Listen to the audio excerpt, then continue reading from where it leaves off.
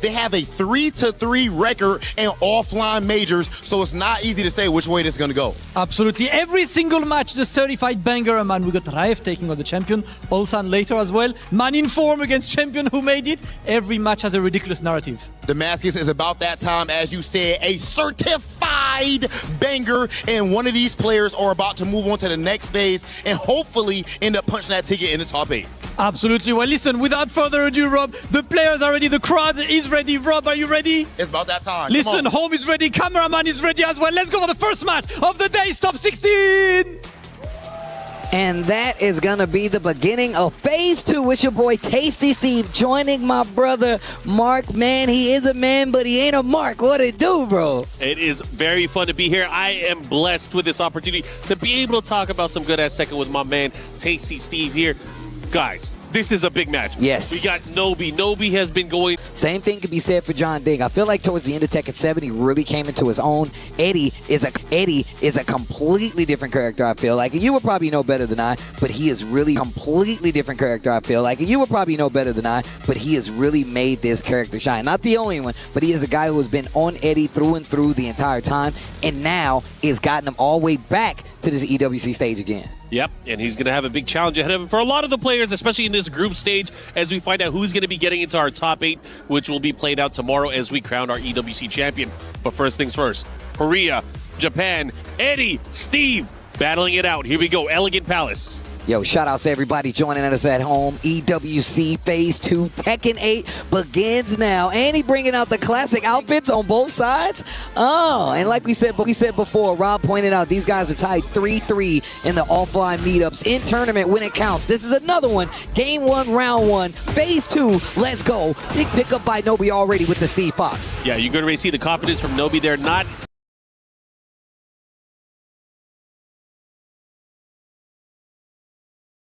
Not falling for any of the transitions there. Went for a quick jab, gets the float, gets the combo early on, has the lead here. Oh, look at this combo sequence. Dirty boxing. Okie doke. The clinch to the wall. He had the big hit follow-up here. He has the positioning as well. Not looking good for John Ding.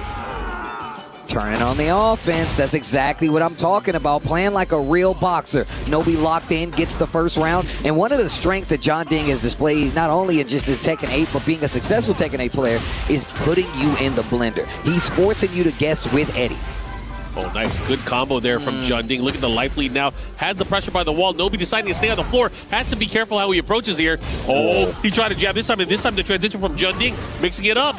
Into the rage. He might be dead. And dead. Okay. I wasn't sure if that was actually going to kill. Yeah, that one does a lot of damage there. The handstand one right now looking really good as we are tied up on rounds. Nobi with the big low parry. Going to have the wall positioning. What's the mix? Massage for the morning. Okay. Nice. Dirty. Stepping on his toes, breaks the glass, back to the wall. Great break. You didn't have me. You didn't have your character. What a duck. Nice stuff there. He gets the conversion as well. He should be able to push towards the wall. He's going to activate. Decides not to. Masashi punches again. Oh, wow. Oh, low cancel. Oh, he's going to be in the air. Big combo again, another float, and this is how he gets the momentum. Not only the momentum, but it's going to be positioning by the wall, and he does not have the best sidestep, so he has to be careful. What a combo! Don't be looking to end it here. 5 Fox Fury. 5 Fox Fury. Oh, what a block! Great patience on both sides. 25 seconds left on the clock. The jab out. Nobi getting a game on the board. First blood, first thinking of the match goes to Nobi. He's looking real good right there. And look, you know these guys have ran across each other quite a bit because Nobi does such a great job of calling out some of the things that John Ding has gotten away with in these first 2 phases. Yep, several of the times you see there, this was such a key thing is the jab float, the down forward 1 float, conversions into combos. Nobi has been ready for it. Now we're going to a bigger stage, Steve. Maybe walls might not come into play, but this should prove to be very interesting as we go here. Nobi again up 1-0 right now, still sticking with that Steve Fox. Oh, nice break on the throw. Oh, the float again! Look, and you're typically, when I used to play against Eddie early on, that's what I used to do, float him out. It's so much harder to do in this game, I feel like, especially if you're not familiar with the matchup. But another one, man, Nobi is really showing a lot of these Tekken 8 looks with the Steve Fox. And from that clinch, of course, that's a pure guess. You're going to have to guess which way he's going to go. Left or right? What's he going to do here? Okay, Albatross. Going for the mid out of relax. Spins it. What's the guess? Stays in relax, but goes for a button. Nobi holding his ground. Goes for the 10 count throw, not able to get it here, but still has the life lead and a nice jab check there from John Ding. Sidestep 34, Drama 34. Okay, quarter circle for 3, hard spike. Yep, goes for the 1+2 and the backswing. Oh, wow. Follow up here. 8 seconds left on the clock. Tries to fake him out. The rage art is going to work this time. And just a sliver of life right there. Welcome to the cookout. And that should be the round. The call-outs with the rage arts have been very good. We know both of these characters, especially Eddie, goes a little crazy with the buttons, especially when he feels like he has you in the blender. 2 successful rage art call-outs on both sides. We go from crouch down forward 3. Look at the pressure here. What a block and the float there from Nobi. Nobi has been getting so much mileage off floats. Cool. 2, repeat offender, does it again. What a duck. And the Wild Rising one gets the full combo off of it. Quarter circle forward 3 into the screw follow-up. He's going to activate. Now pushing towards the other side. Majinga, level 1, level 2. I'm done playing around. Down 2 string. What a check with the down 4-1. John Ding gets the smash. Hold on. He has the wall position too. He has to be careful how he approaches here. Nobi's in trouble. Fighting away from that wall. What a duck and the sidestep. Panic, but not going to work. Fantastic. Bro, look at this series. Looking like a real tried and true boxer right now. Oh, the weaves. The Epo vibes. Oh! Wow. Wow, he gets a follow-up too. The third Time's a dimension. wasting. Time's a wasting.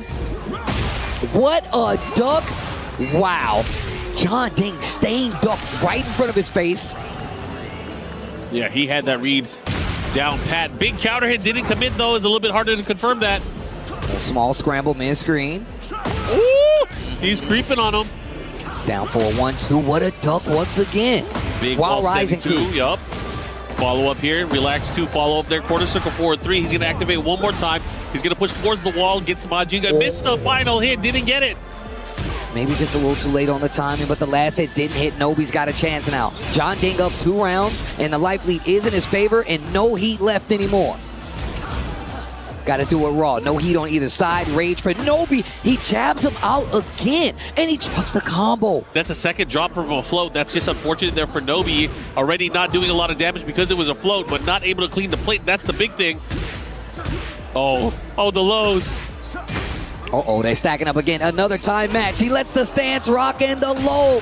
John Ding and the Eddie tie up the set 1-1 in this Phase 2 first game. You got to remember here, big difference between the first game and the second game. Nobi had access to smothering his opponent by the wall. Eddie not having the best sidestep, not able to really run out of the wall position. But in this stage, he was not cornered at all. No cornered beast, not having to deal with it. I'm going to look at the notes. My man got the 1-page cheat sheet. I feel like everybody should just take a page out of Keisuke's book and be like, yo, believe. Got to believe in yourself. The Ted Lasso. The Ted Lasso, believe. Tap the sign before you leave the locker room. And you see Nobi thinking about it. Because he's got multiple characters. He can't say, you know what, it ain't working, I'll go to the Lars. You know what, it ain't working, I'll go to the Dragunov. How do you feel personally? You're an Eddie player. How do you feel about Dragunov versus a character like Eddie? Well, I feel like it's a good pick. But I think for Nobi, an even better pick was what he did with Steve in that opening game, where he had the positioning with the wall. Now in a smaller stage, the arena stage, Nobi's probably feeling a little bit more confident going into this. I like the fact that it's a true boxing nature where he's just calling it out like, yeah, if I get you to this wall, it's going to be trouble. Yeah, I'm going to push you to the corner. Let's see what he does here while standing 1-1. Peekaboo. Oh, dirty dirt. Step on his toes. I'm done playing around. Pressure, flicker pressure on the wall. I like that. No hesitation from John Ding to let the jab string rip. He burst, gets the counter hit. The wall is going to limit that combo, but he gets big damage. Yeah, that was the one thing that was fast enough to be able to beat the option there from Steve going for a jab or a float there. So good stuff from John Ding. However, that's a big call out. Now that he's done that, he might have to kind of change it up. John Ding definitely changing it up. He knows that he's doing more jabs, so he's slowing it down, staggering his pressure, going for more lows. Yeah, more big crushes as well. Not giving his opponent an opportunity. We're going to switch sides. Break on the throw. Alcatraz 2. Wait a minute. Clinch him up. Oh, to the wall. Follow up here. He has the positioning. This is looking really good, but I don't think he pressed the button. No, he did not, and that's another round on the board. 1 round apiece in this third game. Tied up 1-1. Oh, yeah. Oh, sidestep. Drama 34. He's going to have the wall here. He already has the positioning. He's going to go instant to the handstand, back 3, follow-up, guaranteed unscaled damage into the 4-4-3 pressure. Look at the life lead here for Jun Ding. But it doesn't stop Nobi from fighting. Uses the heat burst, didn't get the hit, but the momentum's looking a lot better. Using a third dimension, but only one hit of the string.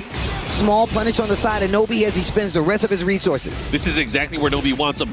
Back to the wall, continue with that pressure. Even with the life deficit here, he does have rage. Everything's going to add up. Still staggering the pressure, but John Ding starting to get in God. trouble. The triple low, the down 4-1, and then goes for another low. This is exactly what we was talking about. He knows Nobi's willing to go for a lot of these jabs, and now he's going for a lot of these crush moves as well. Yeah, right now, Jun Ding with the first lead here of the set. Let's see what he's going to do if he can capitalize off of it. He wants to go up 2-1, but he has quite the challenge ahead of him right now. Nobi fierce with his pokes. Yeah, he's got a lot of gaming to do, and the low again, bro. Counter hit there, guaranteed from the crouch out forward 4. He's going to be in the air. Out of the air again. But we've Rotation. seen him really get a lot of damage, even off of these parry combos. Spark it up. Nice combo there from Nobi. One sequence to mix up. He's going to guess right. He breaks it. Oh, The Sonic Fang. but he didn't get the wall. John Ding's got another chance. Down jab. Spins the heat smash. What's the He mix went it for up the on low. 2? Wow. Wow. What a call out on the low. That was so tight. Here we go. Final round here. Very decisive game. Who's going to have the lead? Of course, best of 5, first to 3. These guys are used to it, but they're tied up.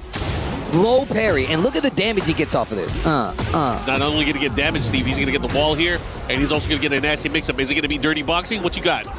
Bit shy on the wall. Wow. Heat dash, running 2. Uses the special get up. We've been seeing that a lot from John Ding. Nobi doing his homework, but it doesn't stop John Ding. Here's This the is heat going to burst. hurt. Let's see what he does. What's the mix-up? Quarter circle 4-3? Forward 4-3. No, low. Down 3. Follow-up. Oh, wow. He didn't believe. He didn't get the counter hit either, so that means he's still alive. Oh, the big low to close it out. John Ding, 2-1 here versus Nobi, and you can see it starting to take his toll. Oh, Nobi there hesitated on wake-up there. He waited a little bit too long. It caused Jun Ding to get that big grounded hit and close out that round, end the game, and now Jun Ding up 2-1 here. Nobi has a hard decision ahead of him. What's he going to do? He's sticking to Steve. He is sticking to Steve, and we got the secluded training ground, a wall-to-wall of destruction here in this stage. And you know, they both got the chops to carry you. They're both still a bigger stage, right? So you're going to have to work to kind of get to that wall unless you get a big hit, and he's already pushing them. Girl, you better work. You better work. You better work. Nice duck. Gets the punish. Nice stance cancel right there. All right. These guys are trading blows in the open. Who wants it more? The backswing. Get over here. The whiff punish. The smash. Yeah, he's going to get... Oh, no, he didn't get the break. Follow up here, looking to close it out. Running 2. Pressure. What a block there from Jun Ding. Spins it. What's the guess out of relax? Goes for the mid. Nobi holds his ground. This next exchange, and it's going to be the low. Nobi not out of this yet. He gets the first round in his next game. Okay, he went for the upward 2. This time getting the relaxed 3-3. Of course, that's going to give him 1 charge now. 2 charge on Majinga. Heat burst. I like it. Take your turn back. He knows he's at the life deficit. John Ding's running out of the heat, but he gets the big hit. He's dead. That's all going to add up here. The follow-up on the combo. He's going to have the wall here. Pop, pop, boom. Great sequence there from Jun Ding. But the thing is, he's threatening with those lows. Those lows, he gets the big wall splat. Is he going to be able to continue? He's running out of those wall resources. Oh, nice. Gets right under that bad boy. Full launch. The wall is right there. Yeah, big thread the needle there. He's going to get the unscaled damage follow-up there. Get up. Big damage early on here. Right now, Nobi's in trouble, but one way to get out of it is to land a counter hit. Back 1. Put him to sleep standing up. You can hear him snoring through the internet. To the wall. He can break it if he chooses to. He's going to keep the pressure, though. Yeah, this corner is good for him. No room for sidestepping. What's he going to do? Continue with that running pressure. Oh, he sidestepped it. Wow, he's when you so least good. expect it. Oh, my gosh. Heat dash cancel. Follow-up. Bruh, he got a full conversion off of this bad boy. Double wall break. Gets the spike. The spring up. Boxers can't do that, and John Ding knows that that's a low. And 1 more round for this Group B opening match, and John Ding will be our winner. Oh, yeah. This is huge for Jun Ding, especially for his team in the club championship. He wants to be able to get as far as he can, hoping to get into that top 8. Oh, the big step. He's going to launch, guaranteed. That was brilliant stuff from Nobi there. Welcome to the third dimension. Gets the wall, heat smash. Oh, that was so smart. One of the better ways to stabilize combos, whether it's back turn or no matter what. Oh, the lows are coming out. Oh, they're coming out. He has to guess right. He's in big trouble. Welcome to the casino. Oh, wait a minute. Gets a little chunk of life back running too. Didn't guard his legs. We've seen how effective the throws have been. And a big low to close it out. John Ding. Don't answer the door. John Ding. And he's popping off as he should be. You can hear that vitality crowd. That was wild. He went for the big from crouch, down forward 4. Gets the counter hit. It was enough damage to send him out and send him home. Man, unfortunately now for Nobi, he's in the lower bracket. He's going to have to deal with the longest path to make it into our top 8. But for John Ding, he needs one more to secure the second day or the third day phase. Oh my goodness. Yeah, and on top of that, for the personal standings, that means it's 4-3 in John Ding's favor now for the offline meetup. Let's take a look back at this match. Man, they were going tooth and nail on this bad boy. John Ding has done such a great job of forcing the Eddie gameplay. Nobi was right there, though. He did have an opportunity. And that was big again. He clutched it out at the very end. You can see the reaction on his face. But of course, we're going to be back with a little bit more Tekken right after this.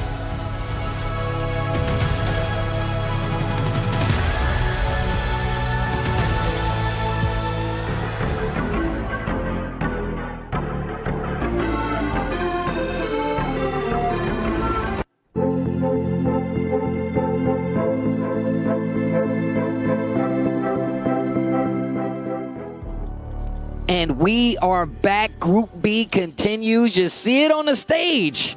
Farzine, Mongja coming up as our next match here to see who's going to stay on the upper half, who's going to take the high road to potentially get to a top 8. And let's see what you guys at home said.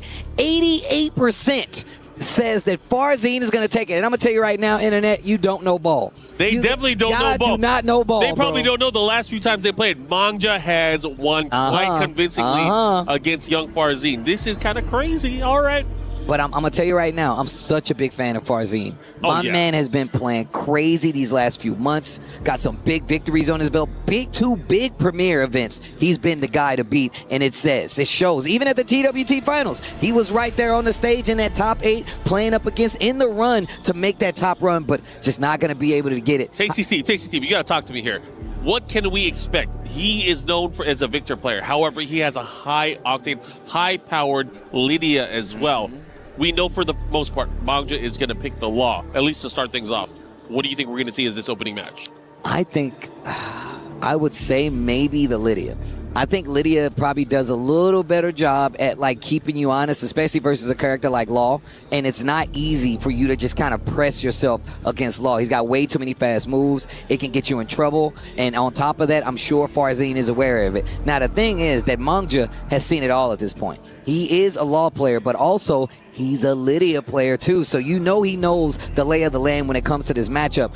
I'm wondering what Farzine's approach is going to be to this. It's going to be interesting. I'm sure he has something planned, but he curveball. Curveball. Wait a minute. Wait a minute. If he does pick Victor, we got to remember his Victor has gotten beaten up so bad by Mongja in the past. This should be interesting as we go into this. You know, Mongja is very confident because of how many Victors they have in Korea.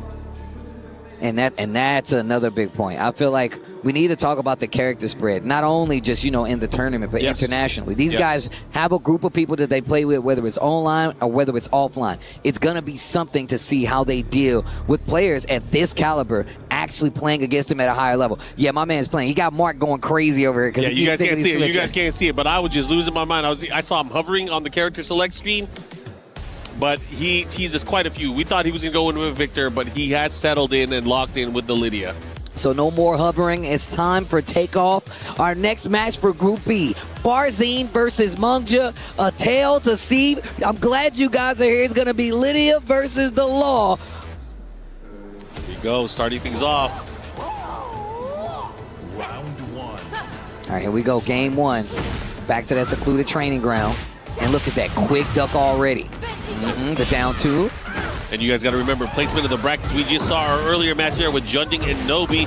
Junding now waiting to fight the winner of this set. He burst activation on the wall. No break, keeps the pressure. I like this. Oh wow, my God. How did he jump over? Yo, that cameraman is a paid actor, bro. Okay. Pressure, 4-4-2, keeping him at the wall, guaranteed to hit. Red tape. And I like that, going for the mid, looking for something big. Gets the blue stuff and the wall break. This could be big damage, but guess what? No heat, only rage. He's looking for the wall. Into the rage right. He catches out early, but that is a lot of gray life to actually make sure you knock off that life bar and you get a little bit back yourself. Yeah, he's going to heal. He's going to have the lead here, but it's also going to come down to this mix-up. However, now Lydia, one touch could end it here.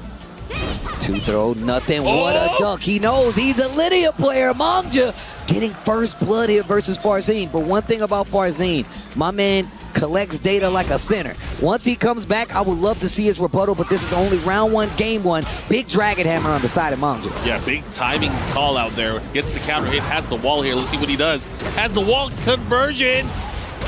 Look at the damage. Is that how you say it in French? Damage. Damage.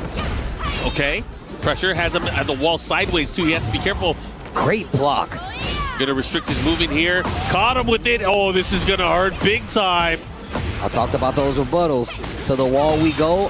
Back three. I call it the all blue. Oh, here we go. Again. What happened to that hit? Yo, he might be dead.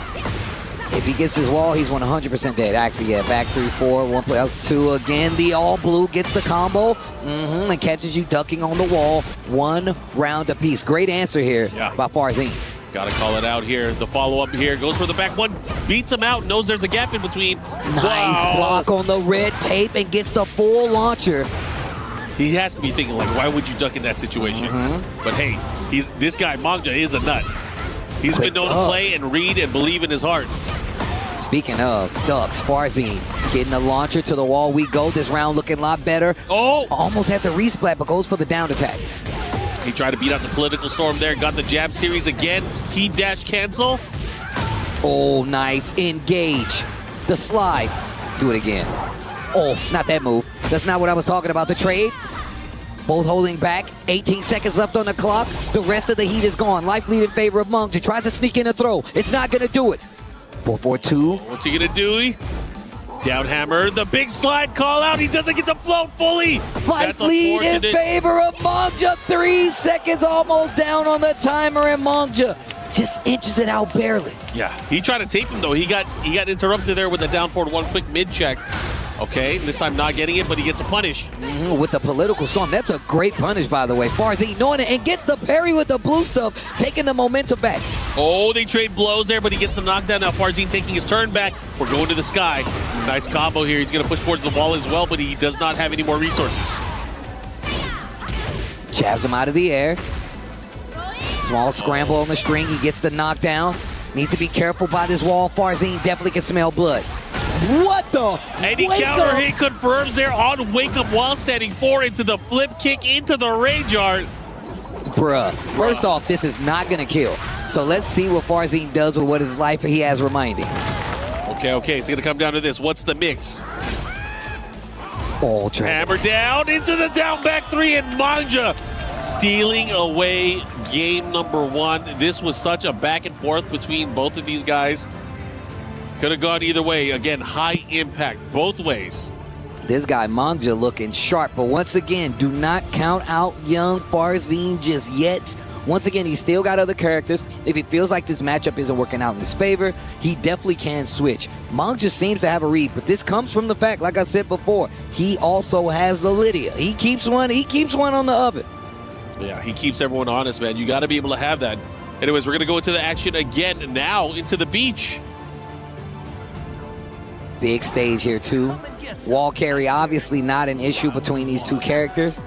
Mangja been doing such a great job of stopping this momentum Farzine's trying to get started.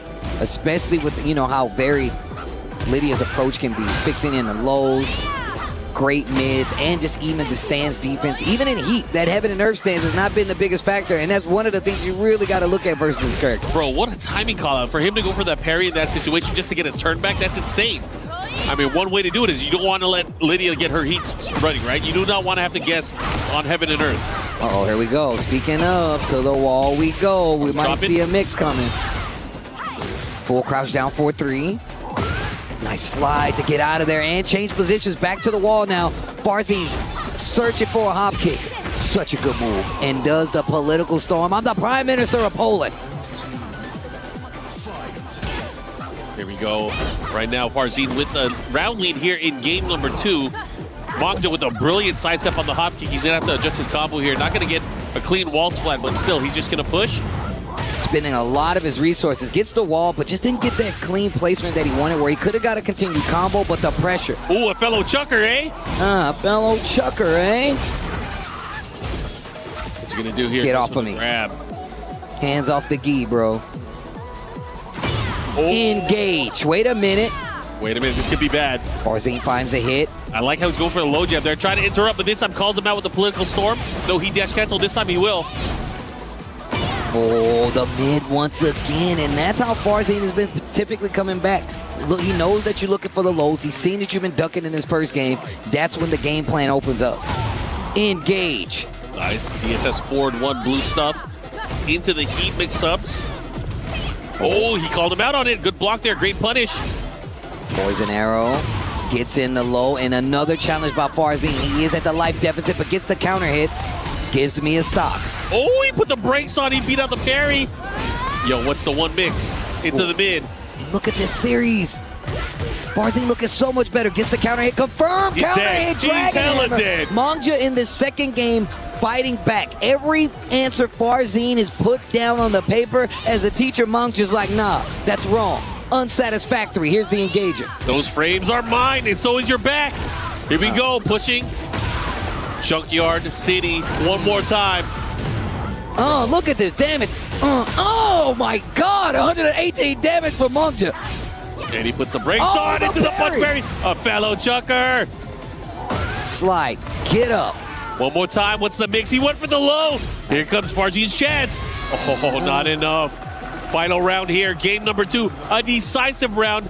It's either 2-0 or tied up. Who's going to get it? Who wants it more? Oh, nice. Gets the counter hit again, and there's the engager. Oh! It's not going to make anything happen. Scrambling on the exchange. Political storm. He dashed to use the rest of the resources early on in the match, and life bar is pretty full on both sides. The slide. Caught him looking again. See what he does here. Slight life lead in favor of Mongja. However, Farzin has to be careful. He does not have heat. Wow, nice sidestep. Didn't make anything of it. Giving Farzin another chance to keep this momentum. Oh, he's trying to catch him. Hit him out of the air. Not able to get any follow-up damage. Ooh! Good Nice punish. Like that, going for the homie move there. Maybe looking for a sidestep from Mongja. Representing twice over. Nice down jab. Break on the 1+2. 10 seconds left here. He finally activates. Let's see what he does. Oh, but he gets hit by a counter hit. The follow-up. He is dead. And just like that, Farzin able to steal that one away. And we are tied up 1 game apiece. Told you, man. Farzin's answers are always good, man. Whether it be him playing slower or him stepping on the gas to kind of press you a little bit more. Typically, we see it from characters like the Victor on the side of Farzin, where he goes a little more offensive than defensive. But I feel like the fact that Mongja's really been testing him with a lot of stances, ducking in his face, has really made Farzin kind of like, you know, reevaluate his approach to taking out Mongja. 1 game apiece, tied in these Group B opening matches. Yeah, these guys there are definitely testing each other. 4-4-2 approach here, and I like that. Pushing him back now, already having the wall. Hop kick. Wait a minute. Resplat follow-up here. Good damage here. Farzin with the follow-up. Now the mix. Heaven and Earth mid. Oh, Brother. caught you peeking. You did something. That was a counter hit, and you're not dead, but you're definitely in danger. Looked out with that last hit. Too late for the punish. Counter hit, confirmed. This is big. It could be bigger. Oh, the follow-up here. He doesn't get the float again. That's the second time he went for the slide pickup while standing forward to the jab. Not able to get it. Fishing for a counter hit again, and this guy, Farzin, you can see him pumping himself up. Gets the lead in the set finally. Nice punish, 4-2. Chance here. Nice back 2 series here from Mongja. Big block from crouch down forward 2. Heat engage from Farzin. Now has the wall. Oh, this is going to be hurting. What's he going to do? Oh, he got him. Nope, hop kick, breaks the wall. Early cash out, big damage on the down hit. And he has another mix-up sequence, and he made it worth it. 2 rounds straight. Farzin looking to run away with it. Okay, game 3 looking a lot more Farzin than Mongja, I can tell you that. Counter hit Dragon Hammer, up until that, by the way. That was huge, though. He needed that. He got the right timing, gets support 1+2, gets the big launch.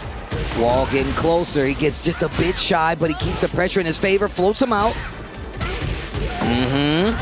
Turning on the offense. Farzin fighting tooth and nail, but the smash is gonna do it. Mongja getting into this 4th round. Okay. Small pieces of that political storm.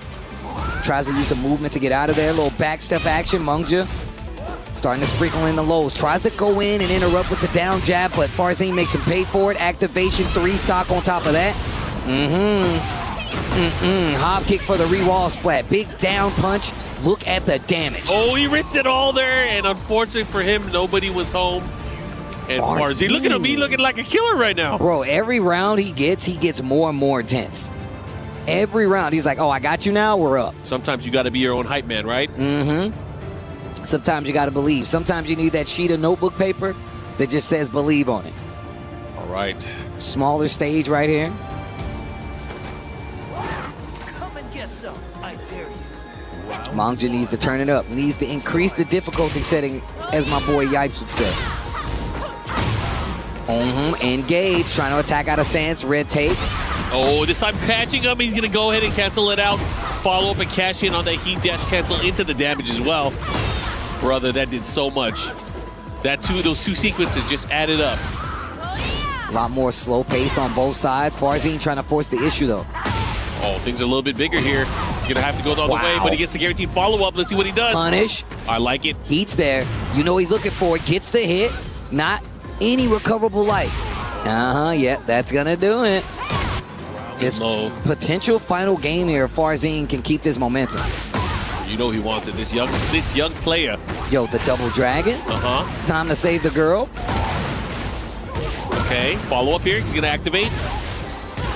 Great damage cash out, too. Gets a little bit of Oki there off of that ender. Dude, that did so much, that sequence. Are you able to get those 3 hits? The follow-up here. What's the mix? Oh, he could have had it right there. It would have been over. Okay, Mongja. Not done yet. Getting the momentum back. Still tied up on the rounds. Game lead in favor of Farzin as he gets his activation. Trade. Down jab put on the table. Counter hit once again. Mongja has been swinging out of that stance a bit too much. You can see Farzin committing to the 2 follow-up. You think it's a long-term investment? Is he trying to bait something out here? Install something into his muscle memory for the pivotal decision? Okay, gets the counter hit on the string. Red tape. It's gonna hurt into the, oh my God, the mid option, and just like that. Set point, Farzin, can he do it? Not fast enough. Punish, that's good. Yeah, if you stop that string early, it's definitely punishable. We've seen Farzin actually commit to it. There's the heat burst. Counter hit, engage. Full crouch down 4-2 on the follow-up. Catching him ducking. Into the mix, got him with the mid. Yo, he might be able to end it here. He dash cancel. Down jab, steals the momentum. Teasing with the slide. Mongja, you got to do something because you can't lose this round. Gets the 4-4-2, wait a minute. He's alive, he's not done yet. Drops the last part. Back to the low. Oh, he bet it all. He bet the farm on the down 2-3, and Farzin was like, nah. Not gonna happen. I'm moving on. My man Farzin standing up with a confident like, nah, bro. There's no way you thought that was going to work on me. And that was definitely a panic situation on the side of Mongja right there. He saw how overwhelming it was, and that's what really got him into it. And on top of that, Farzin picked up on the fact that he was ducking a lot doing some of those stance transitions, and it's going to give Farzin the game as we look back at the replay. You saw him as he was getting off the stage as well. He had that one finger in there. He needs one more to qualify into our top 8. You can see the patience here, the way he was approaching, and again, the big block there, able to close it out, man. Farzin going to do well, but we're going to see him more a little bit later as we go to a break.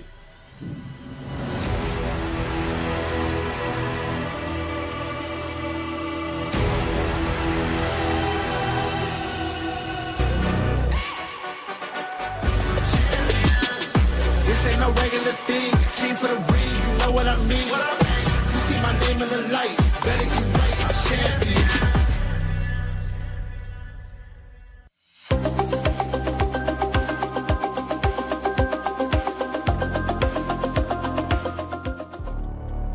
Esports World Cup, EWC Tekken 8 action. We are back with more games, and you can see the reigning two-time champion of EWC now on the stage. We have Ulsan from Korea going up against Raif from Saudi Arabia. This is going to be an insane battle, especially considering Raif has been on fire, especially in the group stages. Taking out some big names, man. Rangchu already gone by the wayside because of Raif playing so well. It's really a tale of the tape to see how well he's been playing. Of course, he has switched to the Falcon, which we were talking about on the desk with Reflections and Logan Sama. He says he still has the Jin there, but the Falcon has been doing work. Even in the mirror, you couldn't stop this guy. But of course, he's going up against Ulsan. And that's the super fan you actually interviewed early on, too. And I saw him earlier, too. Mans is actually here to support Ulsan with an Ulsan skate deck. I've never even seen that before. That's dope. DN Supers, of course, in the building. It's crazy because, you know, Bob got a skate deck. Ulsan got a skate deck. It's a match made in heaven, but he's not ready yet. Actually, you're right about that. You know he's super excited for the Bob to be released, but right now he's got to get the job done with the characters here. The Dragunov definitely has been his tried and true for getting the championships here for EWC, but we know he's got an Armor King. We know he's got a couple other characters now to play with, and we're going to look at his stats right now. 90 on the damage. Heat burst, 8 of them bad boys, 21 heat engages, but I think the big part is the heat usage. 69%, a major piece of a Tekken 8 puzzle, and having a successful game is when you use heat. That is a good sign on the side of Ulsan. Such an emotional player. We saw in the group stages that he lost early on, went to the lower bracket, and finally clawed his way out, making it into phase 2. But the question is, can this returning champion do it again against all odds and make it another statement? However, he is going up against somebody who is on fire. I think he has the most momentum that we've seen from any player in the first phase. Rejects Raif with the Falcon Rom. Here we go. Falcon Rom Dragunov. My man took out Lohai and Rangchu, bro. That should tell you everything you need to know about how well he's playing here. But can he topple the returning champion? And the Dragunov coming off to play. Falcon Dragunov, Ulsan versus Raif. Kingdom of Saudi Arabia versus Korea. And the big hit first goes to Raif in the Falcon. That was a huge call out there. That big sidewalk there into the down forward 2 follow-up into the wall. How did that miss? Cameraman, dude, I'm telling you, he's a paid actor. Okay, Salvo, counter hit, heat engage, follow up there. Get off of me, you're not gonna get, oh my gosh, he was going downstairs. Right now, Raif. Back forward, follow up here. What's he got? Into the mix. Great block. What a punish. What a punish. Crouch throw, of course, free follow up. Breakable floor here. Okay, they trade blows here right now. Dragunov in range. Get up on this wall. Hit him with that 2-piece at the wall. The flip over. Oh, the jab it. Oh, the block. Whoa. Okay. So I'm going to tell you right now, one of the things about Falcon, he has a lot of feints. Down 4-1, 4-4s. He really can actually mix you up. But that's if you let him let it rock. The jabs in between let you know Ulsan's not going to let him get away with it. But Raif came right back out doing the same thing. The thing is about Raif and his Falcon, he plays pretty simple. Gets you with the running knees, jabs you out of the air, and he kind of sprinkles in the lows. But Ulsan is aware. Yeah, this time he was ready. Got the big wall standing 2 launch. Took some momentum back. And now, are we going downstairs? Of course we are. No, flips him over, trying to cook him on both sides. Trying to make my man well done. Big low from Ulsan as he takes the first 2 rounds. He's building this momentum that he needs. He does not want to get Falcon started. Okay, running 2. Oh my gosh. Just a 4-4, 1+2, okay. Yep. The big launch here, the follow-up here, it's going to do big damage, and we're going downstairs. Look at the carry he still gets if he wants it. Look at that, still right there at the wall, even after all those hit upstairs. You got the cursed skulls here. Of course, those skulls, you get a knockdown there. You could go up to the sky. Have to be careful how you approach here. Spends it all. Raif still has some heat there. He can spin it to force the issue. You see it right there. The running 3s. That's what got him both of the games we saw versus the 2, and the exchange is going to go by way of Raif, and he gets the wall explosion. Shout-outs to the Spirits. He should be able to close it out. All right, Raif fighting back 2 rounds to 1. Ulsan giving him a nod, like, okay, all right. That was a super unfortunate trade, too. That was very interesting. Of course, the interactable, had it not been there, it just would have been a neutral set. Wow, gets his back again. He's using the third dimension. Right, gets the read, ducks it, and calls it out with the heat activation. Wow. Big launcher, gets the wall in his favor now. Ulsan has an entire stage and potentially can take you back to the other side. What a duck again. This dude, Rife, is playing crazy. Uh-oh. Spins it all. 3-4. Now he's putting the lows back in there. This is what's got Rife his big victories. And now Rife in trouble as he gets the wall bounce. Ulsan goes straight for the Rage Art. Game number 1, 3 rounds to 1. It's going to be Ulsan. You see him blowing his hands? It's cold out here. Deads. Of course, able to close it out with that Rage Art. Good stuff to him. First game, man, that was action-packed there, Steve. Bruh, that was a lot of fighting back and forth. But you see the difference, I feel like, in these matchups. The thing is that Rife has been doing a crazy job of actually putting even the best players in the world on the fence and making them have to fight. Even if it's the mirror, he's been doing a great job of like shutting it down. Ulsan changing all of that. All right, we're going to stick to Fakramram here. And it looks like we are in the new stage. Madagascar. Shout out to Madagascar. Yo, shout out to the Madagascar Tekken community. We're going to go into this action here. Rife versus Ulsan. All right, game 2. Remember, this is best of 5. Almost got his back. Oh, he almost had it. Bro, we got to check the success rate on those, bro. We got to check the success rate. Gets the knockdown this time, though. Yeah, this time getting the knee follow there. Look at the damage. What happened? And this is what we've seen from Rife time in and time out. The mix of running knees, 1-2s, and these lows. They're just adding up so fast. Whoa, he was able to get underneath there, got a punish, but didn't commit to something bigger. Running 2. The assault, the follow-up guaranteed crouch throw as well. And he didn't take the activation. Instead, the ignition switch is going to be what gets it. All right, here we go. Follow-up here. Tries to catch him. Finally, get off of me. Ooh. Activation, he needed that. Picks Look up. at this pickup. He has rage. It's doing a lot more damage than it usually does. Oh, that hurts. What a he dog. has to be careful. Ulsan is ready for those. Gets his back. He was ready for that too and sneaks in the low. And the crowd instantly wakes up as Ulsan gets another one on the board. Bro, he's telling people, that's my trophy. I'm taking it back home with me. Okay. I like the approach here from Rife. Damage adding up here. Got him with the second hit. Stepping on the gas. I like the simple approach. Ulsan taking his time, but he finds the big launcher, right? And the third round of game 2 is going to take the lead in this match. That was crazy. All right, here we go. Another big chance here. Gets his back this time, full strength. Can Rife close it out, though? That's the big question here. 2 rounds to 1. Okay. I think a big part of it, too, is us being in the open here. It's all about who's getting the hits in the open. Of course, damage output from Fakramram way higher.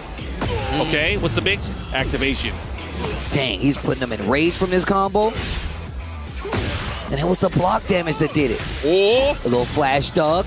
Ulsan, big life lead. He burst to stop it. Running 3. Again, brandishing that big shadow kick. The follow-up here, guaranteed. What's the mix now? Oh, he waited in the patience here. Final round, game number 2. Ulsan fighting back into this game. Game 2, tied up on the rounds. Oh, he caught him with the low. The follow-up, but a big block and a big call out there. Yeah, that's the thing about these lows. That was what I was really pointing out the last few days. Fakramram's lows are really good. He's got great range, but they're very punishable. So you got to be ready to call them out. You got to hit. Man, he's getting those hits right now, though. Look at the damage. He's just whittling away at his legs. 4 lows, 5 Brother. lows. Those down 4s, you better be careful. Heat burst. Spins it. Ulsan in trouble. Dog. His move choice is crazy. And that has to give Rife a lot of confidence. The way that he was approached, mixing up the timing on the lows, he picked apart Ulsan at the very end. I think he was waiting for that moment to kind of see. Can he see these? He can't see him. He can't see me. He can't. Oh, man. Oh, man, they're going into the evil arena. Uh-oh. And The evil arena? We've seen how the wall has played in these games. It lets you know that these guys are exactly where they need to be. Fakramram has the opportunity here where he has these big wall travel combos where he can explode this stage real quick. All the stage hazards can go up. Heat activation, there's those lows again. And using the feints like I said before. All right, went for the back one, didn't get punished for it. Oh, he's trying to poke up? Look at those single jabs. Rife trying to take his turn back. I like the pigeon roll. Goes to the left so he can keep that wall behind Rife. Sidestep. Oh, he still gets the launcher though. Yeah, he missed the first hit, but the second hit was able to give him enough coverage. And look at that. Uncontested right now. Rafe is starting to run away with this. It's looking crazy. Engage. Oh my goodness. Running 2. Down 4 once. Big lows, the down 4. Okay. Again, the way that the lows are hitting for Riot, he is picking apart Ulsan. Ulsan has to do something to get out of here. Back to the wall. Heat burst. Gonna hit. Rife throwing everything he has at Ulsan. Tries to go for the bulk up again. Ulsan delayed good enough with that running 2. Finishes the string. Jet kick. Nice sidestep. I like that. He was aware he didn't get his back, so he stopped the string. Life lead still in his favor. But if Rife gets a hit, he's got the rage art. The second hit insurance, he's only going to close it out. He gets him with the quick down forward 1. Skate decks on deck. Ooh. Second hit. Nice block, great punish. And now you can see Ulsan. What a call out, the big launch mid-screen. And Dude. the wall is right there. Oh, the patience there from Rife, able to get that huge forward 1+2 launch. And look at the life deficit right now. Engage. This is one way to turn things around. Rife with a big lead right now in the momentum, full charge, prepare. Great Wow. blocking the punish on the first one. You don't think I'm blocking lows? We're blocking them today. Heat smash, pigeon roll. Rife trying everything he can to get away from this wall. The throw is broken. Jamming with the down 4 once. Rife's having a hard time getting his turn back, and the mix is going in favor of Ulsan. Is it 2 rounds to 1 in this third game? You can see him priming with that down forward too. He's got a couple of them, but the combos haven't given him the direct success he's wanted to. All right, put the patience on there. He went for a jet kick again.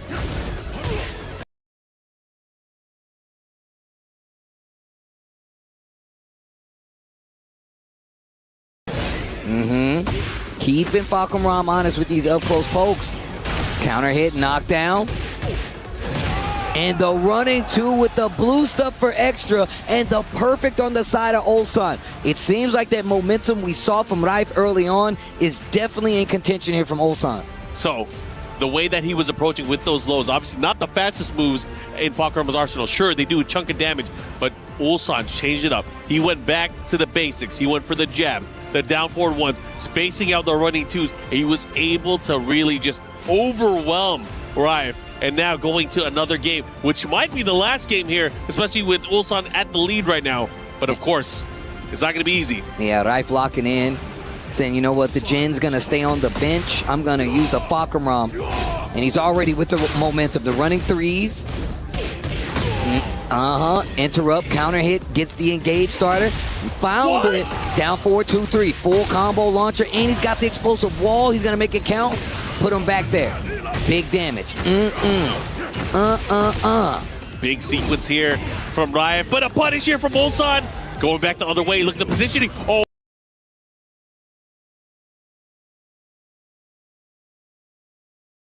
He was out of range. Back 1, finds Rife that momentum again. Repeat offender on the lows.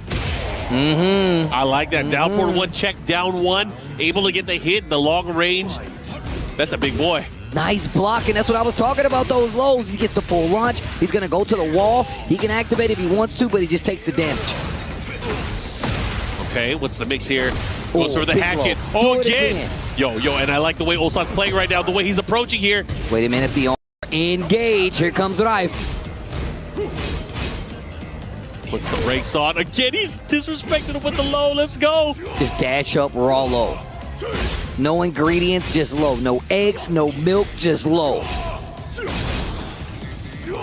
Bruh, the pressure. My gosh, look at this. Oh, he's in trouble. Gets it.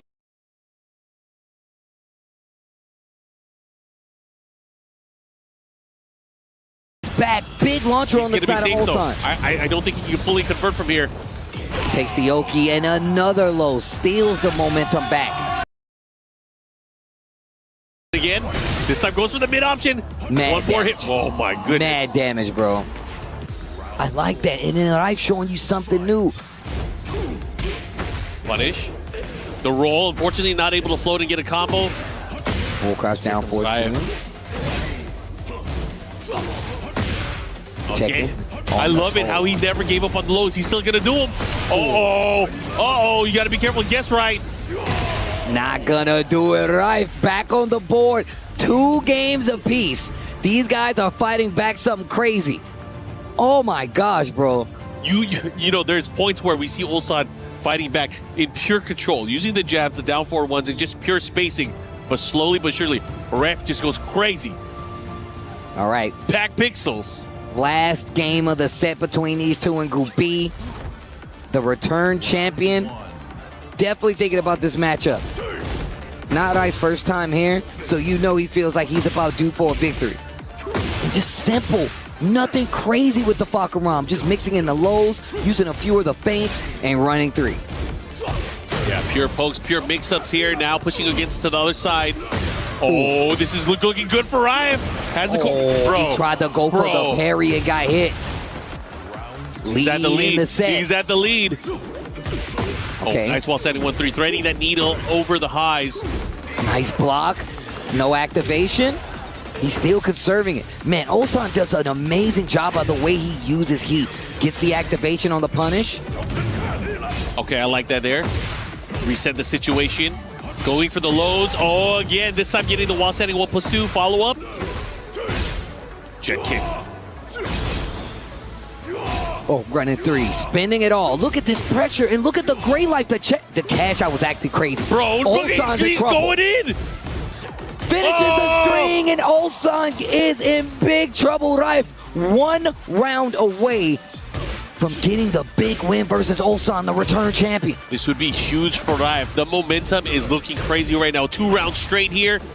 Ulsan has to be very careful how he approaches here. He's gonna take the wall. Could have took the downstairs. Bro, big damage, 90. Running 3. Catches him ducking. Ulsan is in danger. There's a heat burst. This next interaction, and the low is gonna do it. Raif takes out Ulsan here in these Group B matches. That is another big win. If you want momentum, there's no better way to do it than taking out the champions. Not only the return EWC champion, but the TWT champion and a 2-time. Oh my God. He's taking everyone out. Bro, this dude. Is there any limits to what Raif can't do here in competition?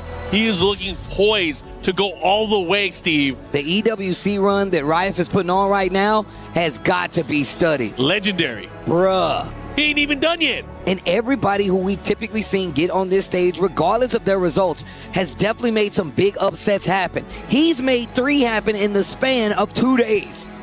And again, as we said, he's not done yet. He needs 1 more. But man, he is looking really good. Ulsan, unfortunately, now in the lower bracket. And man, we are going to be back with more action. You guys have to stay tuned. We'll be right back.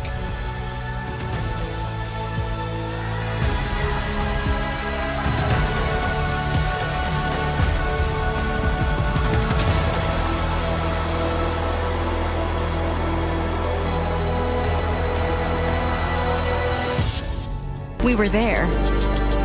For every click, every clutch, every respawn. We were there for the years of grind. And we're here. Now. The proud founding partner of EWC. Powering the biggest event in gaming. Shoulder to shoulder with the world's best. Making history. Greatness deserves a stage. Lenovo Legion. Reach your impossible.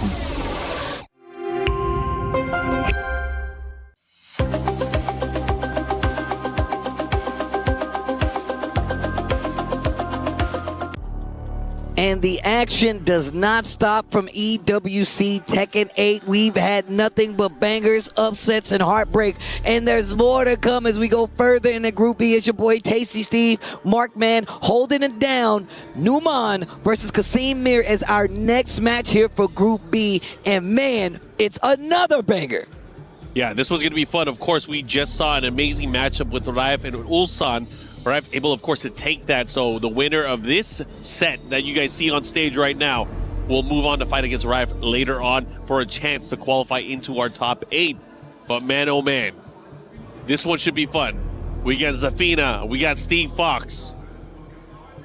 Let's see who Kasim Amir plays in this matchup. Numan, of course, MYK is a huge fan of this guy too. Yeah, I think a lot of people are. Numan really showcasing some of the best of class Pakistani Tekken that we've seen. Able to beat some of the best and topple some of the best throughout Tekken 8 last year, this year. So I'm excited to see what he's able to do here again at the world stage here at EWC.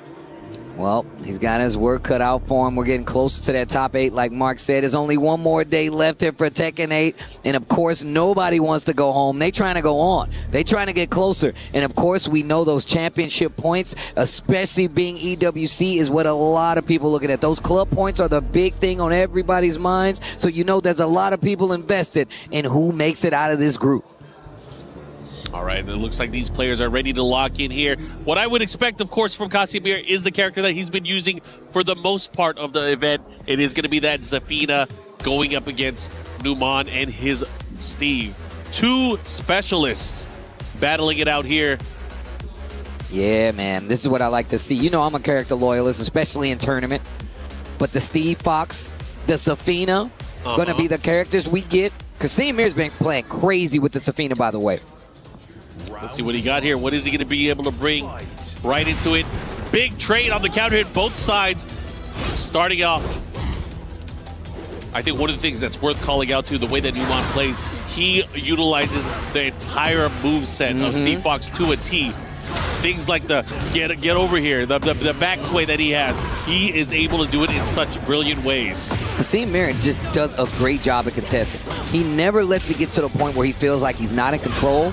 And on top of that, the Zafina, we don't get to see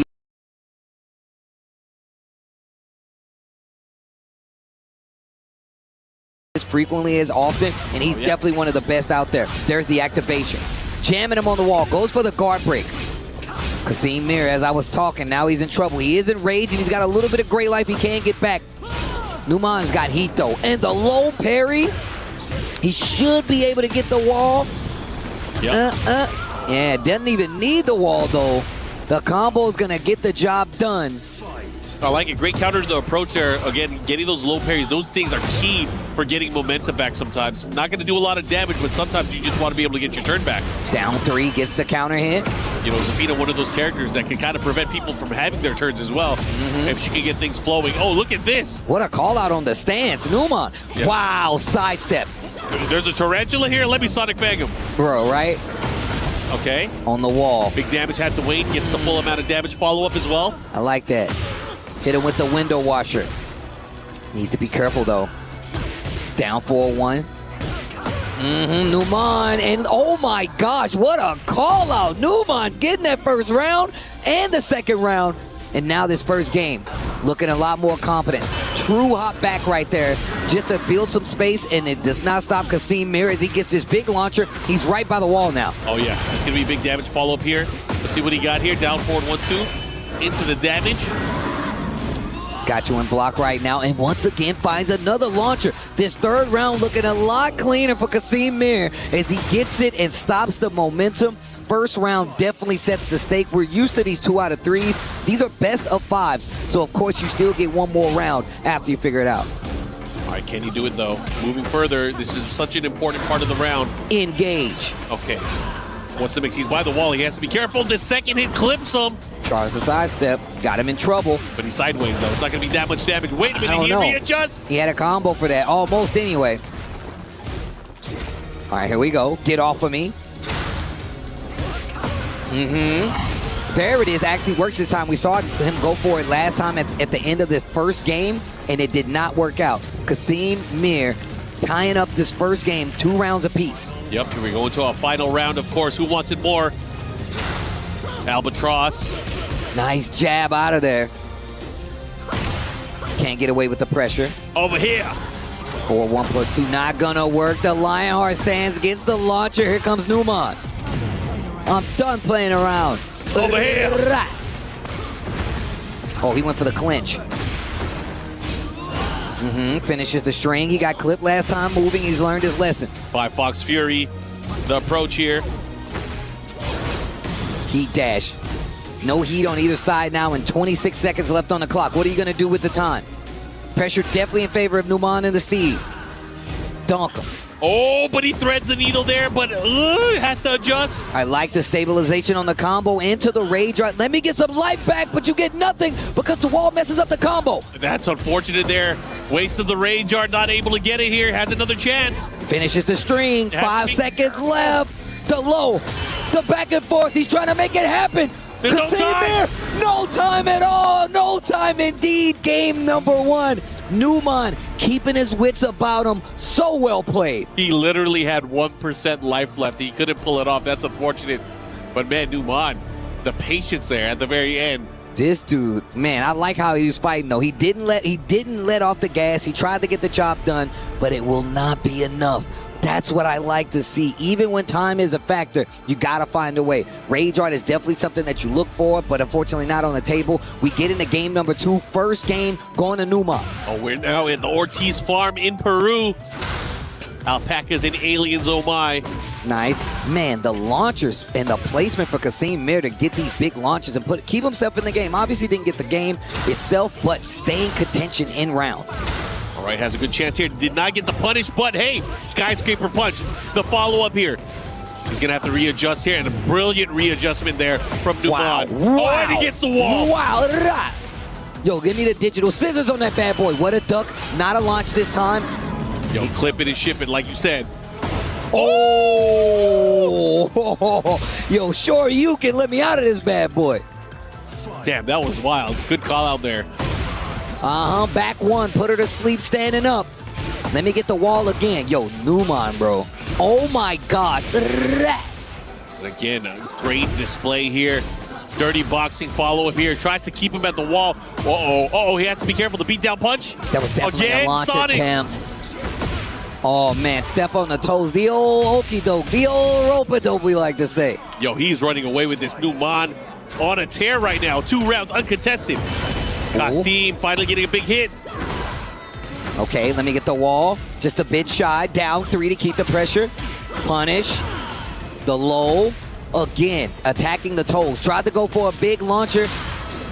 Kasim, yeah, okay. And now, once again, like I said before, he keeps fighting. We've seen him interrupt a few times so that momentum doesn't stay out of his favor, but Numan's just been able to close out the rounds. And the persistence, of course, after losing those 2 opening rounds, still able to come back with the fury. Oh, here we go. Look at this. Has the heat activated here. Where you going? You're not stepping nowhere. Do it again.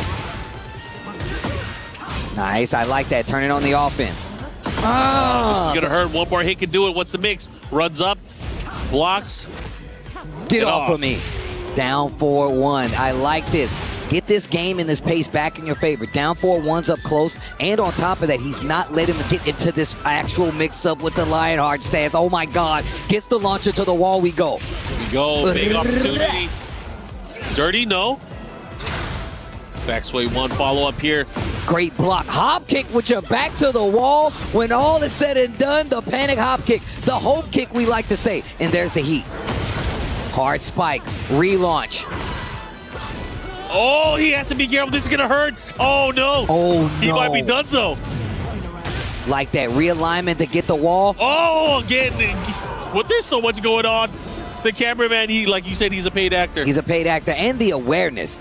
The awareness of Numan to be like, yo, this isn't going to hit. I'm going to stop the combo. To realign. That first combo we saw in the round 1 of that game. My man Numan is locked in. Man, oh man, these guys are playing Tekken. This is what I like to see. My man chewing that gum like his life depend on it. He switched, Steve. He picked another character that has huge offensive capabilities. We know this, but not as strong as she used to be. Obviously, yeah, that's true. That's true. You just rubs me the wrong way. Deanna, a character that was definitely on a lot of people's playlist. But now, like you said before, she's a little different, right? Got to work a little bit harder to get the same results. And people are a little more used to seeing what Anna can do.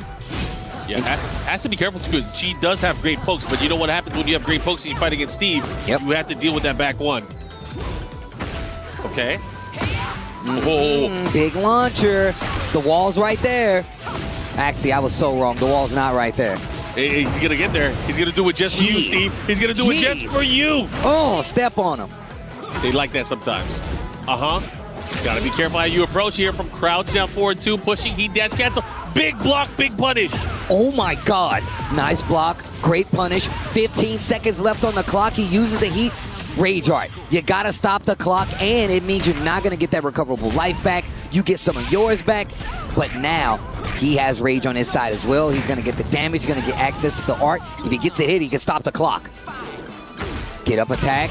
Bro, he just did it. He had so much confidence there. He's like, you know what? I'm not going to give you the frames. Let me just Sonic Fang. Okay. Caught him with the 3rd hit. Wide opener. Ooh. Wow. Yo, Tom helping her out. Fighting back away from this wall again. Quick sidestep right. Wide opening, wide closing. Oh, the 3rd hit gets the splat. The follow-up here. Big stun, big combo. He's going to have the wall again, too. This is nasty. Oh, my gosh. Yo, Newman. Oh, my gosh. Step on her toes. Heat dash to keep the pressure. Newman. Here we go. Steve Fox says, come on. This is not a good spot here for Kasim. He has to win not only 3 rounds straight, 3 games straight after this as well. And that's one way to start things. That is one way to start things, Steve. Gets big damage on the wall, and again with the wall splat. Big Danny, as mentioned here, follow-up flip over, shotgun. See? Boom. The Desperado, and the perfect on top of that. Okay, wait a minute. It's not over yet. Down 2 string to start off the pressure. Newman, heavy on the offense. Oh, how can she slap? How can she slap? Nice step. He almost got done up. See what he does. Oh, here. they dancing. They are looking and jockeying for position. The 4-4-2, the follow-up, out of range. Engage. Power dunk. Control. 5-box fury. See what he does here. Has him at the wall. Has to be careful. What a ballsy sidestep. Back to the wall, side to the wall, sidestep left. Goes for the heat burst. Oh, wait a minute. Got the clinch and the follow-up. Break the glass in case of emergency. Newman trying to close out this set. This next exchange can do it. The booty bump for Kasim Mir. What are you going to do with it? 12 seconds left. The low. Oh, he the put it on. The guard break. Newman takes the set, and man, that was a clean 3-0. But the contention you seen, he was fighting tooth and nail, whether it was the Safina or the Anna. Kasim Mir not going to be able to get the job done. Newman takes the set 3-0 to continue on in this Group B. So that means Newman will be fighting against Raif later on. And now Casimir also going to the lower bracket where it's going to get even crazier. We've already seen who's down there. Ulsan down there as well. So you know they're going to be fighting to keep themselves alive. A little bit of hope here in this last game here where I was thinking he was going to run it back. The Anna seemed like it was getting the job done. But once he gets it over, it's 100% harder to stop Steve Fox from that pressure. And Newman getting the big W. But again, guys, we have more Tekken action. Just hang in there. We'll be right back right after this. Okay.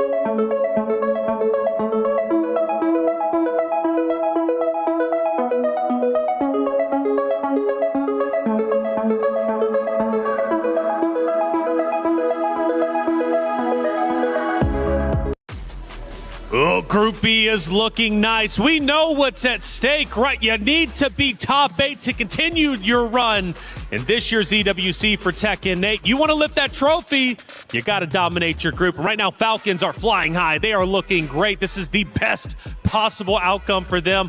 One at the top, one at the bottom of the upper bracket. They both could move forward. That would be tremendous for Falcons, who are currently leading the club championship race. Hey, welcome back into the Allianz Vault. I'm Taylor Reflections, Noble Logan Sama, MYK. Good to see you, boys. Banger matchups all around, but some big 3-0s. MYK, let's start with our big 3-0 that just ended. Yeah, of course. Numan coming out the gate swinging with that Steve Fox against his own countryman, Casimir. Just showed how strong he really is at that Steve control in that neutral. Just being able to navigate around Zafina's options and stuff like that had Casimir make that switch over to the Ana just to like try another character at that point. And Logan, this was a big matchup, and the reason why, it was a regional matchup, right? Both from Pakistan.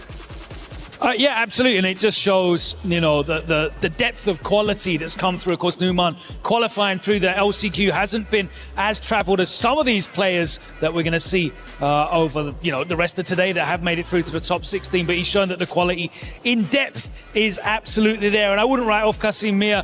Drops down to the lower bracket, but still full of quality. The Safina's still there. Of course, had to then pull out the Ana. Neither of them were an answer against Numan Chowdhury, who is looking absolutely beast at the moment. Yeah, you're looking at the emotions, MYK. You could tell they were feeling the pressure. They were feeling the moment. Two brothers in arms forced to fight against each other. No, absolutely. And that's kind of what the story of the tapes are, right? Like at the end of the tournament, you're going to run into each other. The strongest will survive. The survival of the fittest. That's right. The survival of the fittest indeed. And let's take a look at the survival needed now for not only the top, but also the elimination matches, which are now set up. We just finished our quarterfinals, and now we are set for a grueling path. 6 more matches to go down.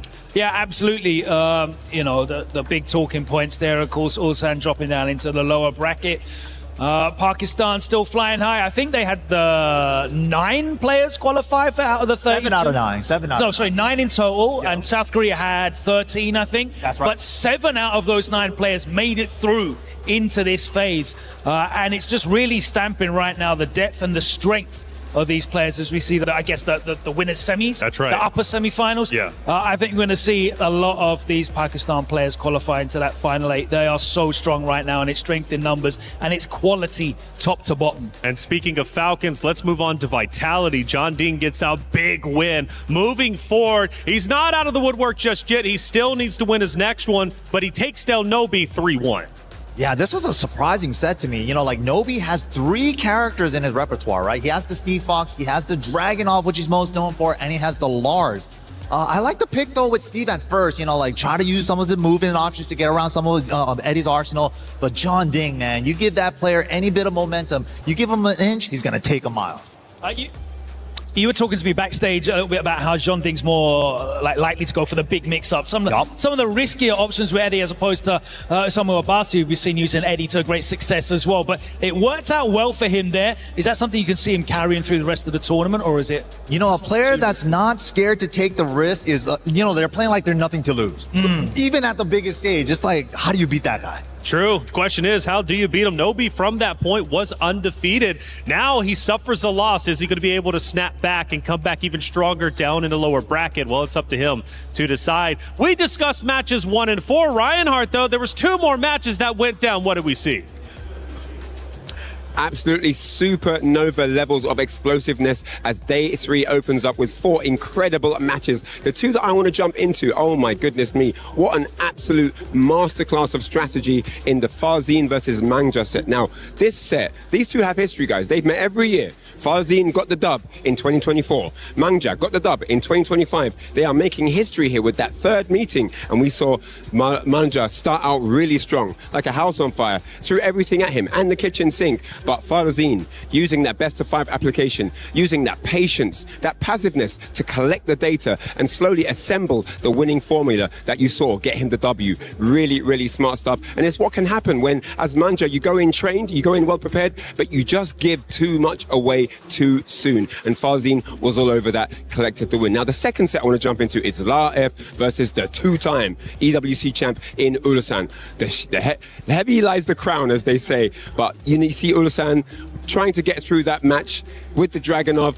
He met they met at EVO 2026, and Raif took the dub there as well. So as you heard this morning, he's very confident, and you saw him get the 3-2 over Urasan, the champ. But Urasan is using that strategy of the GSL format, knowing that he does have a bit of breathing room as he can drop down to the lower bracket and still bring it back and potentially return to a winner's bracket in the next phase. So that's very, very interesting. But Raif is in winning strides here, looking super, super strong. And man, I can't wait to see what's going to happen as the matches continue on day 3 at EWC.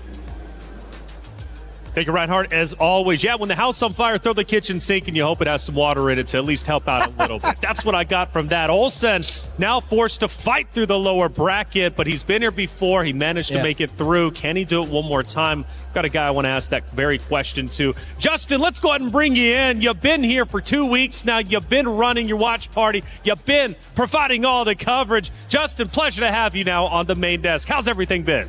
Man, it's been great. I've been enjoying the matches. I've been enjoying just like the passion, seeing the emotion, everything about Tekken 8 just today. Even from day 1, day 2, it's like, but it started off with such a huge bang, especially with John Ding versus Nobi. You saw the passion with Team Vitality, and then Ulsan versus Rafe. Oh my God, all the DN boys were in the crowd just cheering and just going crazy with those things, right? Whatever you call those things. But I've been enjoying the matches, and seeing Mangja lose to Farzin was interesting because, you know, everyone in the commentary was talking about, yeah, Mangja had a winning record, but Newman with the Steve hype, that one's really cool. I've been enjoying a lot of the Steve Fox this past few days. Justin's a real one, man. He's a Steve fan. You know, started back in the Tekken 5 days. I remember seeing his Evo videos back in the day, too. The Steve and the Fang matchup? We're not talking about any Tekken 4 Steve, I don't like Steve that much, okay? I lost to Steve a lot in Tekken 5, okay? So, but it's just cool to see him in Tekken 8 because he's so different compared to the previous version of Steve in like past like 5, 6, and 7. Yeah, very true. Justin, do you think that we have potentially seen a winner of the Esports World Cup in that group? Who do you like? Okay. You know, obviously seeing Ulsan with the passion after day 1, like, it makes me want to root for him.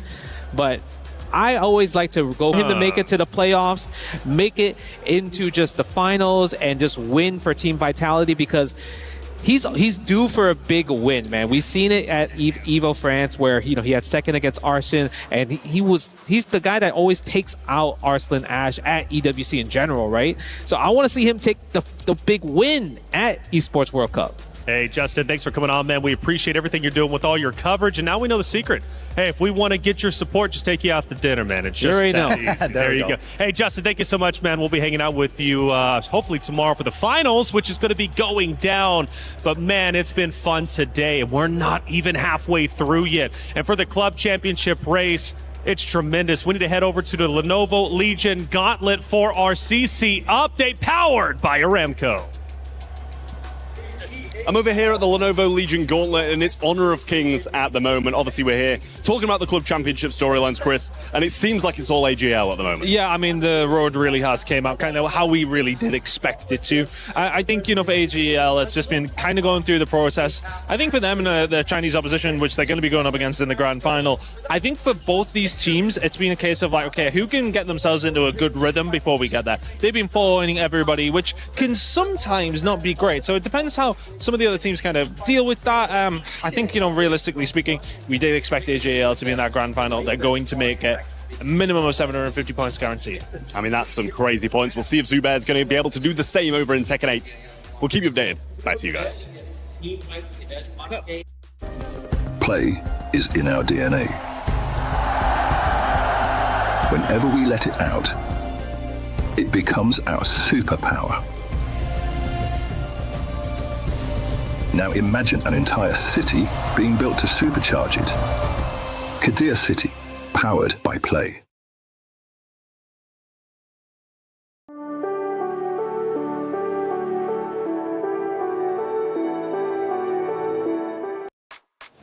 Thank you, Ton and Trav, for the Club Championship update powered by Aramco. We got business to attend to. 6 more matches. We got to crush some keys. First matchup is going to be Farzin versus John Ding. Farzin, John Ding. It's like a battle of new school Pakistan versus like an old guard of Korea. Started from Tag 2 days. it's going to be a clash of styles. It's like whoever's going to get to set the pace first, but Farzin is so good with that Lydia. Once he gets that Lydia ball rolling, it's hard to stop. Yeah, man, it's so weird to say that Jean Ding's old school to me, because obviously I've seen him come through as a young player, and he's just cemented himself with that vitality backing as well. He has put himself in the conversation at so many big major events, and he's exactly right, Justin. He is due a big win. Could it be here? You know, beating Farzin would be a huge step for him, of course, in qualifying for the top 8 finals, but just in terms of confidence and stamping the quality on his performance. Yeah, it's Falcons versus Vitality. It's Justin's big as well, favorite player versus Farzin. Who knows who's going to win it, but we have 6 games in front of us, 4 keys to crush, 4 more spots into our finals for tomorrow. Let's head to the stage to tell the story.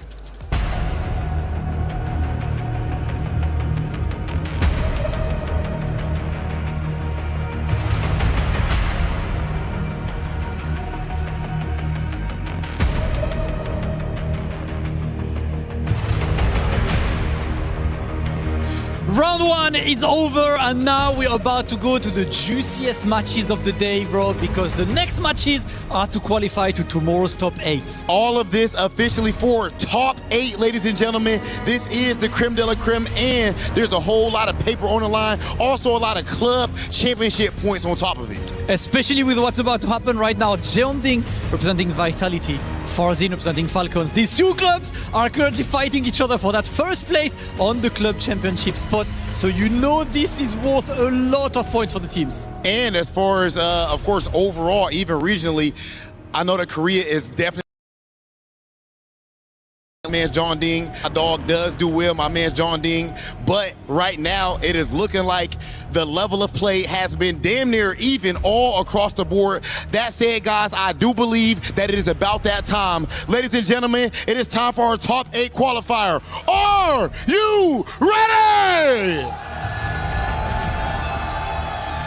I love the energy, Rob. I love the energy. That. Farzin, Pakistan, Jeonding, the most international player, right? South Korean, plays for the French team, has a character that takes you to Brazil. He's worldwide, he plays. Okay, and I believe it is about that time for them to actually get to it, ladies and gentlemen. This is it. This is what it's all about. There are dreams on the line, club championship points on the line, of course, glory. One of these players, hopefully, is about to step forward to eventually lifting up this trophy to my left-hand side. Let's get into it. It is time for Farzin versus John Ding. Let's go. All right, and this is it, man. The match we were talking about, John Ding representing South Korea with Team Vitality in his hometown here, rooting for him, going up against the young man Farzin from Pakistan. Yeah, both of these teams in the club championship standings, you got to imagine looking at this match with bated breath. Right now, results are going to make a big difference here. And of course, both of these players just fighting for a chance to be able to get to those long sets tomorrow in the top 8 of this thing. Farzin, win over Mangja, win over Ninja Killer, win over Tekken Master. Jeonding on the way here. Took an L to the John, of course, in the opener on his group stage 1, but wins over Nobi, Ikari, and Rangchu to make it this far up against Farzin. And like you were saying, right, this is like this is one of those, like, everyone gets so distracted with Arslan versus Nee. Everyone gets so distracted with Atif versus, you know, whoever, but it's the other Pakistani players that match up with the other Legacy Korea, modern Legacy Korea players, I guess we could say. These are some of the more interesting Pakistan versus Korea matchups to me. These are the ones that I get more excited for. It's always because it's like we always see the Atifs, the Nees, the Arslans, the Lohais, but it's like right after that, it's like the ones that don't get as much spotlight, who have always been super strong, always been gunning for it. And like, you know, Justin said, 2nd place at Evo France last year. I know John Ding wanted it, and we've seen him before take out Pakistan like Atif and Arslan at EWC, and even in the previous game like Tekken 7, Rev Major taking that over Atif in the grand finals. Yeah, last time we saw these 2 face off, I think was at the mix-up, right? Farzin took that in the close set. But in this Lydia-Eddie matchup, how do you feel about this one? You've been running some Lydia yourself, too? You know, you're running the Yeah, she'd be pretty good, man. Once she pops heat, what do? You know, pray for your life, but she did get a slap on the wrist in the most recent patches, so people are able to challenge in some spots they weren't able to before. And I think a lot more players are getting more used to, like, the Heaven and Earth transition, so they've been calling it out with throws.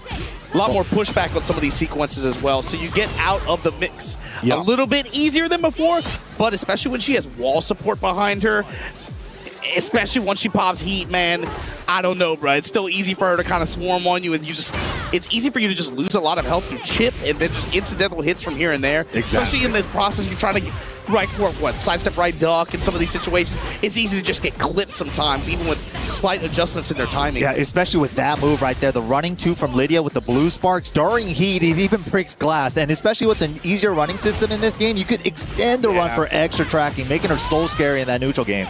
But right here, Farzin gets the launch and the wall combo. Big damage. A couple more pokes is going to do it. 4-4-2 counter hit, That's man. it. That's the moneymaker.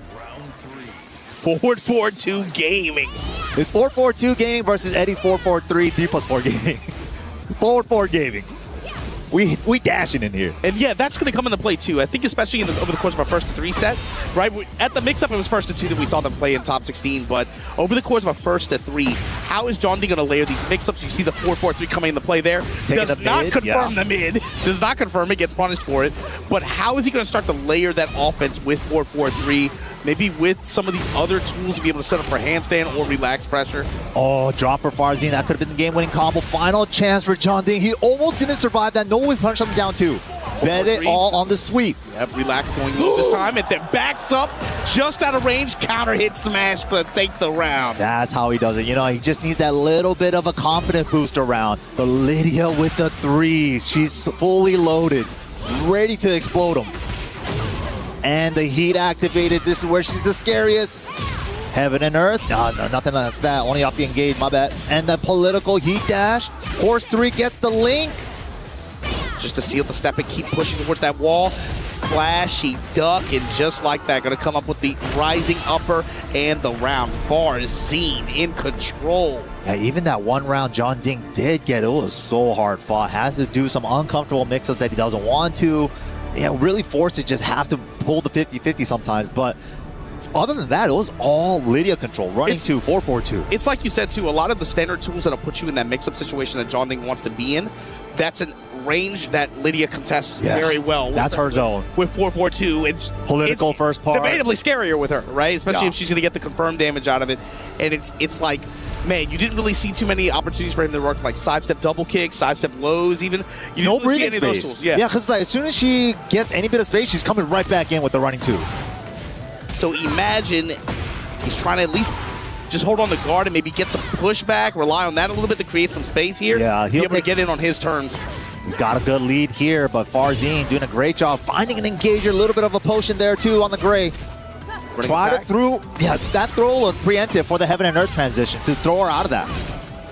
It will become unbreakable for her when she does, because there is a parry during the heat state. Yeah, that's the thing. You can't even reliably press on her in some of these situations. Oh, you can't rely on a Bari in that regard, so you have to rely on options like that preemptive throw or bets like that. Exactly. But to confirm off the back 2-4 at the wall. Nicely done to John Ding. Any players back 2 in the wall, you know that's a marriage we love to see. Dude, and yeah, like half a day, 2 business day shipping. Nice sidestep right. Optimal punish. Some room for some whip punishes here, some block punishment as well. John Ding, the timing, good momentum. Working out for John Ding on a lot of things, finding a lot of counter hits. Do we have the wall-to-wall? We saw it yesterday. You know we want it. Ooh, and the unscale on top of that. Beautiful carry. Take your plus rank back off for just a moment. We go smash. Just a little low tap. Oh, but back 1. Oh, no. This is how it starts, MYK. Already cancel, crouch jab. But the political saves the dash. For the smash, maybe? No, doesn't get to use it. He's still 1 touch away. Oh, so close. Down 3, counter hit, running 3, 1 more mix. Plus frame mid, and just like that, John Ding able to secure the round. That felt super tight at the end, though. Oh my God. Super scary. Down forward, 3+4 to break the floor. Full combo time. And you know we're going to put you on the spirit wall. Going for the flip over. Little +3, get off of me immediately with the armor. High crushing the high homing move. But the hop kick gets one. Gets one, gets the wall. Saves it. For the wall pressure. Look at this, +2 after each backed 1. Trying to work away. Back 1 gaming. Ooh, good burst cancel catch. That was a great whip punish option for Eddie. Nice, and he got the unscaled from there. Unscaled with the spike and then drops the bow on her to be able to take this game. John Ding, strong game number 2 so far. All right. John Ding answering right back. One apiece. Who's gonna pull ahead now? One apiece, and I don't think it's a major concern for Farzin, especially not at this point in the set, but he does have the victor he could go to if he gets in a pinch. Over the course of a 1st to 3, it is something to have on the table and leverage against John Ding, maybe. But yeah, still the Lydia, taking it out. Not a bad choice. Even that game, some of those rounds, especially razor thin margins, is the way some of these matchups play out, especially with the way Eddie works as well, right? Just constantly just trying to force these coin flip scenarios. Got the floor break stage though. I think Eddie's going to be able to use that a little bit better than Lydia's going to be able to. Yeah, and 4-4-2 goes for the horse 3 option. No cross jab from John. Challenge. Handstand mids. Oh, no whip punish on the hop kick. But he gets the handstand 4 counter hit. Little bit of a lead. Just small, gains it right back. John Ding in pressure too. He's going for these relaxed low swipes. Not trying to bet it big on the sweeps yet. He's just willing to just take a little bit of low pressure. Yeah, a lot safer than usual, John. He doesn't need it yet, but oh man, good clean round for Farzin there. That's true. As the match goes on, he's the type that'll just start to pile on the risks. Yup. He's willing to gamble as the set goes a little bit deeper. Yeah, he needs a little bit more data. He's like, not yet. At the right time, side step 3+4, but catches her airborne.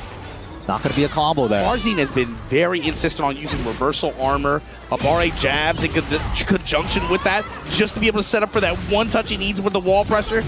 Wow, good burst. Try to keep him there. Red tape, normal hit. Wow, finds an up forward 1-4. Beats the heaven and earth stance. Okay, John Ding. 4-4-3 from range, the mid float. Switched up the wall positioning. He's going to get the unskill. No, he's going for the easy air ender. Little low. Nice side roll to avoid the low from Farzin there.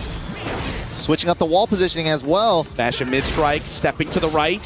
Trying to keep her back against the wall. John Ding just trying to keep it airtight. Oh, the low crush on the horse 3.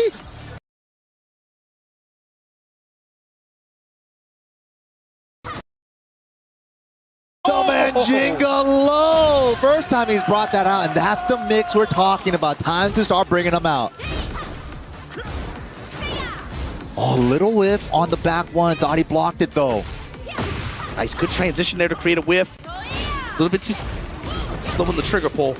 But the jabs into handstand throw. Wow, counters the relax 2. That was sick. Going for a punch parry on Eddie during relax is wild, but that was the right call out.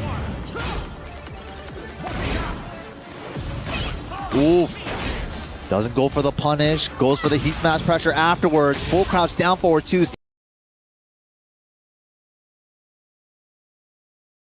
Then the dash after. Flash elbow, huge chunk of damage there. Back one while standing forward. Mix from John Ding right now, finding these lows. Oh, you almost brought it back. Hop kick, and just like that, Farzin gonna take the round. Yeah, Farzin kind of like guessing with his life bar there. He's like, I have this much of a life lead on you. You're gonna keep trying to go low to get the life lead back. Here's a hop kick. It's HP is just a resource to him. Yeah, right? No, for sure. Like, fine, I'll bet on the hop kick. Okay, whatever, you're gonna try and pressure me. I have more HP than you, armor. Can't. Yeah, exactly. Yeah, he hella leverages that. Very well, too. There it is again. Yeah. Armor. Back one, especially if you can find one on the engage, you can get that gray right back. But John Ding not gonna allow it. Oh!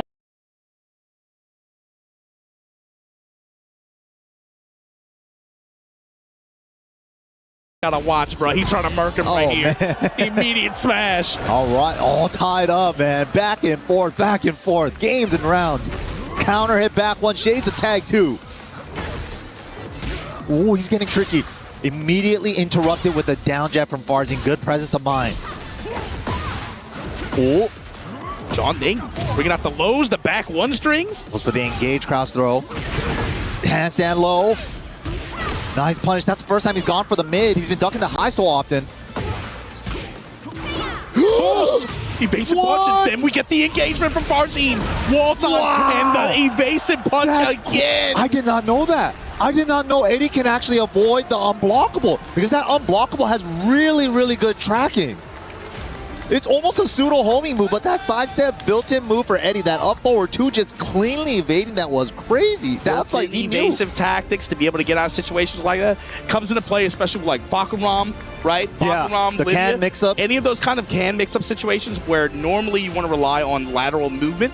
If you have it built in like that to an attack, several backswing blows function that way as well, if you're given the range, but John Ding, just game knowledge, leveraging that against Farzin. Oh, so good. I learned something new right there myself. And then one of the changes in this game from the previous games for Eddie as well, that move used to be back 2, and then they changed it to back 1+2. But now currently in Tekken 8, it's on the up forward notation. So you could always do it from always do it from whatever position you're in, standing or crouching. So good. John Ding takes the lead in the set with that one. Big open stage here though, on the horizon. John Ding leading the set. Counter hit elbow. Wow. Notice where they start placing their down jabs too. It's like, okay, something slight minus, let me try to steal a turn back. Down jab. I mean, you know the score, dude. You were not trying to block against either one of these characters. Nope. It is not fun. Hell It no. is not fun. Especially with like this, both of them heat activated. Oh yeah, John Ding trying to deny Farzin's use of heat. Yeah, crouch jab on the while standing 4-string, not even trying to take it. And all the turn stealer, down jab, up 2, everything. It's never your turn. Sidestep, double kicks to open. Again? They are banging on every reversal option. Crouch jab. If Wolf it ain't stands broke, 2. don't fix it. If it keeps working, keep doing it. I'll take the sweep. Sprinkling lows a little bit on each other. Ooh, the hop kick again. Perfect timing from Farzin. Oh, combo drop from Farzin, but nice confirmation. Back threes. Burst route here. Are we going to try to extend for the wall? We do. Okazemi, just a little low tap. And the smash, what's it going to be? Mid or low? Safe mid, and then sidestep low. The layers on the round closer there from Johnny D. Set point. Homing move into the lane, engage. Are we going to bet it? No, just keep it safe. Nice. Ooh, good throw. Big grab. Great crush. That's the type of call out I love to see. Players are finally adjusted to the heaven and earth changes. Again, Farzin now cutting off his pressure at the wolf stances. Force 3 getting the low crush on the down jab. Woo! Counter hit low, and just like that, Farzin with an answer here, but John Ding still on set point. John Ding, 1 round down from like having that chance to winning the set already. He got 2 more. Can he do it? And force homing kick doing so much work in Farzin's pressure. Good patience. Gets the punish on the hop kick. Wow, the drop down made the jab whip. Going to the right side, found the relaxed stance too. Rage. The air though? Yeah, airborne scaling, so it's not too much damage on Farzin. I'm sure he's fine with that. Yeah, he just wants to stop the pressure, right? Get a little bit of breathing room again. Get back to reset. Hopefully be able to establish offense on his terms here. But the Burst burst cancel. cancel, we gotta worry about this. How's he gonna use his heat? Lead jab, jab floats. Wow. Farzin's trying to make him hold the sequence with the high homing move, but John Ding not allowing it. Shallow range, not clean. Wow. That got him back in there. Good little backdash to stay out of clean hit range on that relaxed sweep. Low strike while standing forward. John Ding keeping it tight here with the jab pressure after. Finds the counter hit. I like how he held the handstand for a bit. Almost like, you can float me. Nah, psych.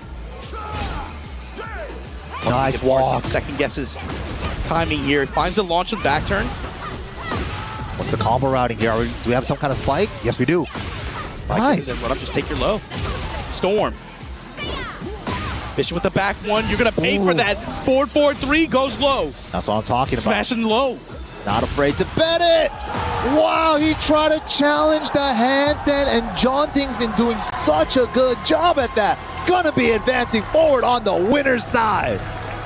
We love to hear it, man. The Vitality crowd is going crazy for him. And that is, wow. John Ding just punched his ticket for the final phase of this tournament.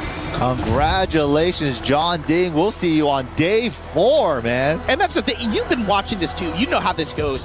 John Ding, I feel like, is never he's never one of the players that anybody has picked to like. His name doesn't come up in your winning pick'ems or anything like that, right? I agree, yeah. Obviously, he's a player that I think is he's found enough success at this point to where it's just about getting the win at this point. Yeah, just getting the big ones, right? He's Just to one of really these like players- stamp it. He has a lot of silver medals. He has a lot of bronze medals in his closet, but he wants a win here. And just being able to find day 4 of this event, phase 3, he once again punches his ticket with a big win over one of the year's hottest players in Farzin. Yeah, it's going to be so good, man. But, man, don't go anywhere. EWC 2026 action is going to continue for Tekken 8 right after this.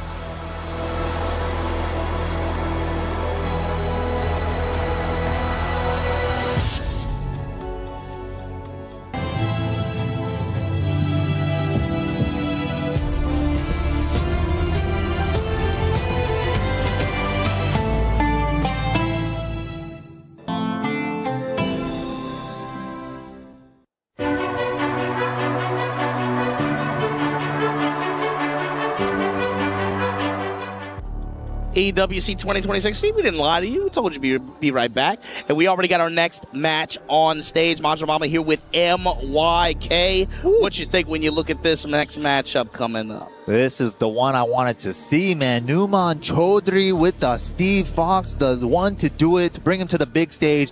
But, man, going up against Riot right now with the weekend that he's having. I do not think a lot of people would have had Riot picked to be having the impact in this bracket and in these group stages that he has had so far, and is possibly might still have. Numan, of course, after that LCQ, we're looking at Zubair, we're looking at Numan, right? They're players who have been able to compete at some of the global elite stages of this game, and they haven't had the benefit of having a lot of opportunities to do that, right? Numan, of course, we've seen him at Tekken World Tour Finals play. Zubair, I think, is kind of a dark horse in this bracket just because he's such a strong factor in the Pakistan region, but we haven't seen him in these international stages so much. But Riot is another player who's been at this event before. He's qualified here. He's played on the stage before. He's been all over the world traveling and grinding this game out. And, you know, for the longest time, he has been a Jin main, you know, so it's kind of like in the more recent tournaments in the last maybe 6 months or so, he's been busting out the Fakramam a lot more. But MYK, you know these Jins ain't loyal, man. Yeah, bro, these Jins ain't loyal. That's the tale of the taste of Jin players, man. They playing King. Like, what is happening to these people now, man? They playing King. They playing Fakramam. Yeah, true. They were playing Noctis at some. I don't know what the hell is Victor, what's going on, man? Then you put your boy on the poster and you guys just threw him in the trash bin. But to his credit, you know, Riot, he's gone to the Muay Thai, right? You see him on this Fakramam. Talk about this run at EWC so far. Yeah, absolutely. Win over Lohai, win over Rangshu, win over Ulsan to make it to this point of the stage. And you are, at this point, you're 1 win away from being able to play in that top 8 tomorrow. You know, that's the thing, right? A lot of the things with Fakramam is that his range control is just phenomenal. A lot of the times, fighting against Fakramam, a lot of times you're going to have to overextend to get into your character's range while he's already at his character's range. Yeah, we were talking about this yesterday too, right? We're talking about the average damage cash out that he gets in return for some right calls. Oh my goodness, with the Garuda Force load of wall break, this is nasty. Right on cue, right on cue. What, for you as someone who's played Steve for a long time, what is how does Numan want to fight this? We know how good he is at being able to read opponent button press patterns, find these counter hit timings, but he's going to have to get compact and really just try to smother and just stay in control and beat Riot with speed. It's interesting because this matchup goes in certain ways. Steve can't launch his down 4, which a lot of characters can, like 99% of the characters can. But at the same time, down 4 also doesn't high crush, so that back 1's always in play. And then you have the outfox to get out of range as well. But then that's the thing we're talking about. Fakramam range is absolutely ridiculous. There's the back 1 on trade right there to start it off. Taking the floor instantly. Just don't let your opponent use it. What do you think about other built-in mobility options that Steve has, especially in compact play? Right weave, getting around like standing 3 follow-ups is a great option. Now, of course, you got to beware of lashing squall, that big launching kick that tracks that covers his weak side, right? Yep. Yeah, the jet kick is scary, but then, you know, right weave will be able to cover jet kick and stuff like that, so he's going to have to start using moves like 3+4 to track in that direction. Just called it. Yeah, there it is. Extend duck with the follow-up there, 4.2. Ooh, that was the Rangshu style back 1. Riot has had these downtown back 1s that he'll just pull, and they hit. I think that's like a shades from Rangchu. You know, he's kind of showing us that, you know, some panic moves, some keep out moves, even though they're risky on block on paper, for Falcon back 1, -13, up forward 3, -14, you still got to chuck them out at a timing. That's a key matchup point with this too, is 13, 14 frame block punishment. Yeah, Steve not going to kill you for like -13, 14s like that. But you will get pressure, of course, but you have to play the game again, right? Exactly. That's the problem. Right, we've actually ruined him a little bit. That's unfortunate. Falcon, when you do get around his standing 3 strings, he has so much forward momentum, he just kind of shoots past you, but he finds an up 2. Jump shot. No heat to work with. Gonna have to finish it. The shovel punch gonna close the game out. Numan doesn't scare about the Falcon. Back 1 to counter the lows. Who cares if I can't launch it? I could just counter it. Maybe that's a way to think about it too. When you watch this matchup play out, Numan has to play Tekken a lot more. Dang, what are you trying to Numan has to. But no, seriously though, like he has to leverage a lot more movement and just be. You can see even just trying to break down Rife's guard in some of these situations. When he gets compact on his terms, he has to make a lot more decisions. Yeah, definitely. Right there. Good down 2 to get under Steve's high pressure. Trying to flash duck under the 3-1. Running 3, take the low. Ooh, the up back 2 bullying. I love it. Up back 2 hooks. 3 empty up back 2s and then cashes out on the Lionheart 1. Wow, he got Riot impatient now. Back against the wall. Sonic Fang. Is it enough? The Gatling gun it is. Numan looking so strong here. Nice, good use of duck there to be able to close the distance. But again, damage differential. That one strike just made it completely inconsequential. And especially if Falcon gets a launch, like he's hitting around 80 every combo minimum, open stage. That's fine. You get the Fang, you get to engage, you get By the Fox wall. Fury into the full heat dash route. It's enough again. Let me show you the combo one more time. Good game from Numan so far here. While standing punishment again into pressure. Yeah, we can see Riot now going for those high crush options. He's aware, he's scared of the back 1s, and that's why he should be put him to sleep standing up. And you got to be able to convert this into real estate coverage post heat. Looking for a little bit more spread there. The Sonic Fang able to get the wall. Not the cleanest conversion. Tornado hold kick with the homing. Trying to seal the step here. Get the stance. Triple side kick, +1. More pressure coming. Just a low tap. Back to Nooch.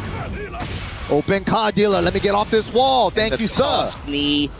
Chunks of damage and the running 3 to finish. And those little situations like that, right? Up forward 3, knockdown, and then you're getting up. You're forced to guess on the forward 3 or a running 3 in that situation. And people have been eating running 3s this whole day. weekend. Oh my Same God. mix right there. This time he went for the low instead of the running 3 as the meaty option.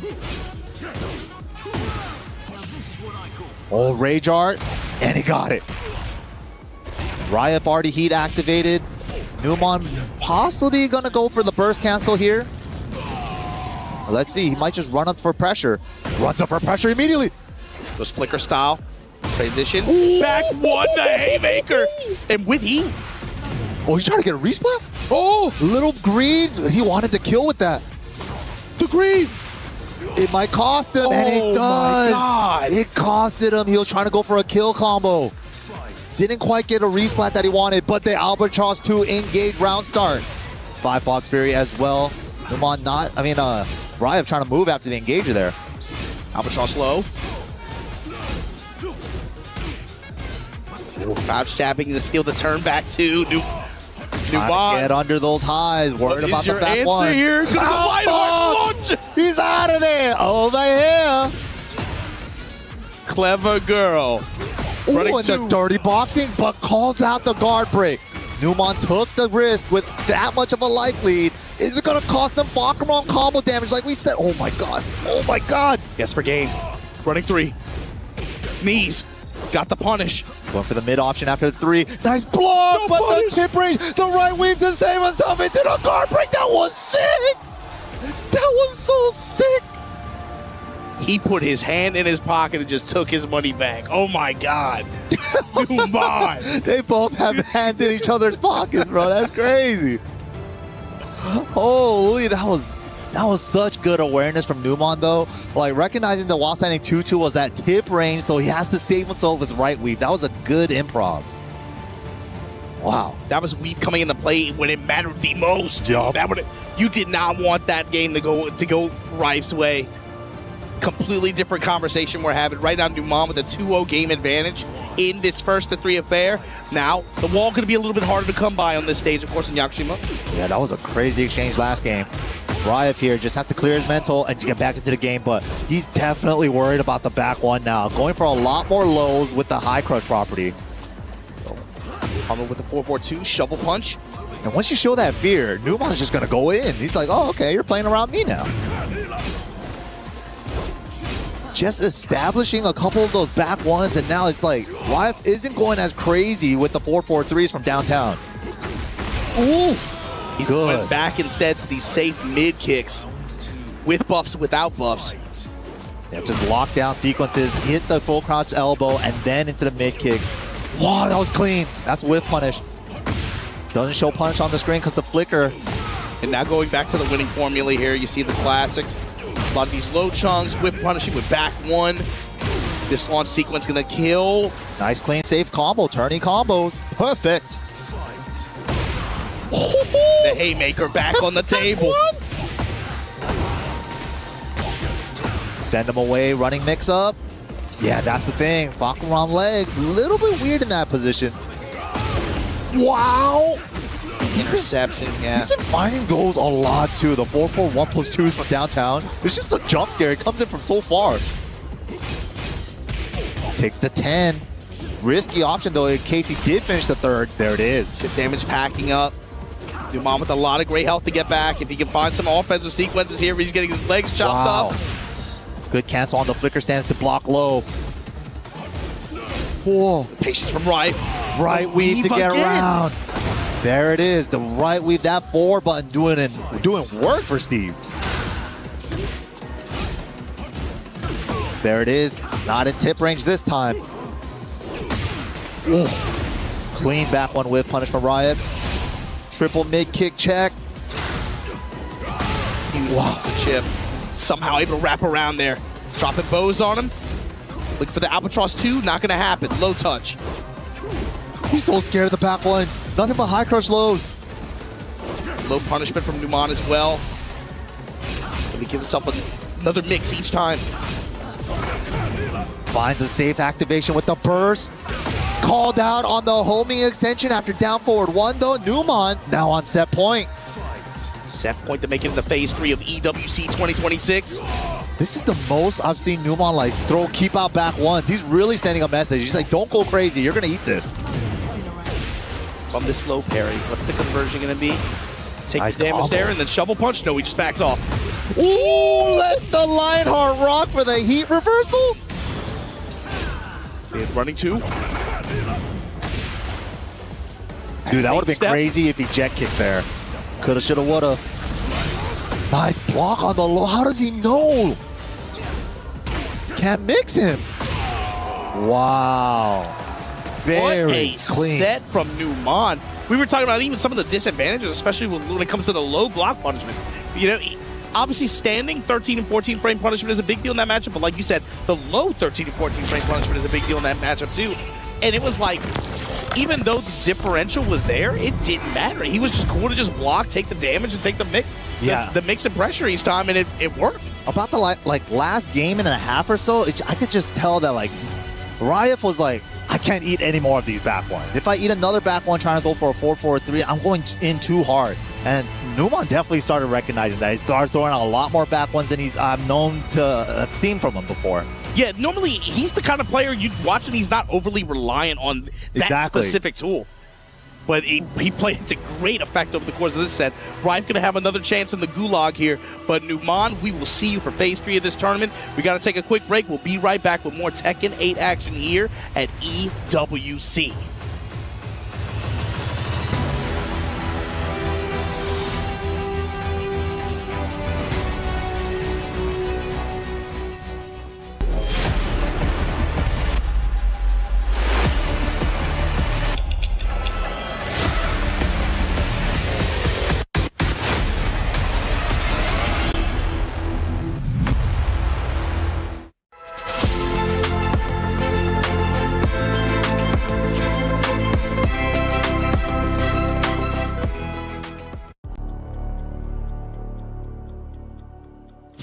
All right, we already have 2 players qualified, but now, Rob, it is time to put this beauty into work.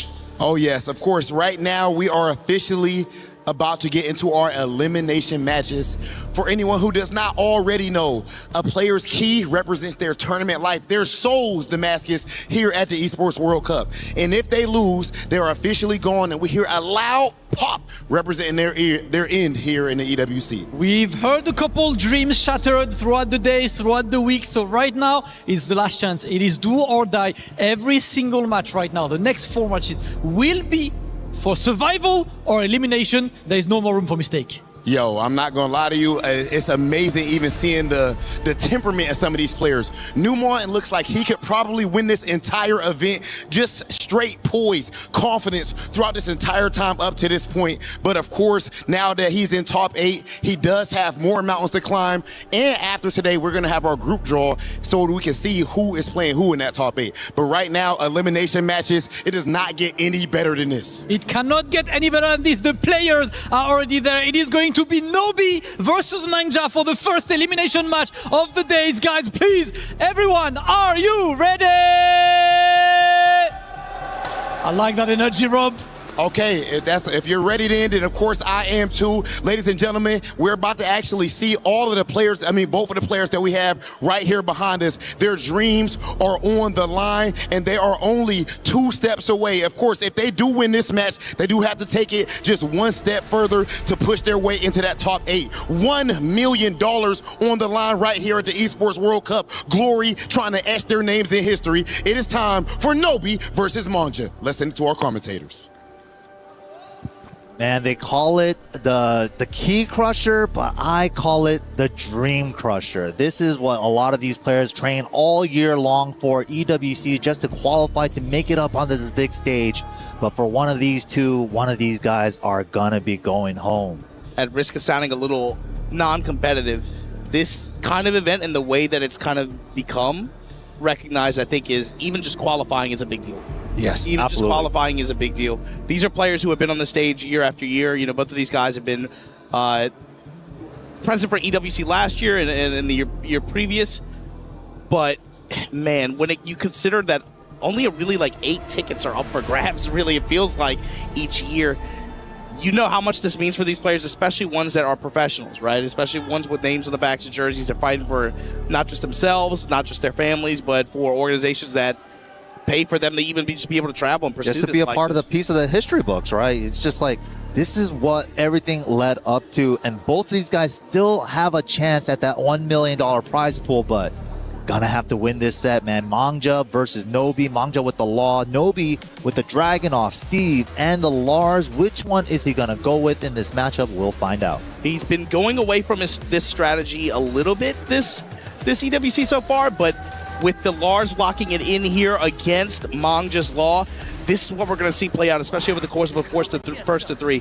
The Lars, is he going to be able to try to get 1 game or 2 games and then the Steve Fox switch? That's what I'm going to anticipate here. Yeah, let's see. Game number 1. Right away starting it off with a parry. Into the full crouch slide after the engage. Mangja going to give him the chance, man. Wow. Wow, hop kick immediately just to be able to take the wall. High splat tornado with the junkyard. Ba-da-ba-ba. Oh, almost punished the kip up. Mangja eyes wide open here. Had the step preemptively like that. Lars smash. Going to run into the low. Breaking the 1+2. You know Nobi wants to keep his back against the wall here. Chevron slash, keep him on his hoving move. He ain't going nowhere. Ooh, the 1-4, the trade, nobody's favor, and then wow, just runs up and gets the back 4. Juice. And this is Nobi style. He doesn't even get he's not too overly ambitious with like Den 3, forcing the mix up out of that, right? Exactly. He likes to run like Den and Send low options and use a lot of Lars' neutral tools. Right. See him run this a lot. Classic Lars style since Tekken 6 days. Especially with this stuff now as well, being able to go from dynamic entry into silent to limited, just getting really tricky with the stance pressure for Oki. He kind of saves that stance rush for when he has heat. You have the benefit of the lightning effects. Right. With the big side step 2 there, flip over, what's for Oki? Fakes out the limited mix for the slash kicks, doubles it up. Little bit of frustration there for Mangja. This is the big thing. If this Lars can stick to this plan, get this at least this one game. Power crush after the down forward 2, saving himself. The stomp that while standing 4, but then, yeah. This is another tool Nobi will go to in the mid-range a lot, that back 4. Such a big, chunky mid now. Ever since the change, it used to be counter hit only. Now it's just a 1+2 follow-up.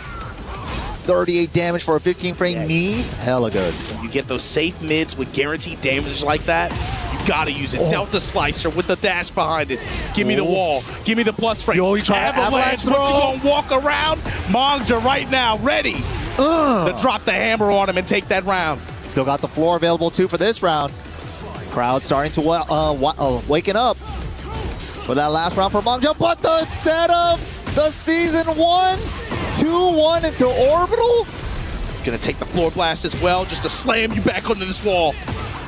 Wow, goes for the Oki option. Lows on lows. Oh my god, all the shoe shine, but the step beforehand, make the second double flip whip. Step and activate Mangja. Ooh, avalanche mid. Step and activate.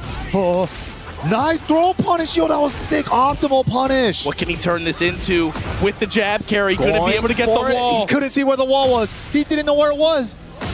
On the final stage, final version of the stage, the walls become closer. Oh, instant break. Nice block. 1-4. So tense, wall parallel. The Delta Slicer string. Oh, got the counter hit back 1-2-2. Mangja tying it up. Starting it off with the jab strings for Mangja here. They'll be constantly just sidestep, mini sidestep right, micro sidestep right duck, micro sidestep guard. That's so crazy because he's really feeling himself on these double flips right now. Lars is one of the characters that can launch it.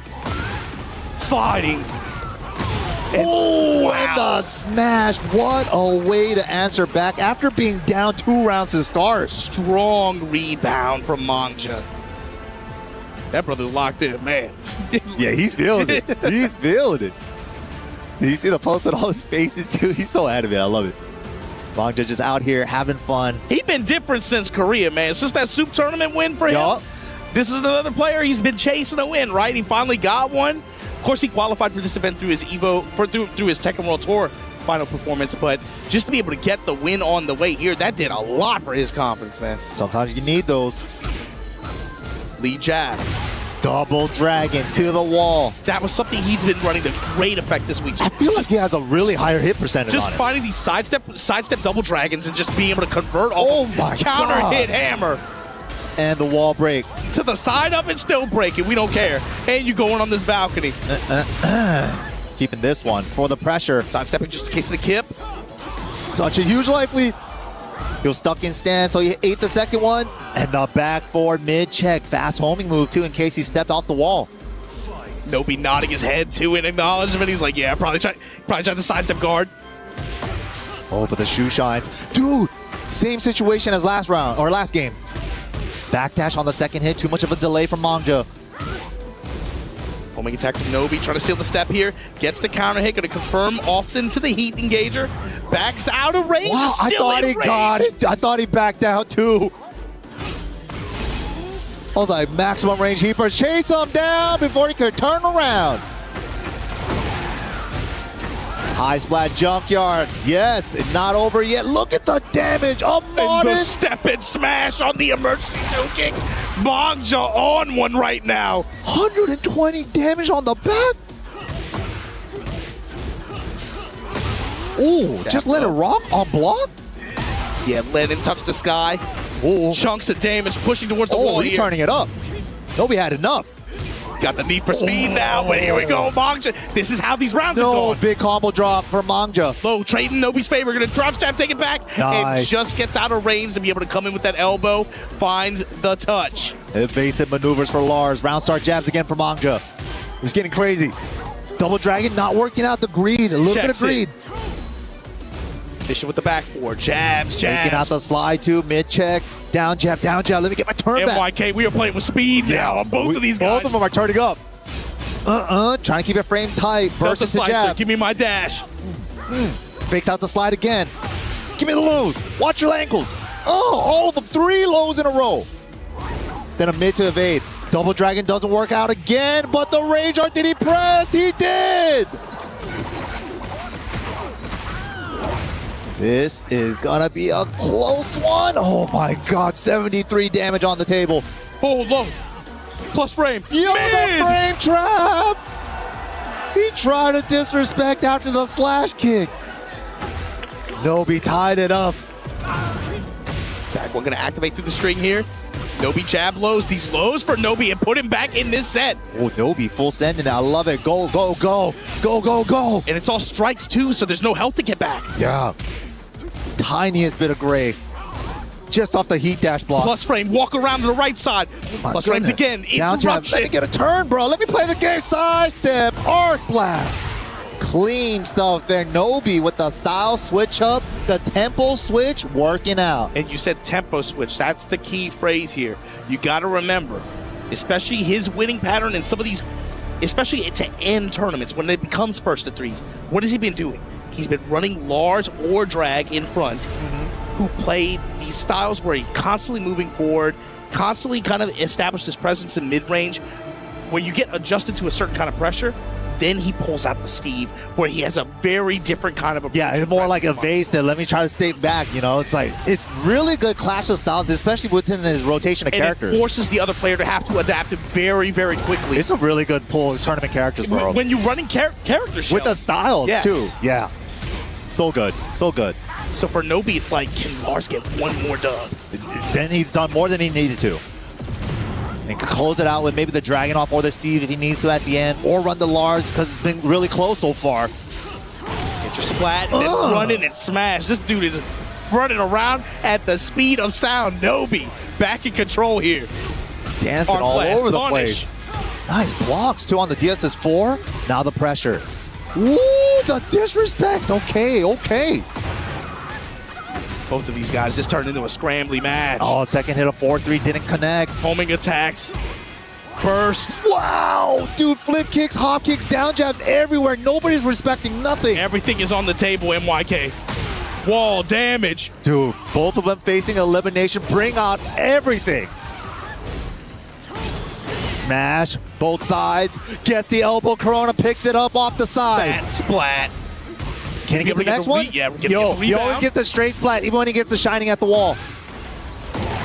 Ooh, so tense, but against the low parry, dash up, low parry on the get up 3. They're both playing fast, but they're both still playing really sharp.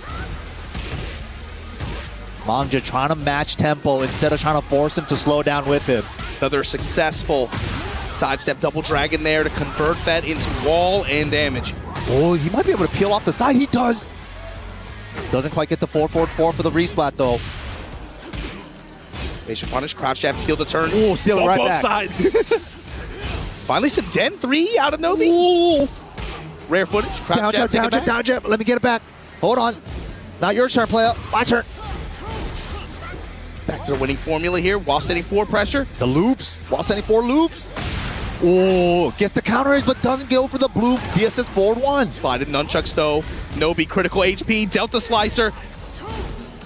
Back 4. Backswing blow. The Nobi classic. Chance. Down back 4. Tags him low. He just needs like one more low. But the green.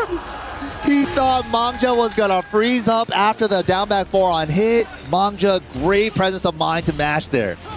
People always try to discredit mashing, but you have to. Sometimes they'll try to turn that +5 into a +20. Nice punch on the double dragons. The double dragons, now that I mentioned it, he's not working out until now.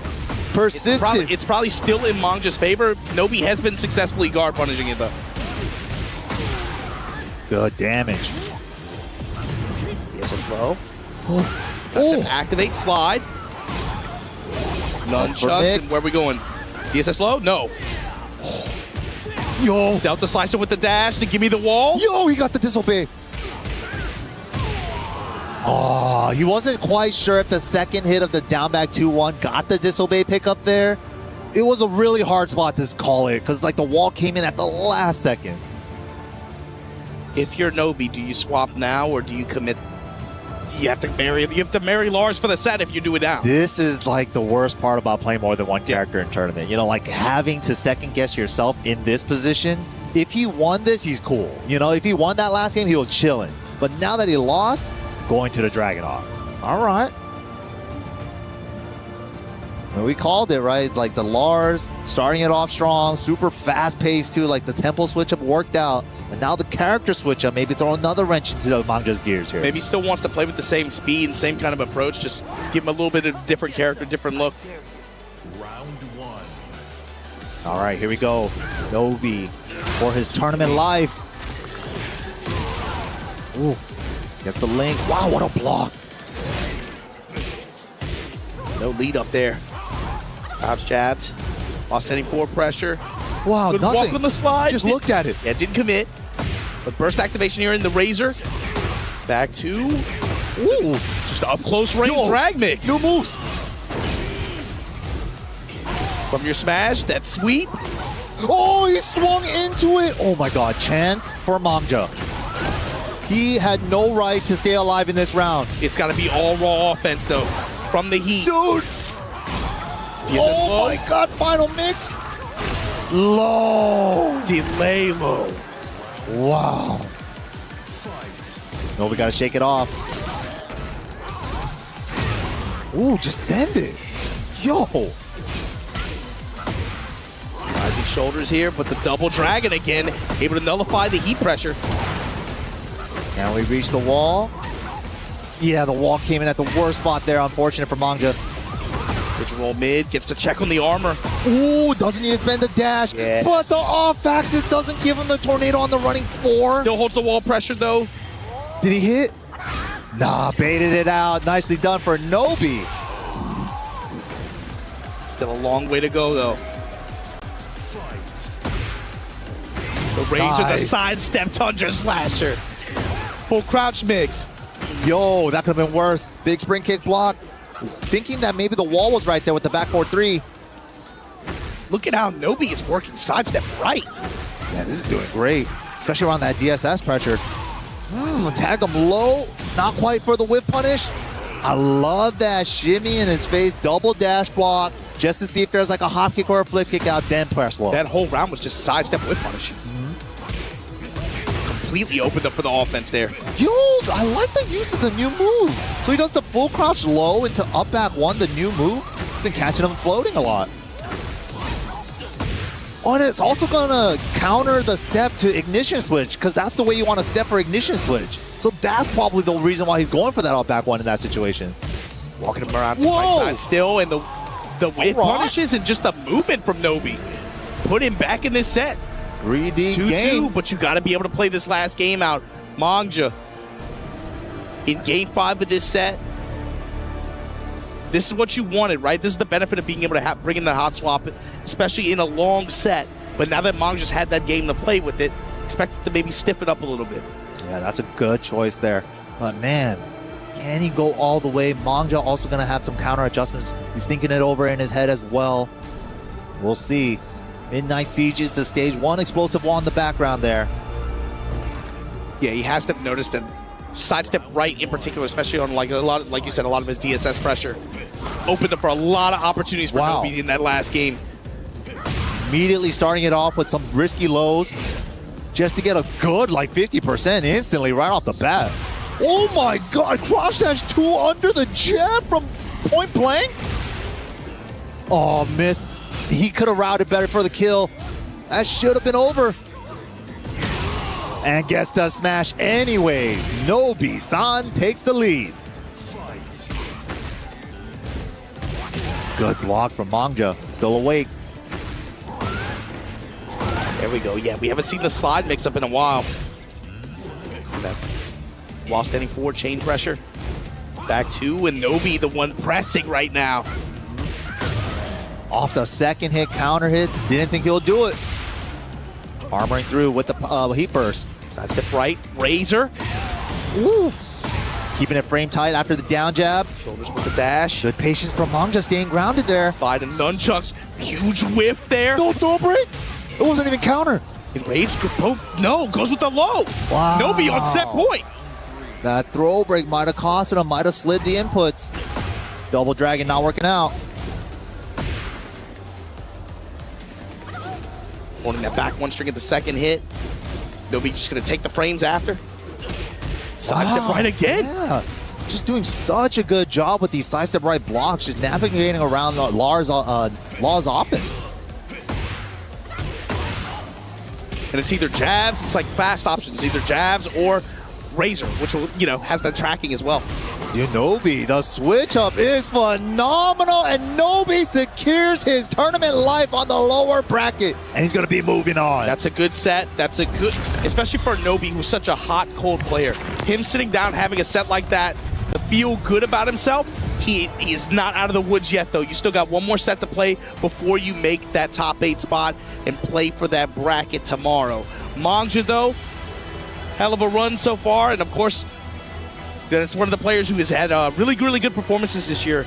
And seeing him play in these first 3s like that has been a real pleasure, but gonna go out here. Nobi, though, great adjustments. The character shell still working out. Not necessarily the one I was expecting, but it still worked out in that way. In a great way, too. Like, it just felt like he was in the comfort zone when he was switched over to the Dragunov. But man, let's go ahead and check out what they have to say over there. Crush that guy is key. Oh, man, the Dream Crusher.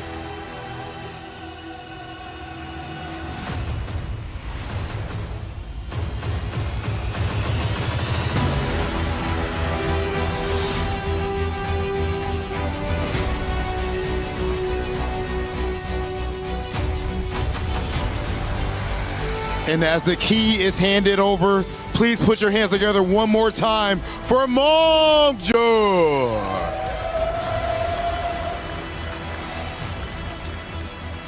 But in the end, it is dog eat dog, as Nobi is able to get it done and get one step closer to that coveted top 8 position. Congratulations, Nobi. That pop-off was something serious. You absolutely love to see that energy, and this man comes from the land of fighting game godhood. It's running through his veins, and we are able to see right here at the Esports World Cup his true skill on a full display as Mangja, the powerhouse, is about to have his key destroyed, ladies and gentlemen. Oh, it hurt Big Hollywood's soul. It hurts my soul to see. But that is what the fighting game community is all about. Nobi, the big time pop off, and now just one more win, and he's gonna be in that top 8 position. Can he get it done? We'll find out. We're about to have even more Tekken 8 right here at the Esports World Cup. Human body was built to move. Not trapped at a desk in one singular posture for 12 hours a day. It's time your chair evolved. This is Secret Lab Titan Evo.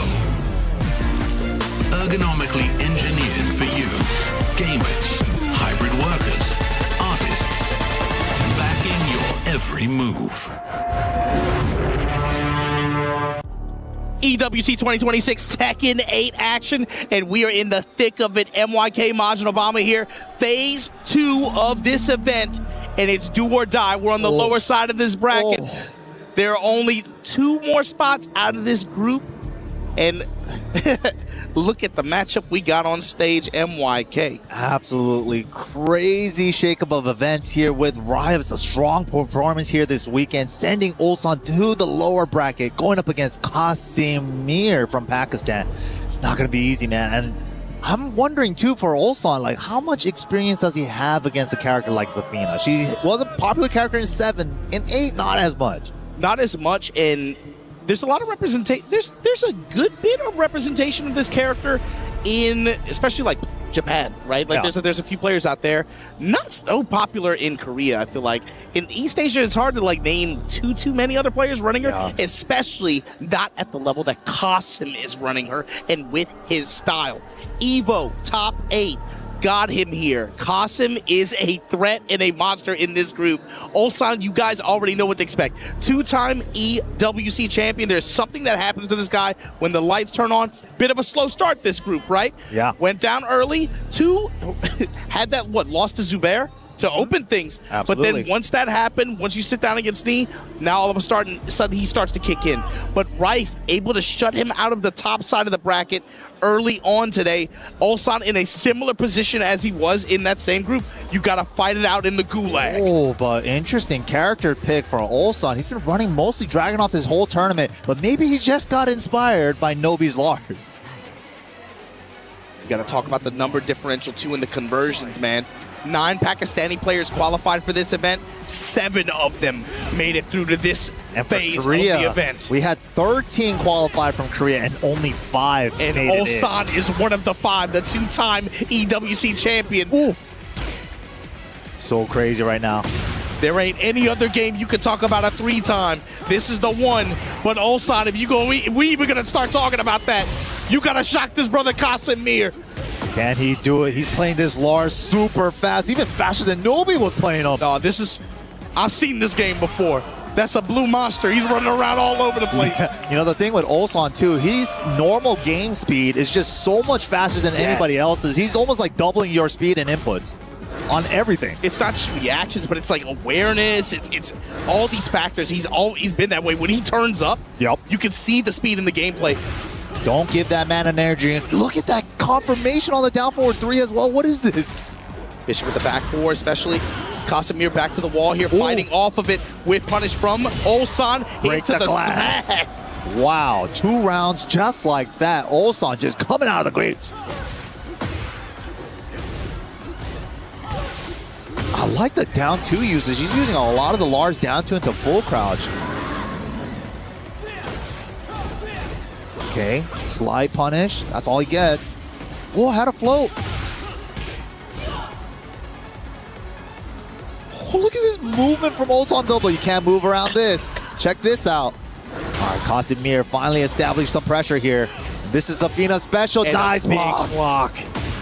You're going to be able to convert this into a round ender. Yeah, Zafina, kind of one of the only characters that does like high levels of chip damage, but she does sacrifice a little bit of her own life to do that. Almost reminiscent of like Season 1 Chip with the sidestep Arc Blast. Nice carry, still has Tornado for the wall. Say yeah! Running. He starts running Sen and Den pressure. Going in. Off the side one, not going to be able to pick up, but nice. Threading the needle with the down forward 4-1. That was a big engagement. He got a lot of health back for that Casim. Oh my god. Holding the wall. And again, look at these explosions, these chunks. On block, you get rewarded with the white health. But it's those hits. They're just like 1 or 2 hit sequences that just do chunks of damage. Yeah, that's the Zafina special. And also, too, high levels of chip and those 2-hit mini combos do a lot of damage, and they add up really quick. Back to the chip game. Uh-oh, he got tagged even better. All that from an opening jab string and the real estate push towards the wall. No! Explosion, it's just like what we said. Still had all his wall hits, good system awareness. Chunks of damage and the low out of recovery. Casimir gonna open this set. 1 game advantage over Ulsan. Wow. And Ulsan was coming out so fast too, but Casimir did not get deterred with his game plan, just stuck it out. Nicely done. Picking his spots, but Ulsan immediately after that game throws the headset down. He wants to feel the energy from the crowd. This is something that's similar from last year too, when I seen him in this same position. Yeah, something like similar to last year. I'd say similar to like a day or 2 ago too. It's different once he's somebody, especially as a player, he's gotten better and better at it as time has gone on. Riding energy of live of live venues. Yes. He is someone like, I feel like he gets a debuff on that play. You're right. You're right. You know, some people do get that Genki Dama energy. You know, say, let me your energy. He is very good at being able to ride energy in a live venue like that. And even which, you know, we have some super fans, of course, from his team, but they're all from home. He knows these people. The homies are out here rooting for you. You got to put on a good show. Could be added pressure, but I think he does well with the added pressure. Whiffing on the jab strings from Kasim. Nice. The sidestep right from Ulsan did create some openings there. He's going to be able to find a sequence here with the heat activation, trying to push as much as possible on this asteroid. Oh, no. Didn't quite get the wall carry, but this is that new full crouch mix. Pump faking him. This should switch. Wow, the counter hit and the challenge, like you said. Abare. That was impressive. That was a smart challenge too. He's like, this is not frame tight into the Tarantula down forward 1. Scary, crazy option though for Ulsan. This is the big thing. Okay, Nice gives block. up the heat. Yeah, the block punishment's there. The whip punishment's there. Saw the way he was approaching and hits the brakes right outside of get-up kick range. That was so clean. Try to move, try to hit a button after engage. Out of the air, can convert. Nice! I like that he went for back one instead of jab because she was so low in the air. I was about to say that it's not about damage, but 67 for that is not a bad deal. All of it gray though because she got floated during heat, so she's still gonna have a chance to recover that part. A lot of help to get back, but oh my god. Ooh, but she just spent more to do some chip. That might actually cost him. Running two. Oh, wow. Step from there. Thread the needle. The punish in the mid. Ulsan. Wow. Hold up. The Dragunov is in play. The 2-time EWC winning Dragunov. With this floor blast in play now, who's gonna get it? Low touch, homing attack, torpedo kick out of Tarantula. Qasim willing to engage here. Stance transition to Tarantula. She's on on me. Get the floor though. Lucky float. Weird sidewall. No, ooh, that was it. What? It doesn't go into the leg lock because it hit the side off the low. Running two, the timing from Qasim with those jabs. Ooh, just beat her. How did he get the running two out in time that Bad fast? counter hit. Oh, little overcarry. Tries to save it with the burst. He does. Stay down. Ooh, playing dead. Crotch jab. The unbreakable. What a challenge. What a block from Ulsan. Not even scared. Good way to answer back. The headphone, no headphone buff, might be coming into play. Clutch block punishment that last round on both sides, honestly. That was really good. Good reads on the lows. On his stage though, no stage hazards here. Yeah, flat walls too. Ooh, going for the chip gameplay, all right. Immediately. Ulsan will just take his punishment, dash up, playing with, man, he's playing with them now too. Okay, deep sweep. Keeping it more frame tight so he can't even armor. Good punch that just explodes. Adding the gray, but the rage is reducing the chip. Able to nullify a lot of what would normally be stacked up against him. And then the Tundra Slasher from Ulsan, able to get the wall. Flip over route, yes we are. What are you doing with it? Just outside of rage. Just inside, rather. Running pressure into Tarantula low. A little bit of heat as well. Half the timer, smash. What are we doing? Pressure with the unbreakable tackle follow-up. Breaks the follow-up. Woo! The second hit just whiffs. What a break! Yo, good dunk from Qasim. What a call out. How did he know he was going to do back three there? Oh, so good. Ulsan was probably thinking he was going to try to step off the wall, but Qasim was like, nah, I'm just going to duck the high homing move. Pressing mid. Sprinkling again, that running two with down for one. Other mid options, other safe mid options. Ooh, counter hit down back two. Good little chunk of damage there. Ooh, dude, and Ulsan tightens up and he just a jab down forward one. What do you do? What are we doing with this one? Tackle again into another option to two follow up this time. Or safe mid? No, just run it. The assault. All tied up. Nice step, nice setup from Qasim. Dude, look at the damage. Where did his life bar go? 10 seconds. That's the thing. It's like we said, damned if you do, damned if you don't. If you get hit, they're chunks of damage without a lot of white health. If you block, you're gonna eat a lot of chip. Yeah, that's the Zafina pressure in this game. You're losing health either way. Yeah, you die for blocking. Look at this. He's gone to the low option out of Scarecrow a lot so far. Oh my god, it was just out of range. This should switch into Tackle smash. Okay, I was about to say, that would have been crazy. Jab string in the slide, working out here. Finds the razor, round. plus Very frame. important round for Ulsan here. Low to beat the armor, not letting him burst. Gets it anyways. Like 4-2, look for the step, not gonna happen. Counter hit for Qasim. trying to get around back 1+2, but it reaches so far. Nice. Yo, good pickup too. Perfect float option. Wow, just like that. Ulsan ties it up again. Huge round here. Pressing the running twos. Wow, the back 1+2 at a range outside of his jab range. Someone's looking for a bigger counter hit option there. Really banking on back 1+2 now for costing him the neutral control. A low profile under it again. We saw that last time. Nice block. Wall pressure for Ulsan. This scenario has been favorable to him so far. Gets clipped, trying to step off the wall. Oh! Pitch roll mid. Sliding on him. Oh!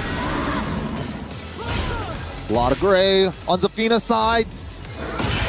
Wow, but just clips him with the back 1+2. The range on that move. Ulsan having a hard time trying to step around it safely. Yeah, it reaches a lot further than you think. And of course, Ulsan's super active with, again, just step guard, trying to just, Qasim is just getting a read on his timing with it. Things with super long range like that, it's harder to step from further away too. So Qasim's been doing a great job of controlling neutral with that button. Huge space control tool. Wow. That's the first uppercut we've seen from her, and man, it found a way to just hit. And be able to convert that into wall with the explosion? Oh, he's going for it instantly. Send him back with the back one? No, send him away.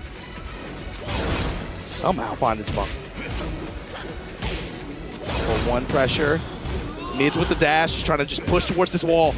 Oh, messed up running two, got a forward 4-2, gets punished for his troubles.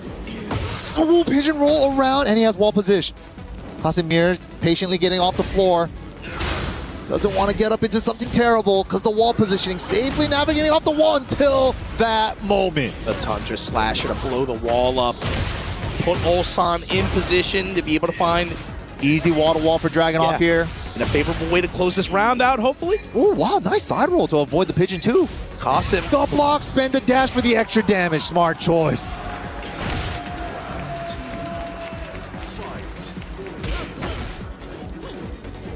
Sidestep left opening there. Whew. Both going for the long-range keep-out options. Little punish on the back one. Might have been an accident. The dash pressure too as the set's going on. Maybe he's missing back 1+2. I don't think he's meaning to do back one. Can we talk about the Ulsan block punishment on these lows? The down 3 blocks have been ridiculous. He is just going to the shoulder engager out of low blocks consistently. Oh, almost had the step. He stepped the first part, but the second part caught him. Wow, heat denied. Look at the gray health on Ulsan's side. The sweep. Oh, man. That's the first time he brought that one out, too. Qasim Mir saving it for when he needs it. That was so much chip, too. Yeah. Zafina special. Down to just to get her out of stance. While standing forward, again, the jab pressure into Tarantula conversion. Yeah, he doesn't have an option to float Tarantula. Finally gets the up forward one keep out. Ooh, roll out! Yo, the old back turn combo, she can't save herself. He did anyways, just do it again. Walking around the right side, getting tracked each time. And Qasim Mir finds the hit. Activation gonna find the wall and the round. Spend it on the dash for the round. Qasim on set point. Ulsan, the 2-time EWC champion, defending champ, facing elimination. The 3P dream on pack watch right now. Oh, Qasim Mir. Can Ulsan hang on? Whoa! High crushing high for low crushing low. Ignition switch. Wall pressure. Spends it. The shoulder lead. Oh my God. We're going for a flip over. Yes, we are. What are we doing for Oki? Stomp. Just inside Good range. call out. Good call outs. Wow. Okay, Qasim Mir just thought he was going to be able to avoid the Okazemi there. Ulsan called it out perfectly. Staying alive just like that. One jab. Tundra Slasher. While standing forward, block punishment. Pushing him to the wall just on block with these running twos. Fighting back out with their running attacks as well. The Tarantula pressure fishing with Manticore. So deep sweep, the Razor after. Was too scared to pull the trigger on the whip punch. There it is, clean one. Only when he's 100% sure. Low to beat the burst, not in time. You got to lay the offense on. This is when Qasim has been able to make big returns. Great down jab, but the forward 1+2 gets stepped by the last second sidestep right from Ulsan. Razor thin margins. You got to remember earlier in the set, that back 1+2 has been such a threat at range. Ulsan somehow able to just take advantage of these moments when Casimir doesn't have it in his mind to use that. Exactly. Navigate that space, lead in with jab or dash in sidestep right, and he's been able to find huge returns late in that game like that. Got him at the wall in a lot of these situations, put him in position to be able to convert that into rounds. Yeah, no, that was a great adjustment for Ulsan. I feel like he played it a lot closer in that game, so she can play that neutral game with that back 1+2. Good interrupt with the jazz from Qasim. Final game between these two. So yeah, some characters have good options for being able to pick her up out of tarantula stance like that. Drag, willing to just take the while standing 4 in some of these cases. I'll take anything, just get out of stance. Back 4. Good interrupt from Qasim on the pigeon roll. You see Ulsan too threatening with it. Oh. Especially after the down forward 1. It is a punish with the down forward 1. Maybe look for that back 1+2 back into play. This new, especially playing at this range. Wow, down 3 versus, yeah. Who's gonna get the counter? Somebody was gonna die. Tarantula low swipe. Stand jab, and again, the chip that you're giving me HP either way. Trying to safely get off this wall, trying to fish for that engager, not getting it though. Time is a factor. Gotta go low now. Out of the air? No, she wasn't fully transitioned into... The smash! At the buzzer! Oh my goodness. Qasimir was just trying to burn a second with the 1-4, but the steps from Ulsan at the last second have been saving his life.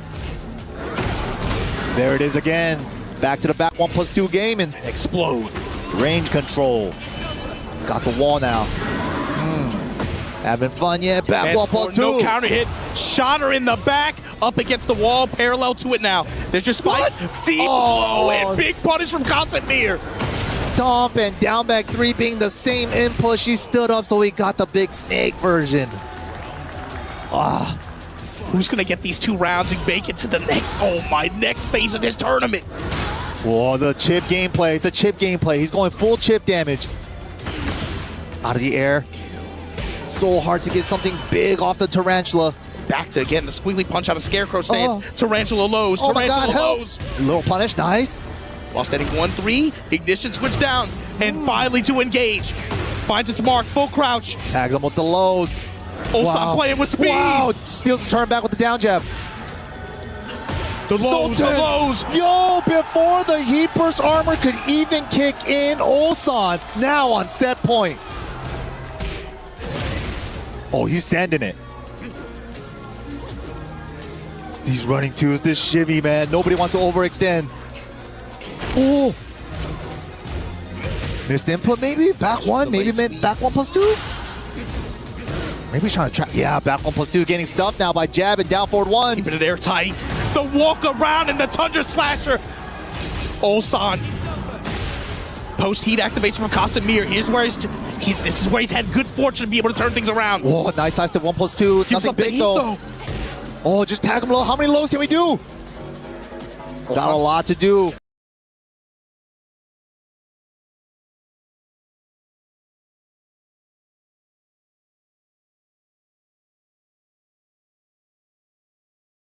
For Qasimir. Down 2. For the wall advantage. The assault. Oh, no fear, down 2. He was waiting if there was a hop kick or not, but Ulsan gonna stay alive. The dream stays alive for Ulsan. MYK, what are we doing here? What is this? There's something that is... It's not supposed to be this way. I saw this same thing happen last year. When he was in this exact same position, facing elimination, he just woke up. Something happens when you drop him into the lower end of the bracket in these group stages, and again, he starts to ride the energy of the room and just starts to play completely different, eyes wide open. Qasimir played his...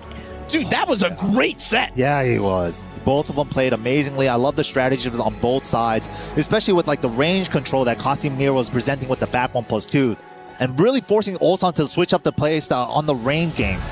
The addition and removal of that as well from this matchup, and then also Casimir's tarantula stance pressure and how that developed over the course of the set. Let's check in with our players at the stage and watch some dreams get crushed. Oh, man.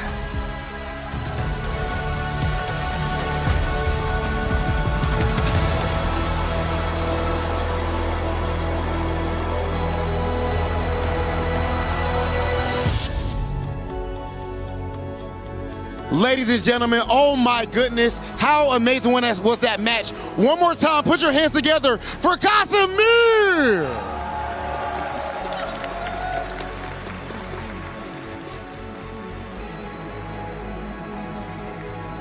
Ulsan, absolutely insane match. You almost were eliminated and clutched out. How did that feel? I even see your hands shaking right now. Like, when I get like 2-1, I really feel like I'm almost dead. But you know, dopamine, now it works. It works. So nothing scary. I think my next opponent is gonna be Parzin. Come on, man, young boy. There. Yo, you ready? You ready? Ladies and gentlemen, how amazing was that match? Jeez.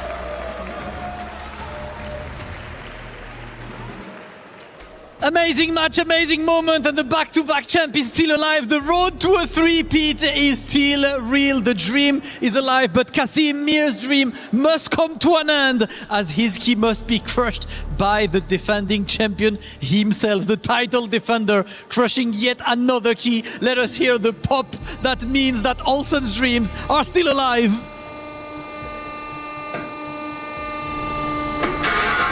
Ooh, silent and efficient, just like the Dragunov. I really like that. Ulsan, once again, congratulations. One more?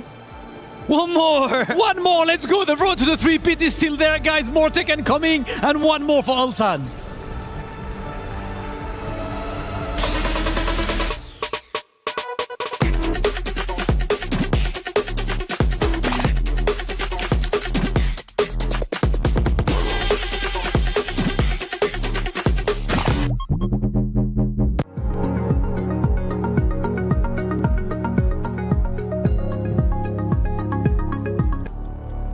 Some dreams may have been crushed, but Ulsan's dream for the three-peats lives. But coming up next, the lower bracket action continues. We got Riot going up against Nobi from Japan. Nobi fighting for his family. Riot fighting for another shot at glory. Man, the trail of fire that Riot has left in the wake of all these brackets this week. Yeah. Oh my God. That Fakuram have been putting in work this week and taking out so many big names. And that's the expectation now when he sits down for this set, right? This is the first time we've seen Riot actually even falter and be sent to the lower end of the bracket in this event. But the thing is, going up against Nobi, we were talking about it, Nobi to great effect, I would say especially in the past year, to great effect has been running this character shell between Lars and Drag and then opting into Steve in longer sets. Exactly. He changed that up a little bit in the last set, but I wonder if against a Fakuram, that is a very popular character pick overall for a lot of these players who are looking for secondary or tertiary characters to run. It is especially popular in Asia. He is especially popular there. You got to think about players like Rangchu have picked him up, a few other players who have added him to their repertoire. This is a character matchup that I think he's going to be pretty familiar with. My question is, what shell is he going to run? Is he going to do Lars into the Steve? Is he going to do what he just did, Lars into Drag? Is he going to open with Drag? I don't know what. Typically, he's been favoring the Lars opener, but I'm thinking, like, does he run with that in the Steve in this matchup? After watching what happened with Numan, did he maybe get some ideas? Right. It's like, maybe, yeah. I mean, I don't see the Steve being a terrible choice here, especially the back one versus the low game. But Nobi did lock in the character. Maybe he's inspired by the last match too. Both these guys take a lot of stuff from each other. Ulsan and Nobi both kind of play the same character shells, the Dragunov and the Lars. Nobi locked in the Lars. Maybe that's a clue in his approach on this too. Gonna want to keep it compact, be able to lay the pressure on thick, find plus frames, and play with speed. Do not give Riot these opportunities to even establish presence. Yeah, we're pressing. Yeah, we're pressing. Like we both want to play. Let me play. Wow, big running two for the flip over. Ow, he tried to challenge with the get up 4, but it was way too late. You got to do it instant. Yeah, this character's for the birds. Pigeon roll all day. And look, we got the wall. And especially you got to think about just the Dragunov Classic, especially in close range like that. When you can go in the pigeon roll like that, when you have your lead jab, when you have your down 4-1, when you have your Russian assault, and again, a good down 4-1, right? Only -2. He can play compact. He can afford to just play with a sense of speed like that, and then you have the threats of that back 4 and some of these other options like Razor, be able to track home. Rife, of course, playing a big body character like this is going to be a lot more difficult for you to step reliably at that range. You got to be able to take that speed and pressure that Nobi's going to put, unless you want to leverage some of these other options that he has, like Heat Burst and defensively. And Bakaram does have like a jumping hop kick as well, but his is launch punishable, a little bit riskier as well. And counters and parries as well. Yup. But this is it. Wow, actually crosses himself into the wall on the dead body. Found the team kick in response too. Kip up. Oh, went for the 2. Goes to the back 4. Activation, down 4-1. Yeah, another thing about the down forward 1 only being -2 is so crazy is that he has that high follow-up for the counter hit too if they let it rip. Always a threat. Will we be chugging that water after each round? Gotta stay hydrated. It's definitely a nervous tick at some point. It's like, you are adequately hydrated, sir. Crouch jab in the whiff, and even just that 1-2. Just give me my frames. The frames are so important if you're gonna play. If you're gonna have this kind of approach. Into Rama stance though. Yeah, that's a hop teep I'm talking about. Want to just burst just to activate through it, lay the shoulder on him. I don't even need the heat. Just give me my frames, dude. Give me my dash. Get off me. Wow, baits the kip up this time with the running knee or the up forward 3. The Tusk knee. So sidestep attack. Ooh, big block on the 4-4-3. We were talking about this early in the drag matchup, 13 and 14 frame punishment. That is the key number here, both while standing and standing. Nobi, of course, leveraging that shoulder lean out of crouch like that just to be able to engage. Super useful on some of these lows. Yep. Wow, great stuff there. Just a 9 Rives heat. Not that bad on that low. Thought he blocked a big hatchet kick maybe. Didn't see which low he blocked.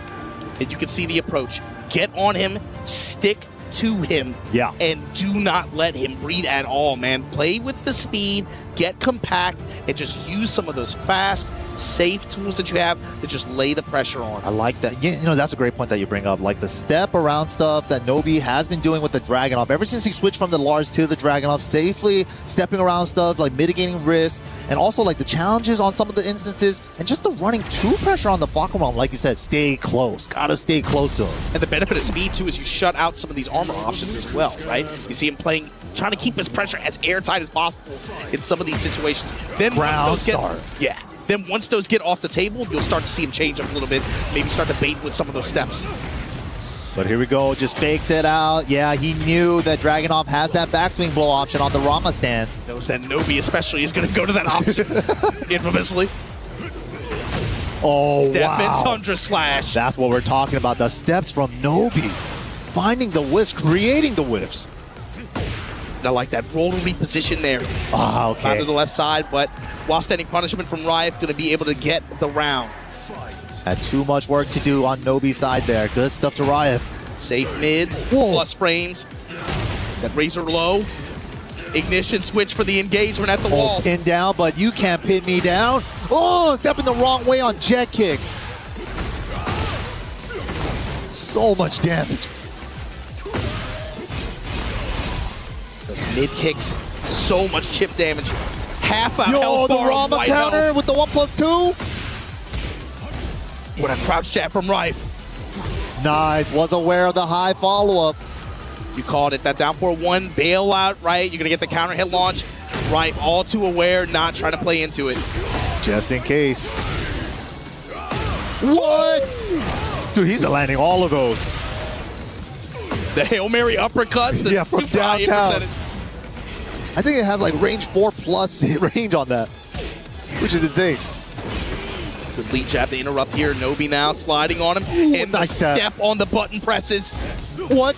Accidental input, maybe? I'm not quite sure. Maybe try to high crush a jab? He did do that in the last set. So QCF up close, QCF 2 to go under a jab. Bit of a risky option there. Didn't work out that time. So the drag able to shave a game. Now we're talking about 1st to 2. Drag wasn't looking terrible in a lot of spots. And even in that game, it felt like some of those rounds definitely could have, you know, it's one of the scenarios where like one decision per round, it makes a difference between a win and a loss. One low blocked or like one whiff punish you could have got a little more off of. That could have been it. Especially with the walls as a factor. Yep. But here we go, all tied up. Lower bracket side. One of these guys are going home, unfortunately. Immediate, just low mid mix from. Ooh, oh my God, the right. kick counter for the wall split. That was huge payout. He's gonna be able to reconvert it too. Yeah, still has wall presence. Wow. Trade in Nobi's favor. The sweep, the Russian assault. Okay, pin him down. He's literally cornered. He can't go anywhere. He's got to fight, and he does instantly. When you can't go anywhere, where are you going to go? Go through him. If you can't go around, go through him. That Tusk knee, Rife has been banging on that the entire week. I really believe that he took that from Rangchu. Like, Rangchu really showed us you got to throw those out sometime. I don't care. Yup. I don't care. I'm Rangchu. Up 4-3. He is really just a means to use that with the dash rod. Yeah. That's really it. Counter hit lows too. That's been another factor for Rife. Lows are adding up. The back one whiff. Nobody's not able to punish with the jabs and then the salvo. Get off of me. Give me some breathing room, bro. Take your plus frame. Nobody willing to back off. Ignition switch. Wow, and finds gets clipped. the splatting mid and the round. Unfortunate for Rife. And that's kind of the thing, right? Big body does get clipped sometimes, and especially with the wall right there. Big body problems.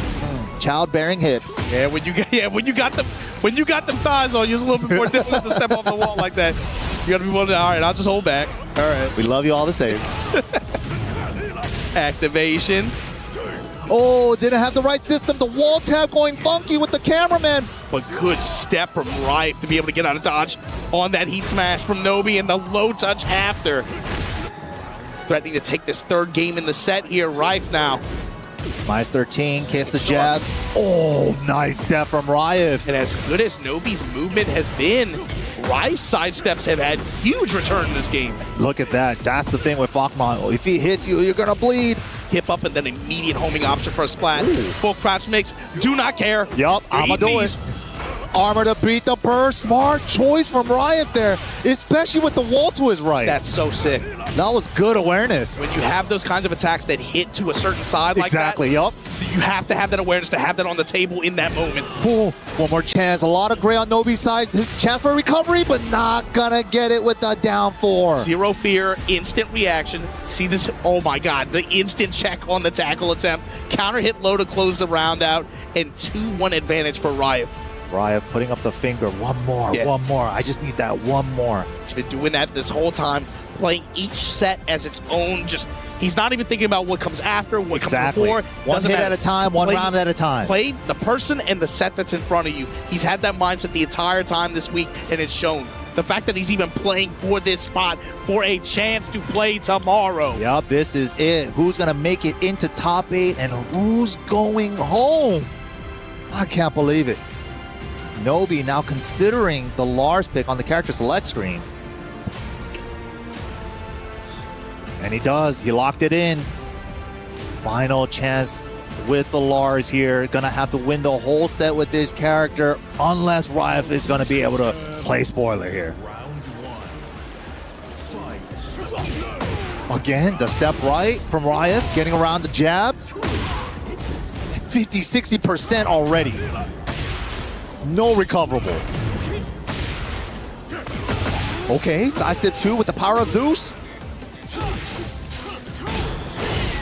Len canceling the smash. Oh, no fear. The Tusk knee every time. Good awareness that he caught him out of the air too because he got a full combo off of that. It's just the great equalizer. So good, 14-frame jump scare. Wow, Nika still got to convert. Amazing. All right, Rife's on one. Rife's on one. That was crazy. Rife is on one. Rise Fakaram looking like a problem. Big problem. Yeah, 7-foot tall, tough problem. I think Nobi's going to have to be a lot more active, especially using Den and Sen stance in this match. Like, he can't afford to even back up and get the range to be able to work like 4-4-2 and some of these other range options that this Lars usually goes for. That was crazy. Up forward 2, maximum range on the wall splat. Oh, chunky lows. Yeah, you got to run Delta Slicer. You find that more airtight pressure. Ooh. Stands low there. Hit Down low, for one check. Low. No punish on the 3-4. Has wall position. Wow. If you give Rife the frames, he's willing to just run mid-low mix, and he's usually going for homing options after that too. Homing options are lows. Optimal punish that time on the 3-4. Okay, so on entry 2, gets the counter hit. Oh, didn't quite hit the wall, so he's not going to get the splat. But hard duck from Riot there. Okay, believe that it was probably going to do running 1.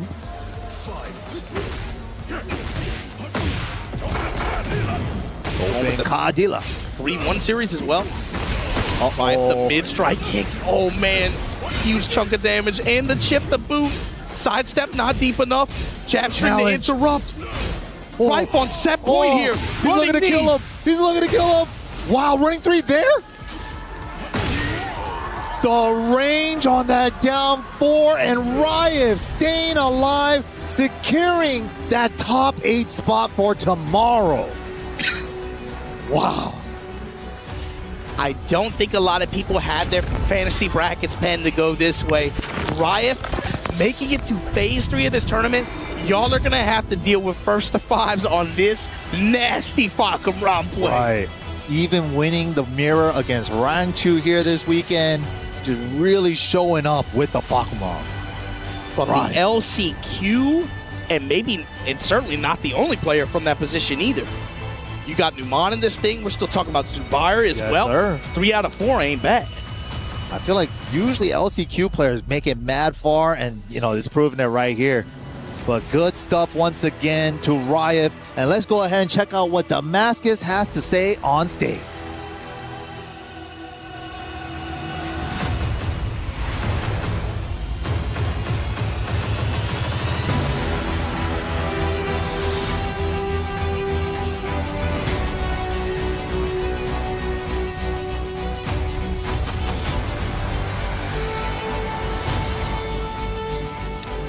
Another exciting match, and unfortunately a legend must leave as Nobi must give his key up to Rife, but please, can I have a round of applause for Nobi?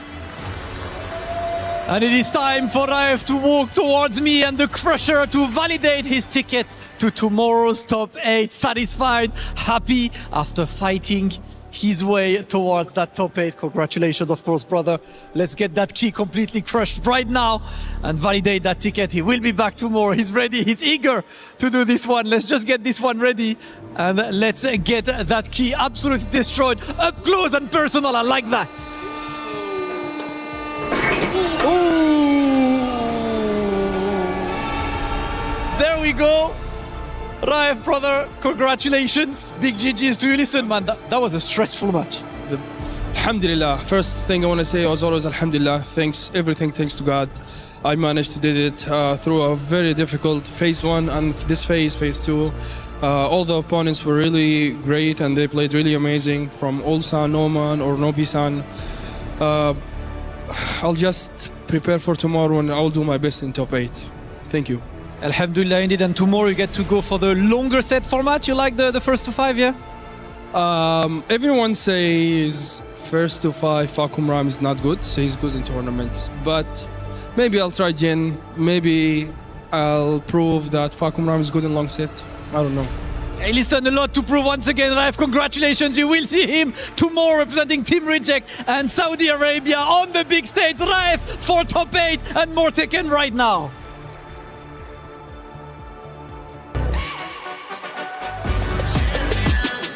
This ain't no regular thing. Came for the ring, you know what I mean. You see my name in the lights. Better get right, I'm champion.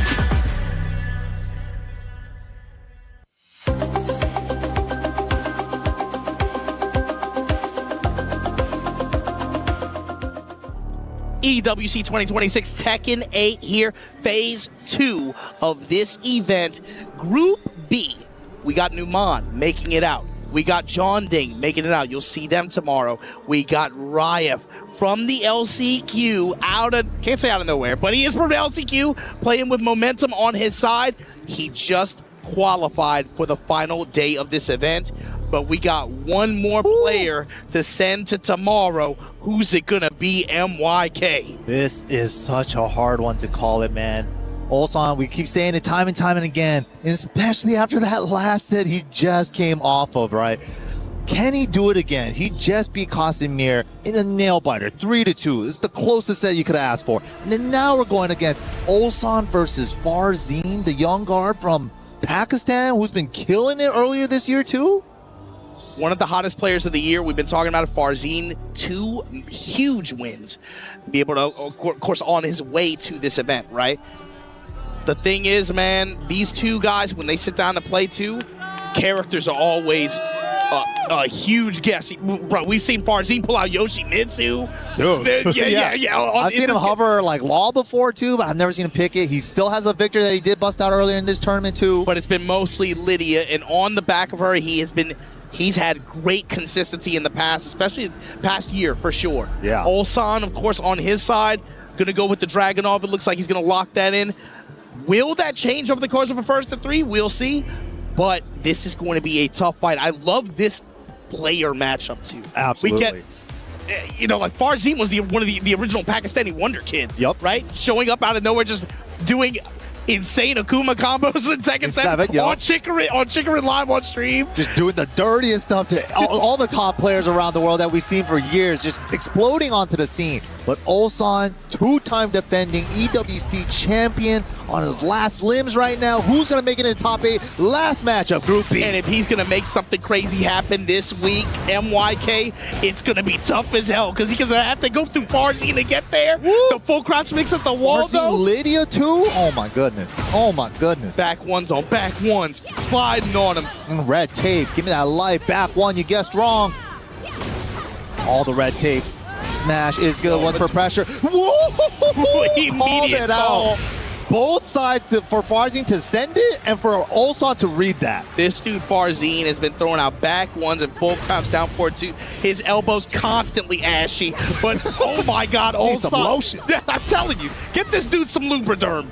Need that. Shea butter formula, please. Jab strings into the low. Nice duck there. While standing 1-3. Hey, kill streak, destroy. 1-2-1, just sends it. Oh, he's trying to deny his heat. Still got to use it. Oh my God, what a walk. Hard conversion there on the back turn splat. These Dragunov players and their sidestep back fours, man. Or the sidestep uppercuts. The timing on Ulsan's side steps have been so good. Back turn specific combo, send her away. What's for Oki? Plus nice rings. challenge. Farzin does not care. Wasn't a counter hit, so not gonna get a counter at Link. Pouch jab again. Again. Wow, that's like 2-3 times now he stepped the running 3. Might be seeing that homing move coming out of Lydia soon. A different punish option each time, too. Well aware of how much... Okay, he's trying to use that back one to track that way now. Okay, I see you. Farzin making the adjustments. Mid-engager. War blast in play, too. Looking for a big hit. Low touch. Just give me my dash pressure, and Farzin backs off. Lead jab from Ulsan. Wow. Punishment while standing 1. It's like the first time he's gone low, too. That was ridiculous. Ooh, does he and the keep Tundra timing those? Slasher. Salvo for the dash. What is going on? Dash break. The confidence from Ulsan right now is ridiculous. Mini punish there. She's stuck in stance. It doesn't show the punish on the screen, but that is a guaranteed punish there. Wow, Ulsan's like just being able to turn it up and down like that. At the end, he really tightened up. It's like he slowed down. He wasn't playing his super fast pace no more. But 3 rounds straight for game number 1. What a way to start off the set. You got to play the full set though. Farzin, again, watching this guy mature as a competitor the way we've been able to see him over the past, 5 to 6 years? Half a decade already, man. Just time's flying. Bro, look at him, bro. I remember he used to be this little kid, just like, sort of, I'm happy to be here. I thought he was like 17 when we first met him, right? Now look at him, man. He's paying taxes, 401k investment in this economy. Looking great out there, bro. It's like, man, my health insurance premiums, they're going up. Look at him. Taxes. Love, death, and taxes. Got all that to worry about now?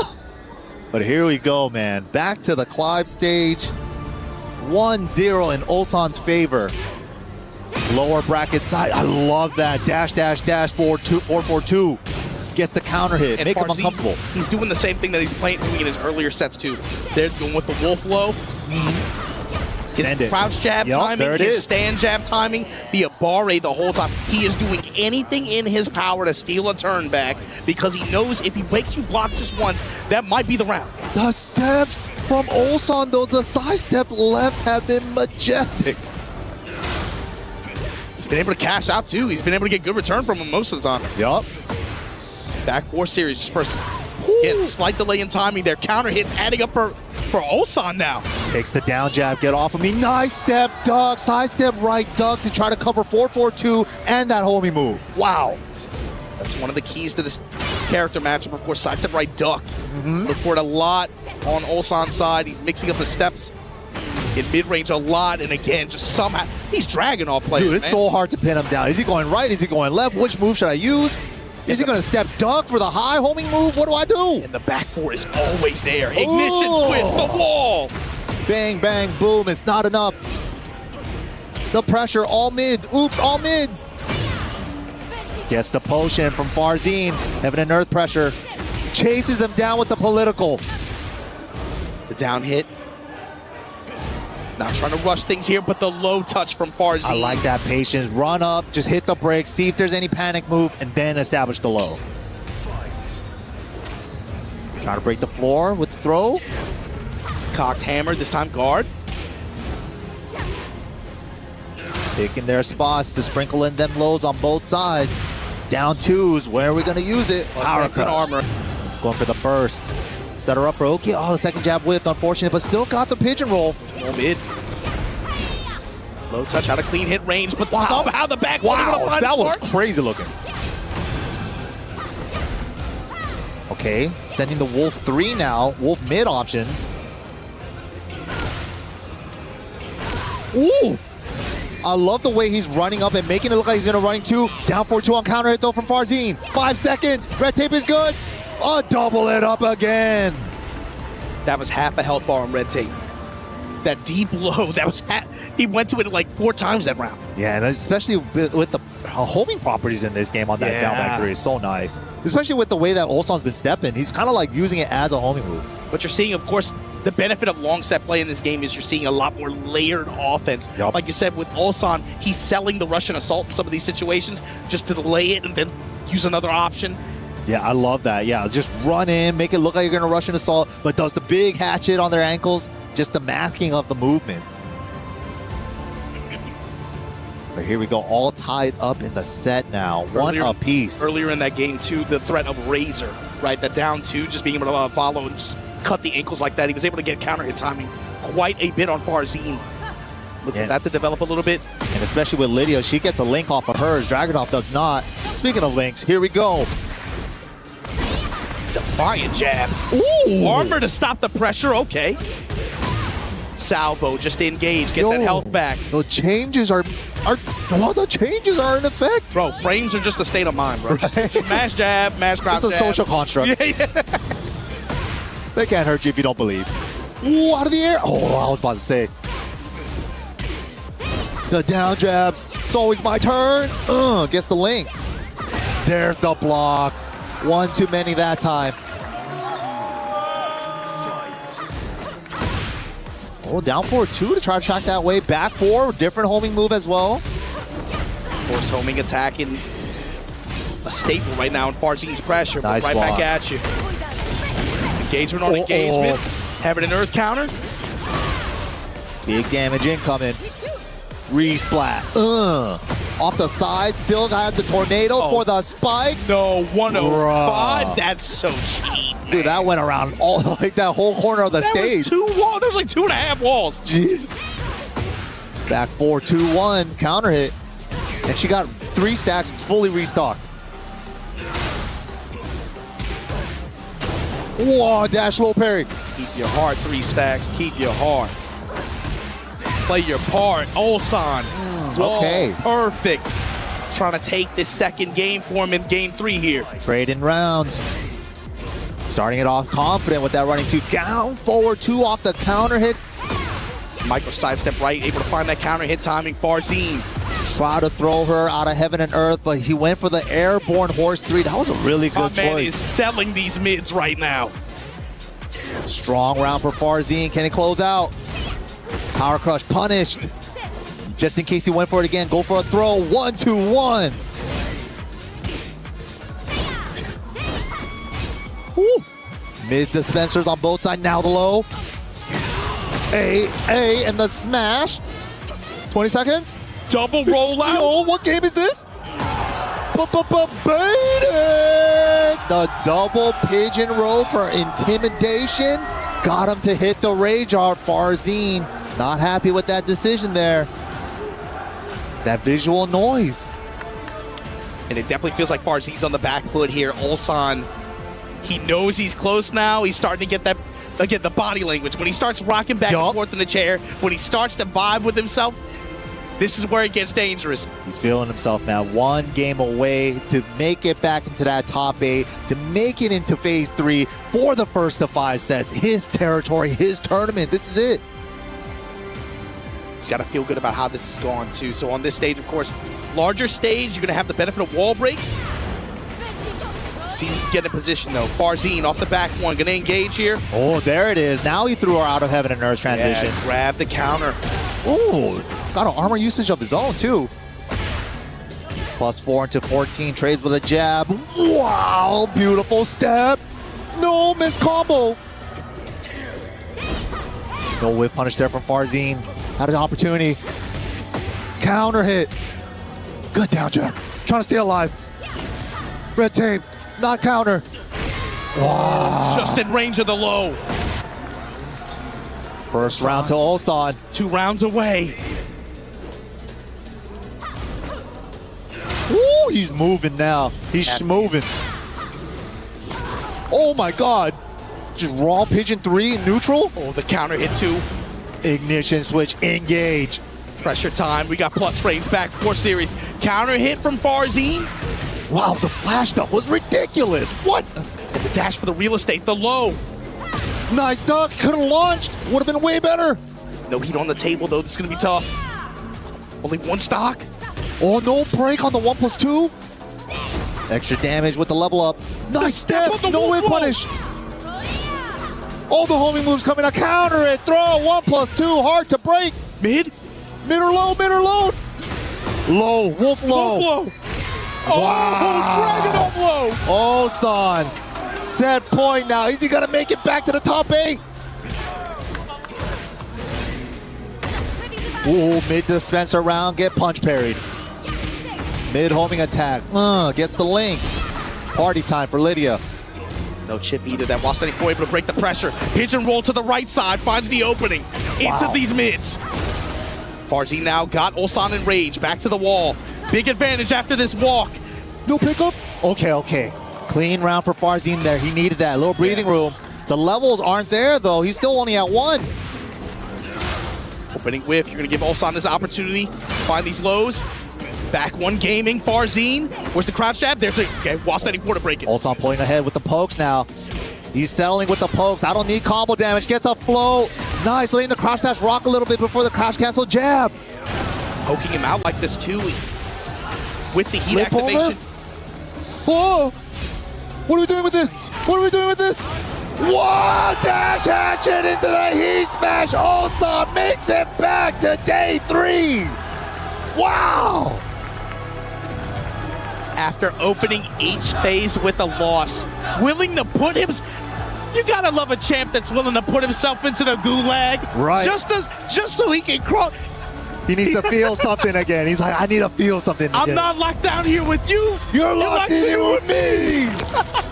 Ulsan fighting his way out of hell 2 times to make it back to day 4 of EWC 2026 for a shot at 3. The dream is still alive. You can tell how much that meant to him, bro. The dream is still alive for Ulsan. The 3 is still possible. He plays it so cool coming into this thing, too. I'm not that confident. Right. What, you know what? Whatever, man. I went to band one. Didn't go my way. And then He sits down and loses side of the bracket, and something just changes in him, man. Yup, I saw the same thing last year. I was like, he's not gonna get this last year, right? And then something clicked, bro. But man, let's go ahead and go to the stage. Let's see what the boys have to say.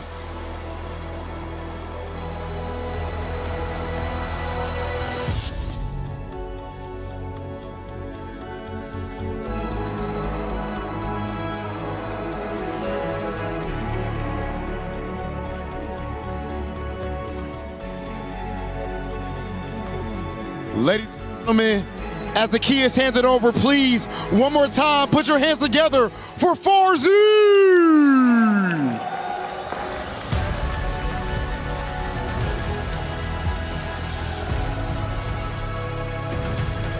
Ulsan, the back-to-back champion. We see the energy, we see the emotion. That right there is what a champion is made of. Congratulations. Absolute insanity. We will get a word with my guy right after he crushes one last key for the day. My goodness. It seems like he has plot armor or something, ladies and gentlemen. Ulsan, the great, the conqueror, you name it, back to back, going for number 3. Farzin officially eliminated from the tournament. Ulsan, bro. What? My goodness, insanity. You have any words for all of your fans here, bro? Friends. Your fans. Oh my God. The fans, they are the reason over why I have to don't lose here. So really, thanks for supporting me. Even like viewers and Koreans, thank you so much. Ulsan, are you ready for number 3? 3 years in a row. My dopamine is crazy. I'm still hungry. Do you want to see the history of EWC? You guys have to watching tomorrow. Let's see. Ladies and gentlemen, one more time, put your hands together for Ulsan! That's gonna do it for us right here. We still have our next group after this, the 2-time champ trying to do it again.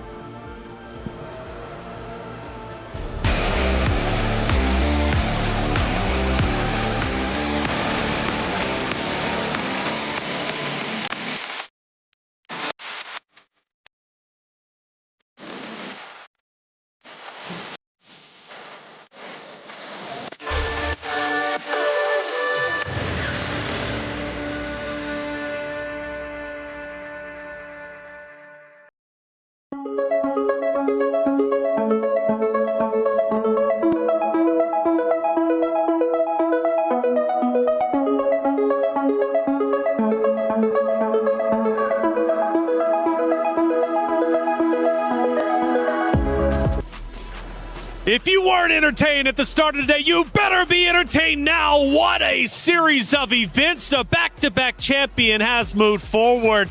But man, the emotions on the face, that was insane to see in slow-mo, to say the least, as Mangja's key was getting crushed. But I must say, Markman, what a day it's been. But the sobering up moments is we have in fact crushed 4 keys.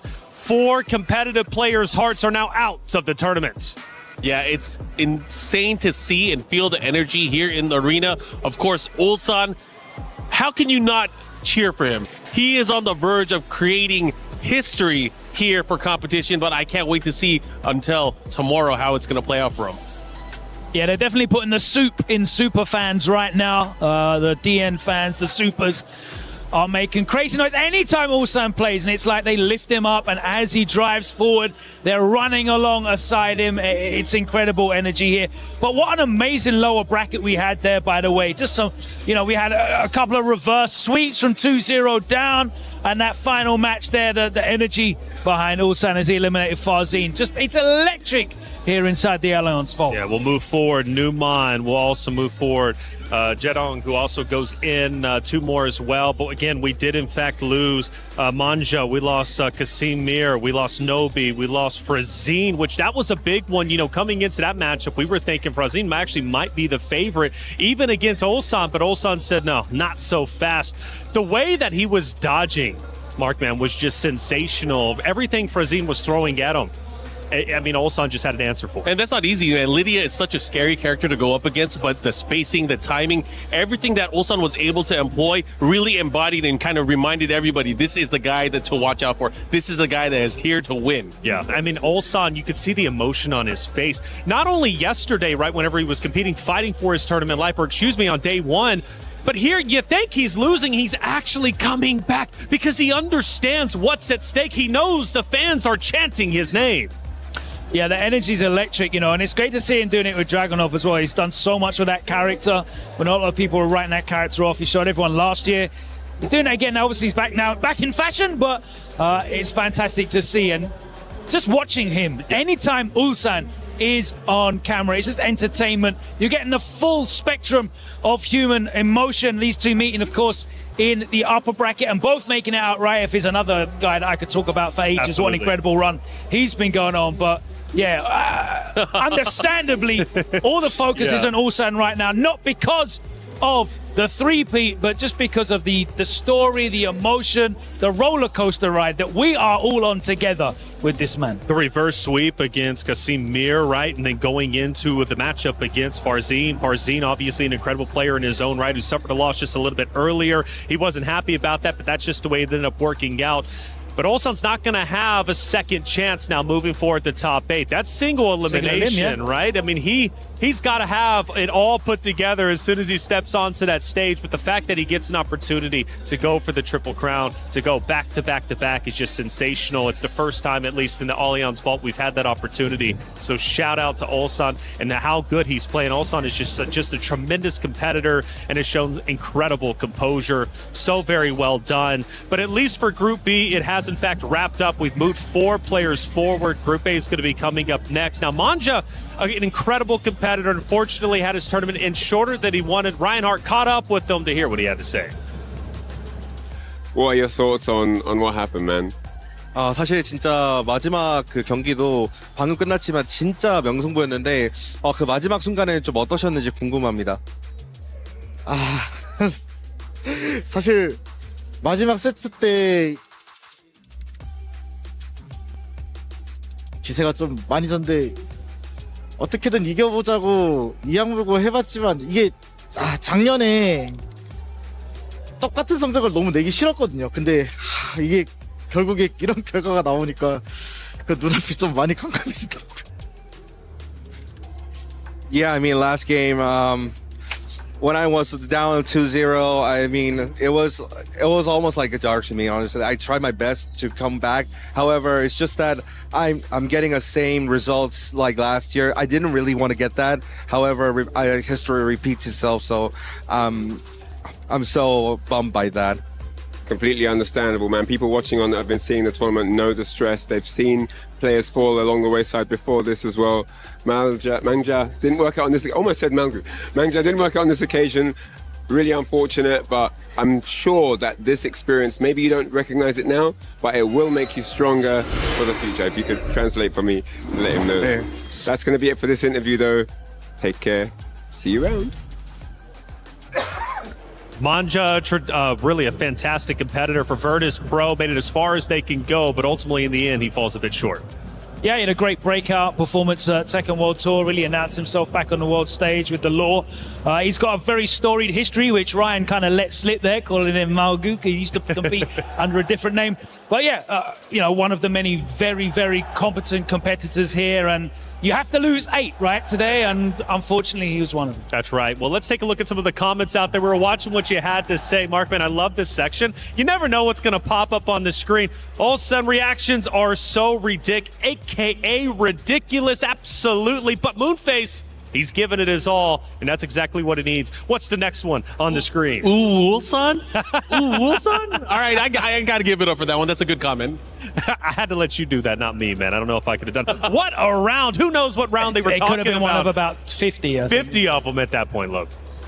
What do you think about the character picks, by the way, Mark? I did want to ask you, because obviously in those last 2 games, both of those guys had characters in the pocket that they didn't. I mean, just looking at this comment, that was clean. And when I think of that comment, the one I think about is Numan. Yeah. Clean as a whistle, 3-0, 3-0, went undefeated in this group on his way to top 8. So Numan was looking really, really sharp. And Nobi didn't draw the Steve out there against Riot. Yeah. Great matches all around for sure, but this is just one of the stages over on Qiddiya City Grid. We need to head over there for our Club Championship update powered by Aramco. There's a 2-week stint of PUBG Mobile here at the Qiddiya City Grid, and I'm joined by Lauren, who's ready to break everything Club Championship down, because from what it seems like, at least the general vibe is that we've got a few teams across both of our games this week. Yeah, and you've picked a good time to come by the stage as well, because we are heading into the last match of the day, the last match for Group A, which means when this is all said and done, 3 teams' keys will be crushed. Now, the important part. 5 teams will be moving on to finals. That's where everybody wants to be, right? Well, heading into the day, we were focusing on Aurora Gaming and AGAL. You're talking about those common teams across the board. AGAL was in the middle of the pack all day long. Started to pick it up towards the second half of the day. And now our top 5 cutoff before this game is sitting at 80. They are at 78. They can easily jump into that top 5 if they just have one solid performance here in the last match of the day. And Aurora are just above them, just barely safe in the top 5 at 82. So this is getting really tight here, and this is exactly what they want to do. They want to go straight to finals. They don't want to have to deal with the survival stage. So it's going to be fun to see how all of this turns out at the end of it. Yeah, well, that's the big question. Will AGL be able to get across the line in both PUBG Mobile and Tekken 8? Stay tuned. We'll keep you updated. Thank you, Glitter Explosion, as well as Trav for our update. Now, for all of you out there, the fans have been incredible, but no more incredible than our Sadia superfans.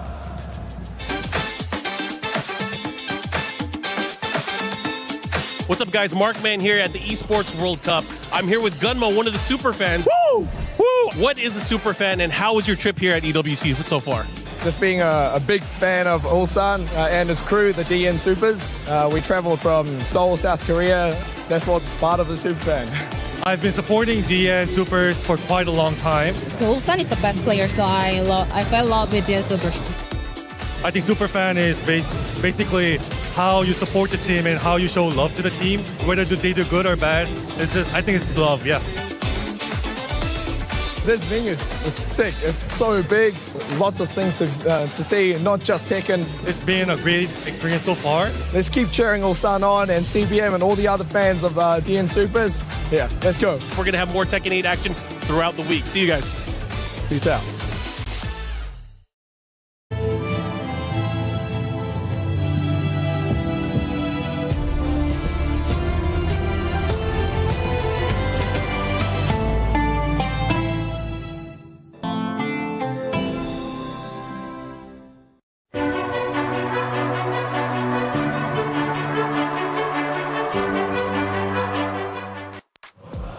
The players are already taking a stage. We're moments away from starting our Group A, knowing our final 4 to move forward and 4 keys to crush. Markman, let's head into game number 1, Keisuke versus Lohai. This one's going to be fun. You know, Keisuke, a really high-impact Mishima player, has insane execution, has the ability to take it all the way, but he has to be on fire. He has to be able to execute and be in good condition.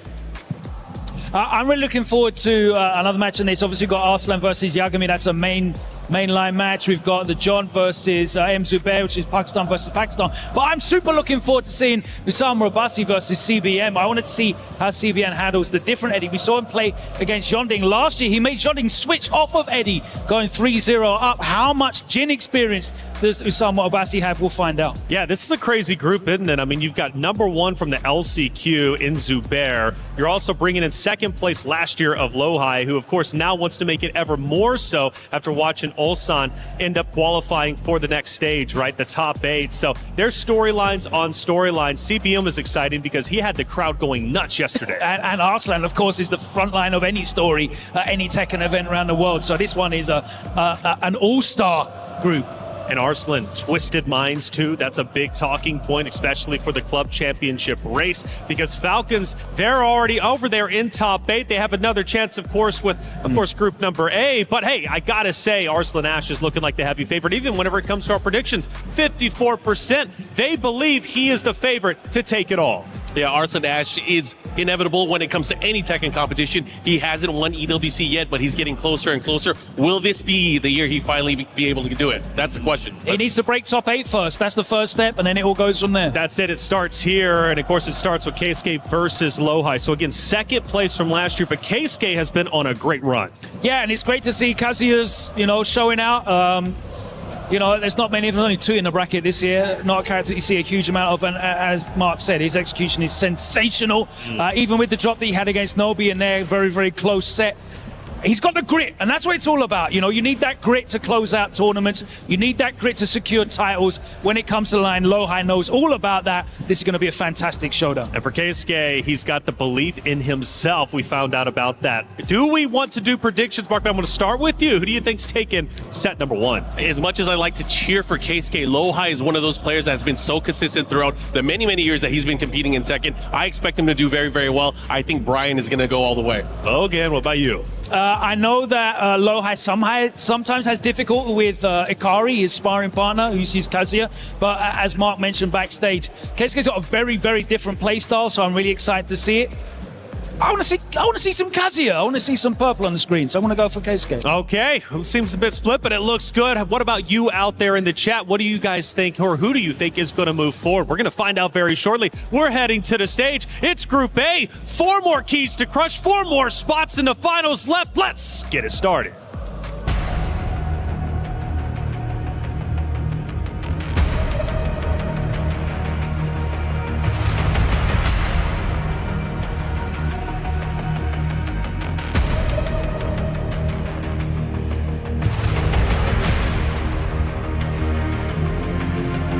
How amazing was that first group?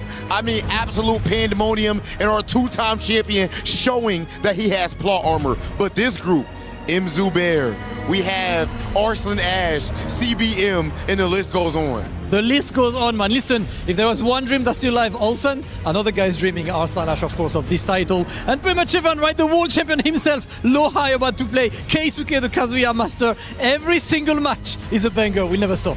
This one is extremely tough to call, but of course, that's what we expect at this point in the tournament, ladies and gentlemen. The best of the best. Of course, with these guys right now, you just need to win 2 matches, and you're officially in top 8. Y'all already know when it comes to this FGC thing, top 8, that's pretty much Championship Sunday, even if we do it on a Saturday this time. Championship Saturday, Sunday, whatever. It is the day for the big bucks. It is the day where you can lift that trophy, and everyone's fighting for it. We already have 4 players qualified, but without further ado, Rob, it is time to kick off our second group of the day with an absolute banger match. Our casters are ready, the crowd's ready. I know you guys are ready at home. So it is time right now for Keisuke versus Lohai.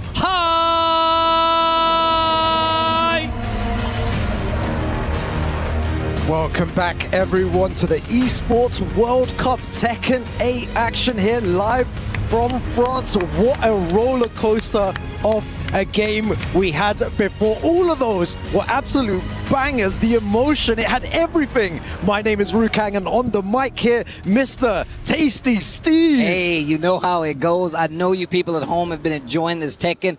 God knows I have.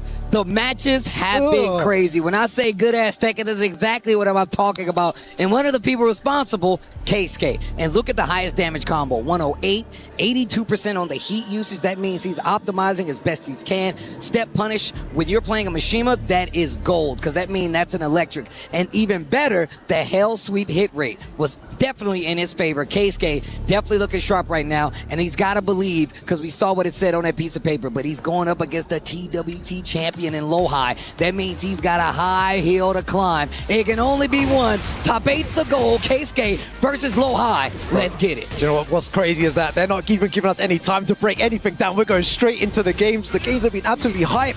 Keisuke versus Lohai is your opening match here of the second group.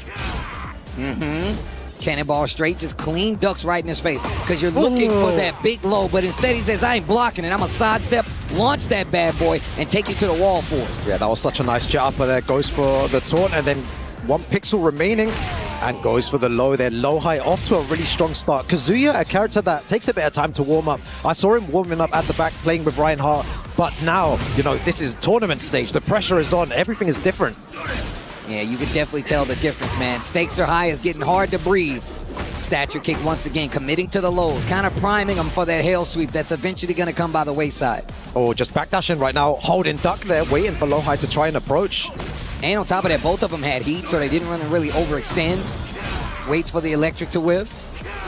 Oh my god, and the sidestep electric, that's what we want to see. We want to see those electrics come out from Keisuke. Big damage, stature kick, orbital out of the corner. He's gonna get some life back here, but he doesn't have heat. He does have rage, and only 18 seconds left. Life just about even. Hatchet, the mid, low high. 2 rounds in, 2 rounds up. Yeah, low high super locked in right now. He's playing really well. Keisuke yet to get started, got one with punish electric, wasn't enough to back one there for some plus frames, and the electric coming now again from Keisuke, drops the combo though, so unfortunate. Yeah, this is one of the things I was talking about earlier. Keisuke has definitely went through his trials and tribulations of landing combos. Since then, he's definitely changed it up to go for something more simpler, something more consistent, and on top of that, he's got a better rein on his nerves, so he plays a lot better, and he gets a lot better at landing these combos like that. That's gonna be nice damage. Oh, did he sidestep? No, he didn't. Oh, get off of me. The toe kick.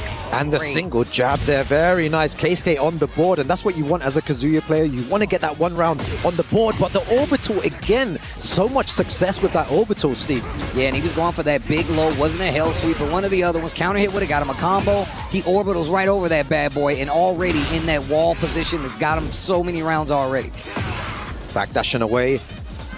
It seems like Keisuke is ducking a lot. He's looking for that cannonball. You can see what he's thinking there. Gets counter hit, and Low High is going to take that first game there. Game number 1 goes to Low High. Replenishes the liquids. There you go.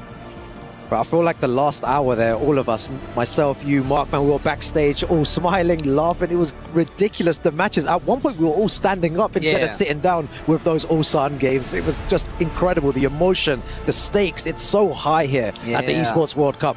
It's good to see, though, man. Incredible, man. Tekken is so beautiful. Yeah, dude, it's so sick to see these guys playing. And there's the book again. There's the journal.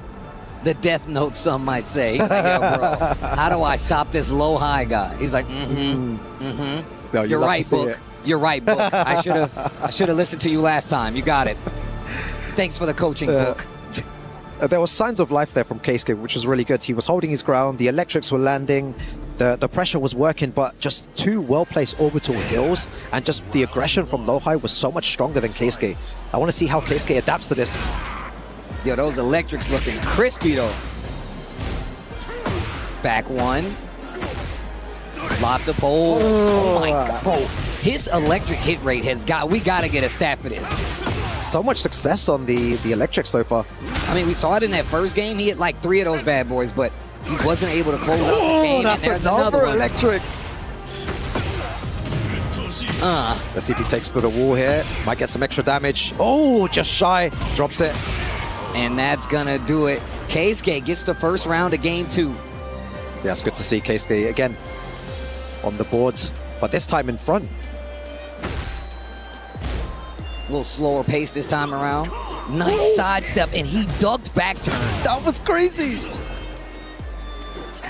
Again, the orbital needs to be so careful. You were talking about timing before as well. Both of their timing has been so good. Keisuke with the electrics, Low High with the orbitals. I mean, and that's one of the better things you can do, right? Take away the hell sweep option by putting oh my gosh, yo, so much electricity, Steve. It's not just in this arena, it's on the screen. The wave into the stature. Interruptions with the engager, spins the rest of it. Punish. Has to catch him ducking. That's the hell sweep. Master his fist into the rage art. Yeah, boy, this is going to be big damage, and he's going to get some life back. Yeah, really good option there as well. Just disrespecting the plus frames. Keisuke thought that he wouldn't disrespect. 15 seconds remaining. Oh, wow. Okay. Yo, Low High staying crouched right in front of his face, by the way. Challenging him to do a hell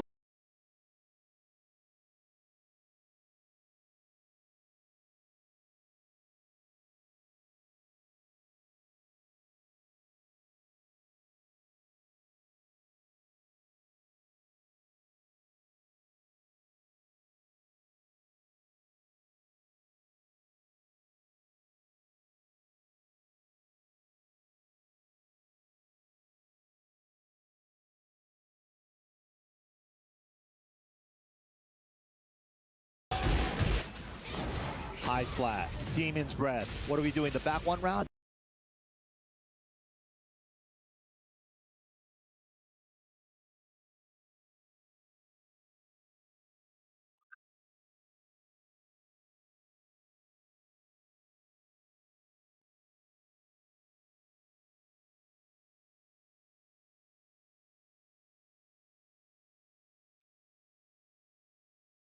No, the easier route was for Oki. Put the brakes on. The follow-up here. It's up. Nice! Could have made it hurt more. Brother, he...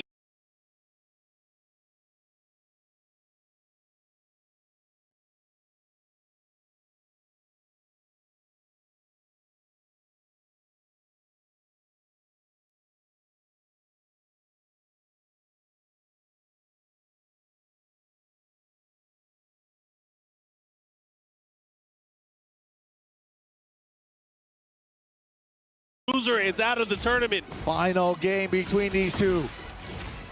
Unbreakable throws her back. Bro, Yagami is playing with different confidence offensively now. Nice step for the John. Catches him trying to step afterward. Yep. There's the counter. He's been looking for it this whole time. Gotta watch out here. Oh, he put Nice the brakes on. Ooh, he's going in. Sentai 4 to hit him grounded. He said, get up. You'll be able to get the wall here. Let's see what he does with it as he sets it up.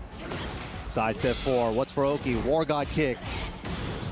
Sets the dash. Small lead for Yagami.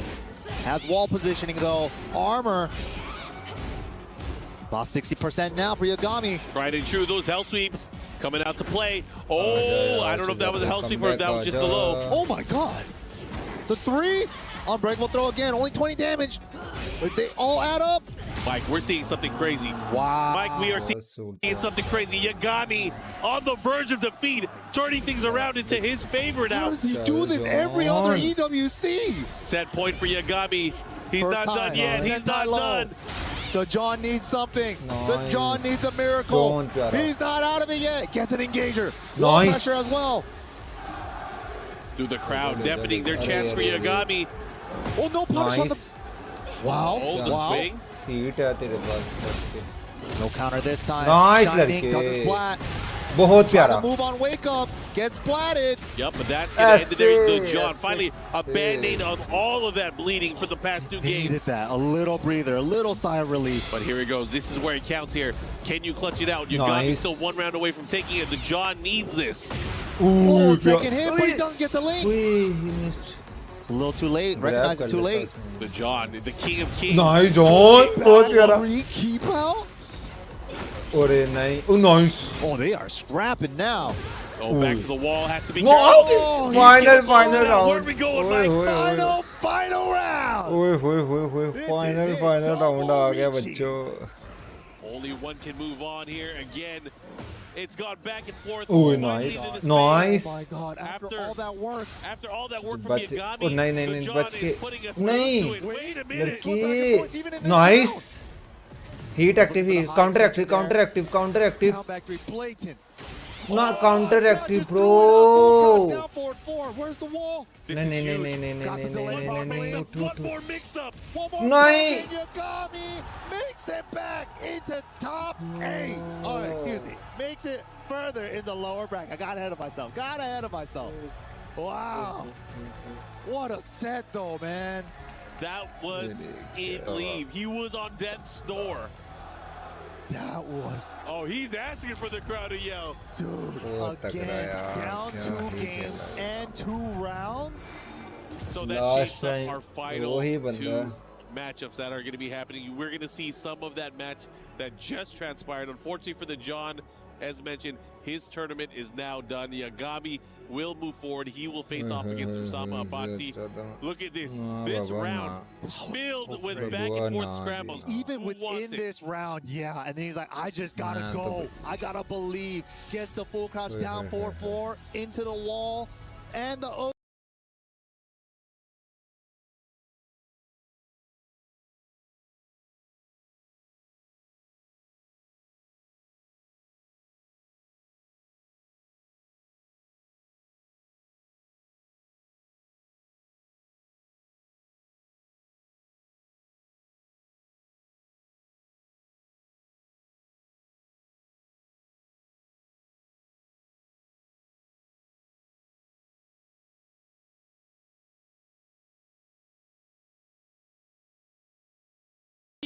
For a crusher, this man simply refuses to lose. When this man has his back to the ropes, he simply becomes better. That is the final form. And it is an absolute relief of a win, but he still has one more step to climb before reaching that top 8. First off, it's all about destroying that key and showcasing why he is the victor of this match. And you deserve that one, Yagami.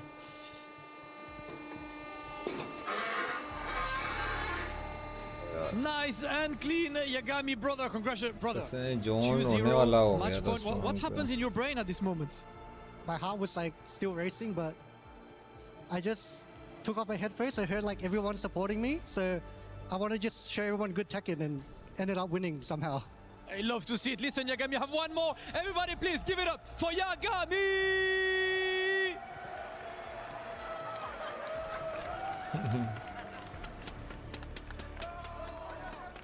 We were there for every click.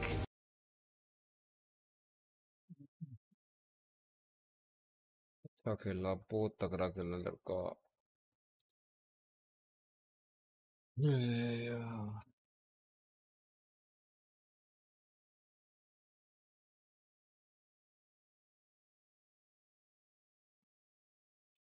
Reach your impossible. अब होगा अपना Osama बासी versus Yagami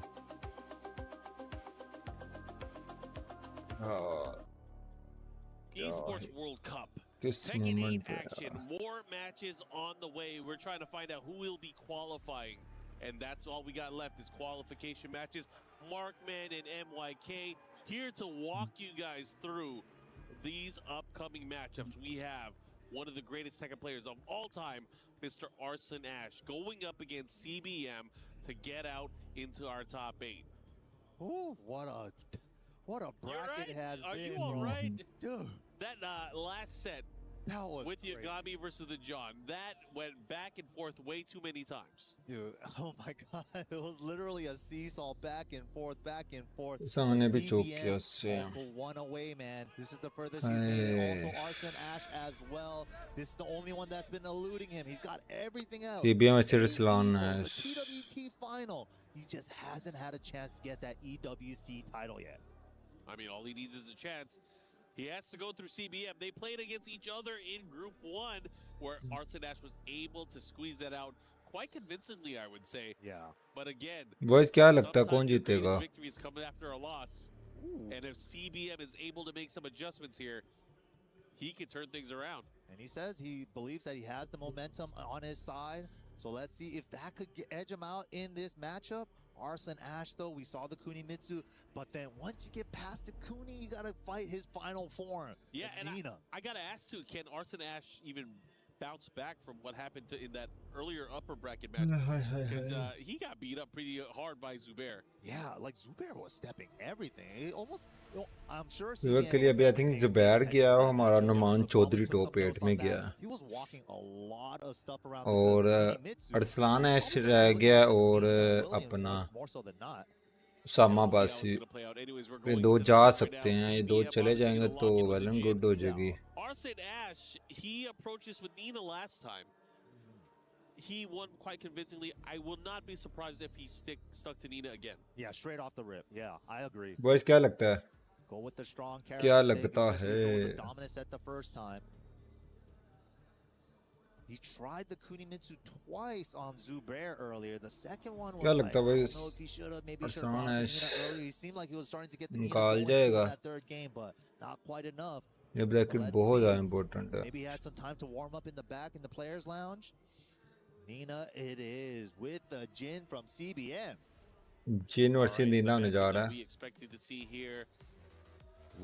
इसका final ये final कल है अभी ये जो जीतेगा वो टॉप 8 में जाएगा जो हारा वो बाहर हो जाएगा इसके फाइनल्स कल हैं आज समझ लो सेमीफाइनल चल रहा है Make it to that first of 5 portion of the tournament. Battle of the Pokes. Home ball love. नहीं प्रेशर कोई नहीं निकाल जाएगा फाइनल का Has the heat activated ready? Testing Arson Ash by the wall. Nice वो बहुत है नीना नहीं तो कोनी मित्सु नहीं तो लीडिया 3 कैरेक्टर तो है लेकिन चेंज नहीं करना चाहिए nice Wall positioning for Arslan. I Nice. wonder if he's going to try to test Arson similarly against his कल वैसे अरसलान ने सीबीएम को मारा था, सीबीएम को मार के क्वालिफाई किया था। तो फिर पाकिस्तान कितने अभी तक दो हैं रेस खान ब्रो, नुमान चौधरी है, मोहम्मद जुबैर। अरे अरे अरे Yeah, some of the best buttons in the game, especially when it comes to eliminating your opponent. Covers so many बच options के there. Right now, Arslan on the offensive. और ये स्लाइड ने यार Should be the wall. High splat. इससे अच्छा predict किया था सीबीएम ने। Okay. नहीं अरसलान ने नहीं। Continuing with the life lead. Nice parry. Ooh, can't do that on Jin. He missed the crash dash one that time. Nice. Nice.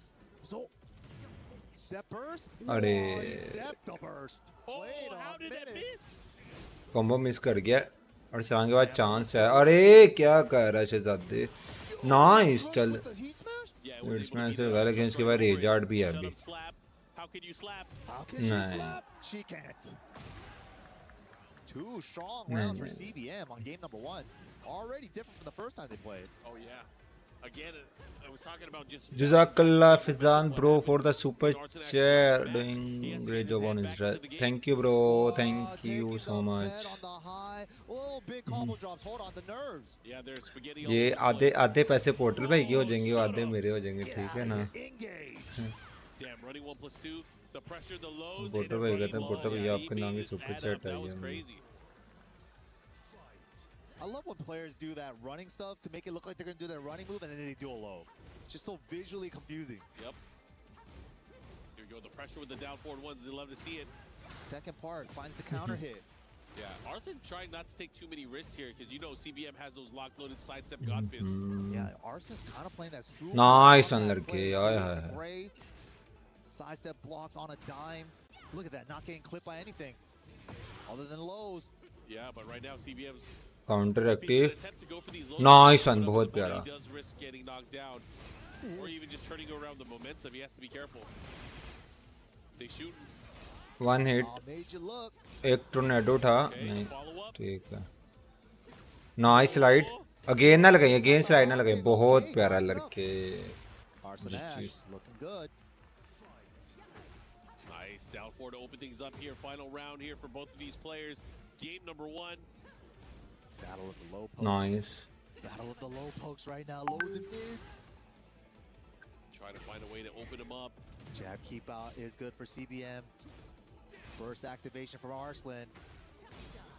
Spends it on the smash. What's for pressure? Out of trouble now. भाई जो जब इस stream पे नहीं आ रहे please stream को like कर दे।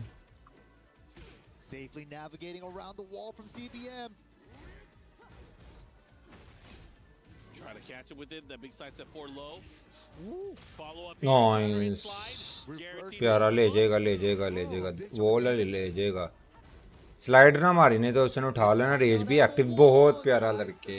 अच्छी चीज जी जी। W in the chat voice पहला राउंड आ गया। Nice, clean and compact. Not able to give him any room to breathe. He went for that hop kick. Of course, the faster poke was able to float him out of it. Arslan Ash taking that game number 1. Of course, it was close. Could have gone either way. Went down to the final round. अरे कितने मजे कैमरे हैं यार इनके, कितना clearly वो देख रहे हैं। Towards the end of the round. Once he gets the life lead, man, you gotta work so hard to try to open him up. I gotta see if there's a stat line for people that actually escape corner pressure from Arslan safely. Yeah, that could be a good one. Because it feels like nobody makes it out of the I was gonna say the stat is 0. Right? Nobody. अरे गंदा। Duck the second hit there of the side step 4 attack. Nice delay to get the tornado. Nice carry as well. Ooh. They put the brakes on. He just wanted to keep it there for better Oki, it looks like. Soft wall. Oh, it is -14, but you can't wait to see if he did the second hit or not. Oh, प्यारा। All right, big combo here from Arslan Ash.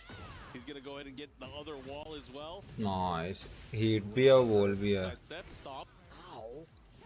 That stop ender is so good too. Yeah, you can't tech roll because of the hard knockdown, basically. Yeah, and it really, like, depending on how you get up, it's a free hit for Nina pretty much. Nice. Right away. So good. क्या गंदा उठाया उसे। Oh, we're picking this up. Time is a factor. He's gonna get the lead at the end of this combo. अरे 8 second 7 second raise 8 अरे नहीं Okay, here we go on the scoreboard. CBM. I agree. Back to 1. Range control right now for both characters. लो से बची लो से nice यार Follow-up extension on the down 2-2. No side step. This is huge. He scouted that out. Oh, this is gonna hurt. Yo. Oh, she turned around though. He's not gonna get the unscaled. That was such an insane situational punishment. बच गया That was even better. Ooh Yeah, that's gonna kind of prevent nice Arsenal from अरे doing that sidestep 1 into the running 1+2 again.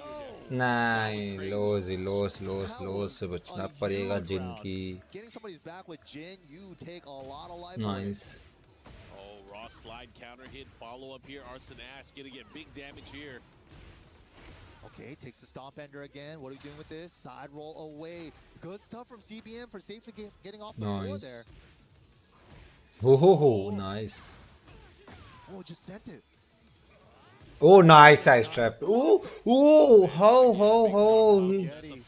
he missed the combo bro Check, look at these pokes, man. How are you gonna get out of here? This again, the stat. Yep. यहाँ से raise भी active भी Oh, wait. वो Maybe when the wall's parallel, it's okay.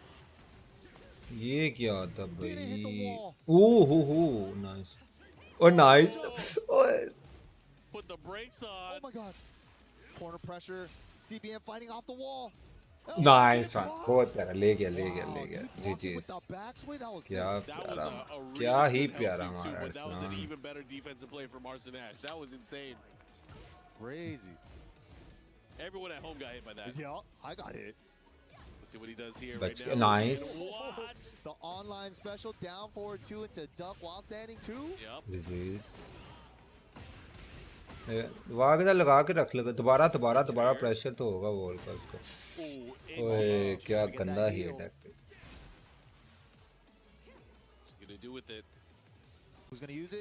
Nice ओ पहले block करता ना properly इसकी दोस्त ओ ना अरे अच्छा साइड स्ट्रैप नाइस ओ प्यारा Didn't think Arson would do it. Nice throw break.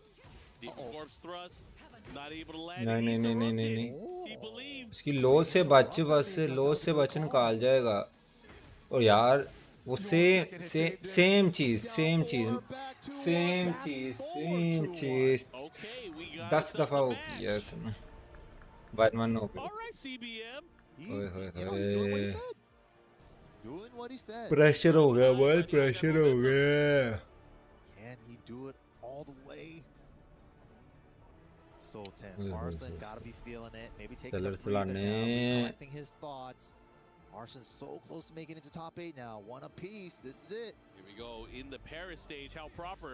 It's a good old 1st to 2 from here. Take it back to base. Nice. See what you got. Oh, nice side step. बहुत प्यारा. Him with those pokes, the down forward 1. Finally caught him flinching there. Goes for the side step down forward 2. Into the big combo follow-up. Yeah, the poke harassment finally got CBM to swing. Nice. Ball के साथ लगा के रख ball ओरे nice चलो. Using more of those tools there. That side step 1 into the shut up slap. Nice लड़के ले गया ये बाबा आइए. Down back 1+2. She has so many tools number-wise. She goes straight down the list. She probably has some of the best numbers. She doesn't get talked about enough. Nice. We talked about her. Yeah. We think she's number 1. I think she's with a bullet, with multiple bullets, by the way. Nice. Nice. And showing us why. बहुत प्यारा. Heat active. And also the player skill too. He's the one that put this Nice. character way up there. लग 1 2 3 कितना गंदा से predict किया हुआ था उससे वैसे. Beat him to the punch. Okay, Arson looking to get 2 rounds here, able to get it with the 1-4. That movement, that Arson movement. He's getting in the zone again. Oh, the second hit, side step 1-2, able to land there. 4-4-2. He's been utilizing that a lot more as an approach tool too. It's so sick, yeah. He's been really good at using that. Yeah, Assassin's Eye Gouge stab. It almost reminds me of like a nice. like cannonball from Brian as an approach tool. With a mix-up. बच के लड़के. I guess more like Lee's 4-4-2. Yes, misstep transition. Okay. Yes, Atif भी out हो गया, फरजीन भी out हो गया, कासिमीर भी आउट हो गया, डिजोन भी आउट हो गया. 5 बाहर हो गए हैं, 2 के मैचेस चल रहे हैं, 2 क्वालिफाई हुए हैं. Nice. Let's see what he does with it. Arsalan चल ठीक है तेरे पास है रेज है और The cherries, the berries, मुझे नहीं लगता कोई हेल्थ बचेगी गया गंदा जी हाफिज तनवीर भी उसामा बासी और अरसलान का मैच रहता है बाकी नुमान चौधरी और जुबैर क्वालिफाई हो गया टॉप 8 में बच गया नाइस लो से बची यार ब्लॉक करना चाहिए ज़्यादा या अरे ओह सच ट्रैप ओह बच गया नहीं Yeah, this is big. Should be able to get the spike here. The follow-up down. Oh no, he gets the savage. You're right. You are right. Beautiful. Great use of the heat system. Such an important round here. Ulsan watching intently too because you know he might nice. be these guys tomorrow. Gathering the data now. Nice. Nice ball. Hit active. Nice one. Got one on him. 1 of 3. I mean, he has बहुत a प्यारा chance to make a comeback, but it's going to be tough. Nice read से बची nice no bro not again not again 2-1 हो गया 2-1 हो गया A second one? Maybe got greedy. Little bit possibly. Let's go. Maybe he thought something. Maybe he saw something. Arson now 1 game away to qualifying into that top 8 CBN. Final prayers. Oh man. We know CBM has a number of characters too. There's probably no possibility he would switch, right? He has a Miari too, but that would be wild in this set. Yo. Jin's therapy session stage. Yep. Going right back. Islam pressure बनाना चाह रहा है nice one Yeah, it's one of those two. Oh man, what a combo there from Arson Ash. Good conversion. Yo. Keeps him there. Toe kick to get up. Oh. Gets the tone ball. Oh, what a trade. He'll take that. He'll take the trade. Nice. We'll take that. Got rid of the heat smash. Ore. Minimal damage. Nice. He was down there before प्यारा he did यार it. Oh nice nice ले गया Gets the Q hi at the wall. 2 more round First round Arson. 2 more rounds. बच गए side step से बच oh nice Oh, takes the punish on the second. Okay. Calling out when he's going to end the string. Nice Chuck him away. और के साथ Duck on the third. This Arslan wall pressure dude step with it. अरे wall pressure बनाता रह गया it's huge bro it's huge Has the wall as well. Yeah, they're still here. The dive kicks are still here. Nice बहुत प्यारा nice अरसान nice रेजार्ड भी है अरसान ने रेजार्ड भी है तेरे पास Oh my god. With rage? अरसान ने रेज भी है no Oh my god. Jesus. Brave spring kick. No यार Arslan CBM taking that round. जो रेज लगा देता उस मोमेंट पे CBN's fight, bro. That back turn punish is something nasty.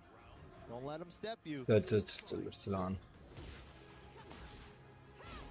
लो से बची अरसान ने लॉस वन कम्बो बस गेम आउट साइड स्टेप पे गया था वो ऐसे Arslan just trying to lock him down with the jabs, the down forward ones. Big shot here. Let's see what he does with it. Ooh, first time using that too. 4-4-4. Nice. Range option. Oh, the second hit on almost back turn. Nice one Almost back turn. That was quick. बहुत प्यारा आ गया भैया अरसलान आ गया Step 1, 2. Save match his point पे आ life, गया and match now point पे he's 1 point away from making it into that top 8. Nice Oh, this is बहुत huge. प्यारा Big counter hit.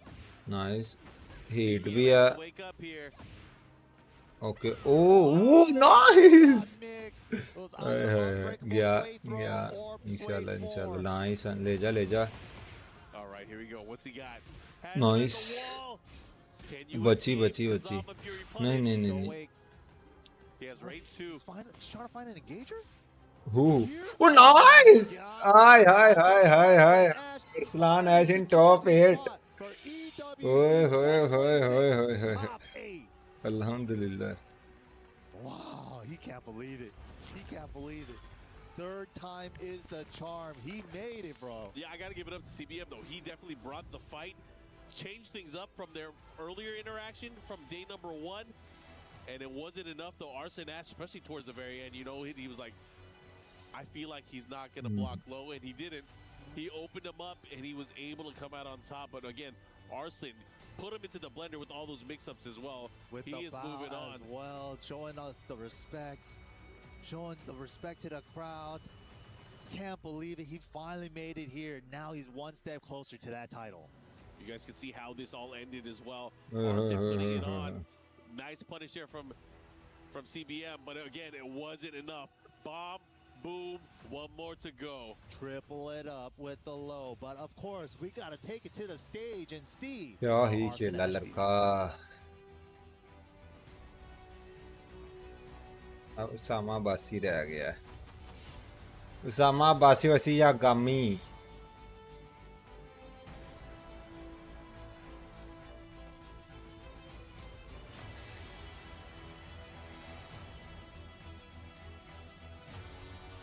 बहुत important है. Player would have run one more time for CBE.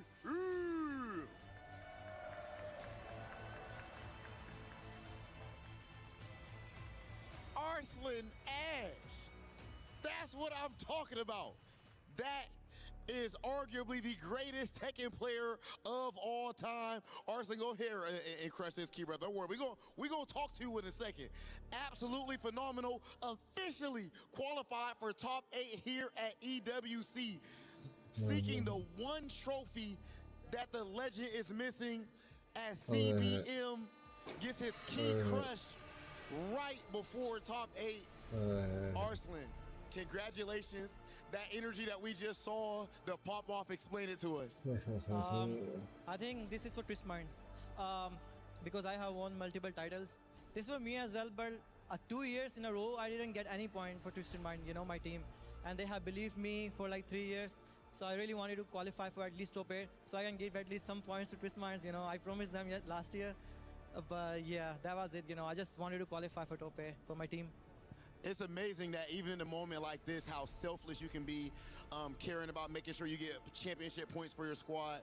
I got to ask, as far as you personally, though, 8-time EVO champion, but you've yet to lift that trophy up there on that stage. What would it mean to you to walk away as the EWC champ? I mean, now I made top 8, so I'm now confident because I think I am very good player. I play better in long format. Yeah, we were talking about that. I have achieved everything, taken World Tour finals, 8 EVO titles. This is left. So I think this is my time, inshallah. Ladies and gentlemen, one more time, let's hear it for the greatest, Arslan Ash!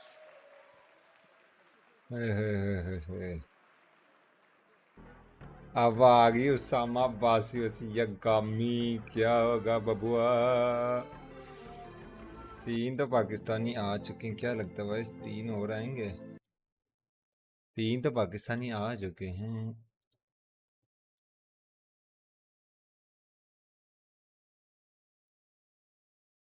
Okay. Okay, वो बैठ भी चुके हैं. In here for that day.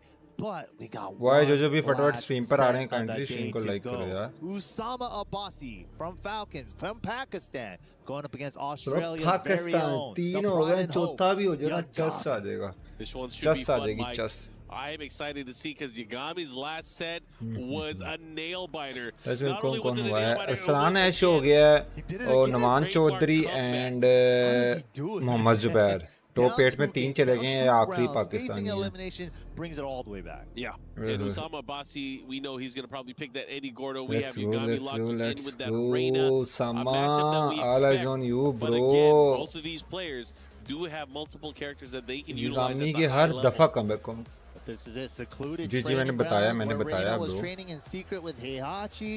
How fitting. This is it. It's going to be a race to 3. Who wants it more? Who is out and who's going to qualify for tomorrow? Final spot. बस एक This minute is में it. आया All right, let's get it on. Oh, step jabs already. Usama Basi just going in offensively. From mid-screen. Going to get the punish here. Oh, War God Kid. Yep, into the pickup, gets the counter hit off of it. Hey, can we get the wall? Yep, one more time. Nicely done. We're breaking the next one too. To the next wall. Holy. Nice combo, man. Great adjustment. And look at the combo hits. Has the life lead. They almost traded there. They did trade. Wow. Just cuts him off on the sidestep back 2 attempt. And again, something that needs to be brought up, and probably will get brought up a lot, is does Pakistan have a lot of practice against Mishimas, or do they have enough? Hey, is that the deciding factor here? The character matchup experience? Ooh, Nice. Wow, the running into... No. Wow, that was crazy. The way he made that look. Oh, nice side step hit active. Usama Basi. Out of the air? Not quite. Wasn't in the air yet. Ooh, the He's second hit. getting denied out of the heat smash every time. There it is. 3rd time's the charm. ध्यान से nice ठीक है Has rage. Has to be careful how he approaches here. Big hell sweep. nice side step Nice. Usama with Yugami ने the बंदा Yeah, he पूरा is so hit good at his side 3-4 step side walk. चपटे मार Create opportunities for his भाई character. Yugami Again, का kind of बड़े a comeback characteristic आते हैं for most Eddie players, 2024 में भी यही traditionally हुआ they था haven't had a side step. This is something Yeah, new. Nice. especially if you're a legacy Eddie player, you just kind of play the back and forth game with him. Yeah. Or sidestep अरे with अरे buttons. अरे अरे सलाने Nice wall combo. और सलाम कह रहा हूँ specific to the Sama wall. Ooh, War God kick on Meaty. Couldn't step it. Yagami takes the lead. Nice. And again, he needs that round here. Looking good from 2 rounds to 1. Usama Basi still with the approach on the lows. 4, 4, and 3 able to land there. Nice float on the handstand. You got to challenge those, right? Here we go. What's for Oki? Big chunky mid. oh nice one बहुत प्यारा Oh. चल ठीक है heat भी है तेरे पास Good back one there. Nice He had the counter hit hit. Did not active. believe though. Nice ले गया वॉल भी होगी ले जा Not gonna have the wall here, but it has Majinga low. no The rear step around the heat smash. Yo, this is gonna be a good chunk of damage. he missed the combo nice GG's And that's how you deal with it, man. Oh, good stuff there. Usama Basi here taking it to a final round here. Game number 1. match point पहले point का Nice down 4-3 gets a big launch. nice GG's Making Yagami second guess his offense right now. He went for the power crush. Thought something was Nice. incoming there on a whiff. He had the back. no Okay, but finds a wall standing one, and Yagami. Oh, nice Great one. challenge with the jab. okay nice I feel like because Usama Basi Nice. is presenting with the side step, it's going to kind of prevent Yagami from going for these pokes. नहीं lower से बची Some of that back one. nice I'll go for some nice tracking options here. हल्का chip damage Very और important. So hard to pin down Usama right now. oh nice side trap oh my god Step to the game. खत्म कर सामा खत्म कर नहीं इसके बाद एजार्ड है बच के नाइस पहला पॉइंट आ चुका है पहला मैच आ चुका है boys W in the chat कर दो boys W in the chat कर दो And Usama really picking the perfect spots for him. Yagami just like thrown off a little bit by those. Yeah. I wonder how he's going to adjust though, like move selection, maybe go a little bit deeper before hitting the button to try to realign. I can understand the methodology too of how he's approaching it too, because he wants to take the offense into his end. He wants to have the momentum. But Usama Basi has had defensive movement answers for almost everything Yagami has been throwing out there. And he's never letting a whiff go when he steps something. Oh yeah. बच के Okay, got the 2 hits there, the 2-piece, the follow. Nice. Side step again. Launch. Again, Usama बड़ा Basi, गंदा you're launch gonna try मारता to है press यार me, you're not gonna press me if you can't आए get me. okay ooh The third dimension, baby. We're moving left and right. Oh, look, Bob's there. He's here early. All right. Is he? Is it Bob? nice Oh, yeah. Bob's Burgers in the background. I need it, bro. Ooh, whip punish with the 4-4-2. Nice. Little bust. अरे Okay, challenges with spring kick. Sends it on the dash. Down 4-1-2. अरे Nice even Brett catch into the forward 4 heel drop. Yagami on the scoreboard here, but you need more than just rounds. You need the victories. You need to put 3 together Nice. to make it count. अरे Low low parry. Parry That calm was cool. The double wall standing 3-4. Got the wall with the burst. Oh, he got him ducking. Oh, अरे he didn't see it. He didn't see it. I mean, that's unfortunate because that was अरे extra damage. Nice बहुत प्यारा Big block and a big punish here from Usama Abbasi. He's going to heal some of that life. Hit भी और आगे ball भी है nice Hopefully that doesn't come back to haunt him. Nice Low. Nice Scary. Nice Final chance. Wow. Nice. Hell sweep. GG. Good stuff. Usama, I let's really like go. Usama's approach at the end there. Made it look like he wanted to close out the round, but he faked that out. And he's like, nah, I have a big enough life lead. I'm not in a hurry. Well, what a jab check there from Usama. Okay.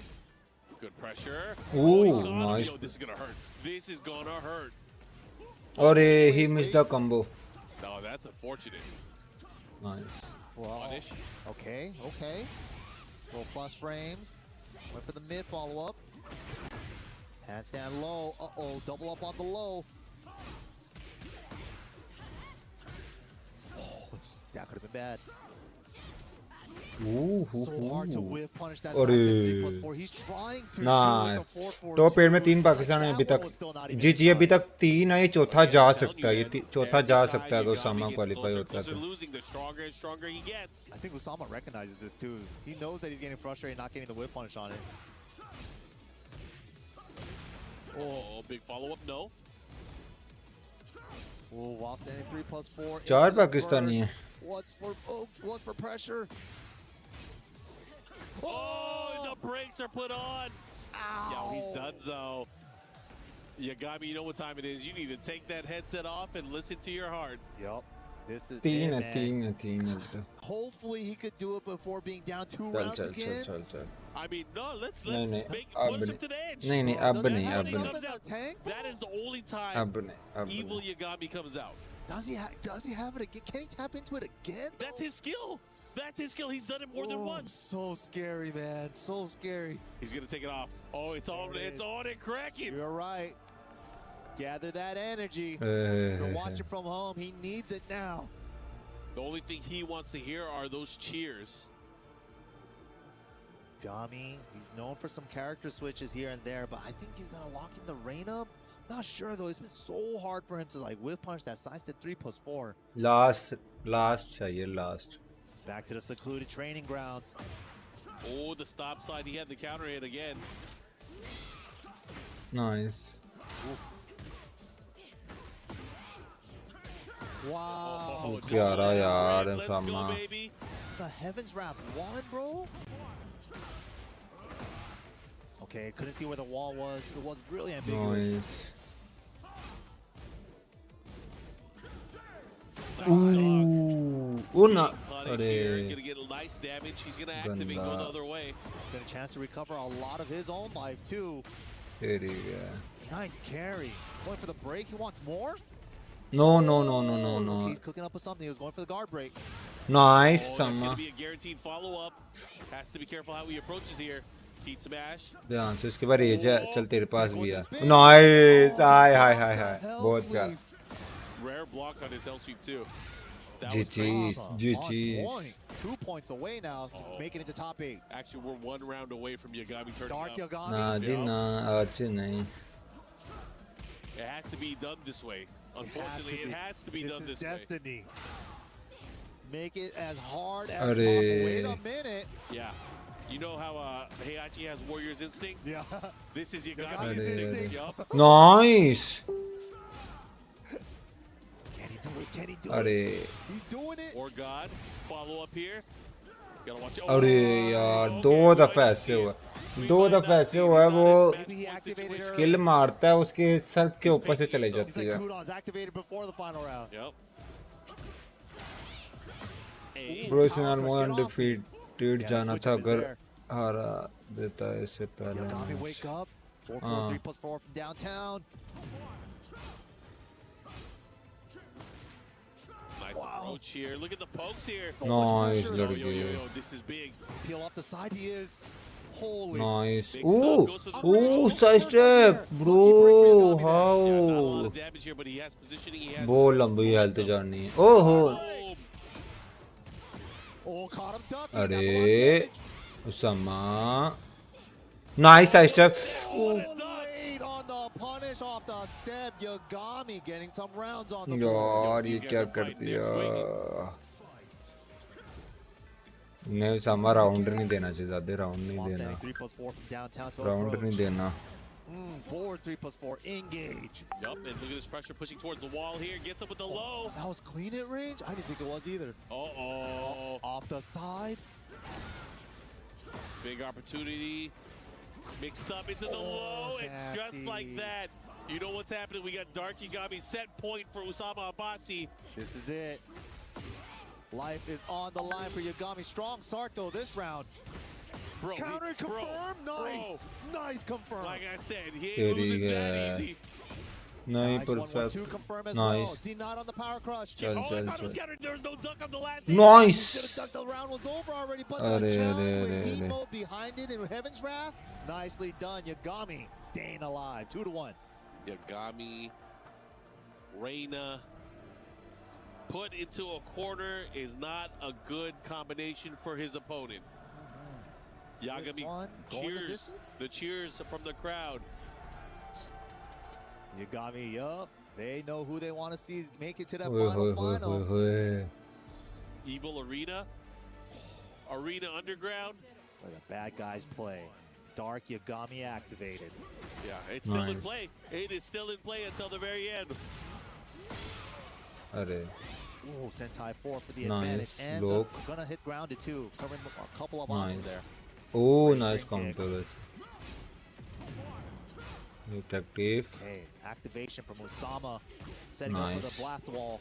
Nice Ooh, but Yagami with the movement. Nice block प्यारा launch बहुत प्यारा He's gonna get a lot of damage. गया here. He's गया not gonna get the kill though. but ball भी it's आएगी gonna be close. Nice one So hit good at active calling out Yagami's Ooh offense. Mix, नहीं got it. नहीं Good punish लड़के ध्यान What's से for Mix? Nah, just throws it away. Yeah, a true sign of a warrior that believes in himself Nice is you too. get your health feed blocked, keep going. नहीं Keep लड़के going. नहीं लड़के क्या कर रहे हो He's dunking समा for the house Man, Yagami's crazy.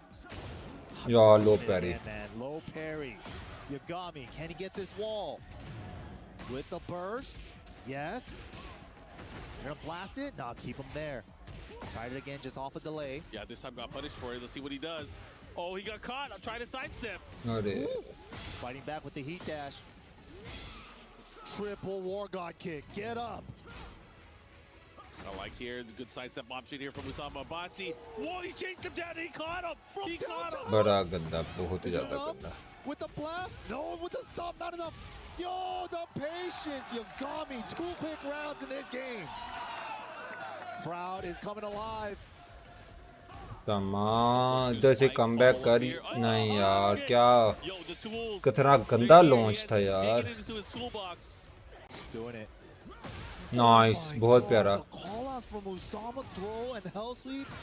Nice Got the बहुत unskilled. Nice. बहुत Big chunk of मजे का damage. Oh, he has to be careful back to the wall. Nice nice Usama If you're gonna reposition Usama your बच के these lows, nice Usama that's what he said. बहुत प्यारा Usama staying alive here. Not wanting Yagami to get any further. अरे Electric on the counter. Yo, you gonna break it? High splat. Saving it. Back one route. No, set up for the guard break. That's even better. अरे That's wall even better bang because mill it's गया even more उसे damage. Oh my god. Does he have the wall to wall? Spend it. No, it's another guard break. What? How did not hit?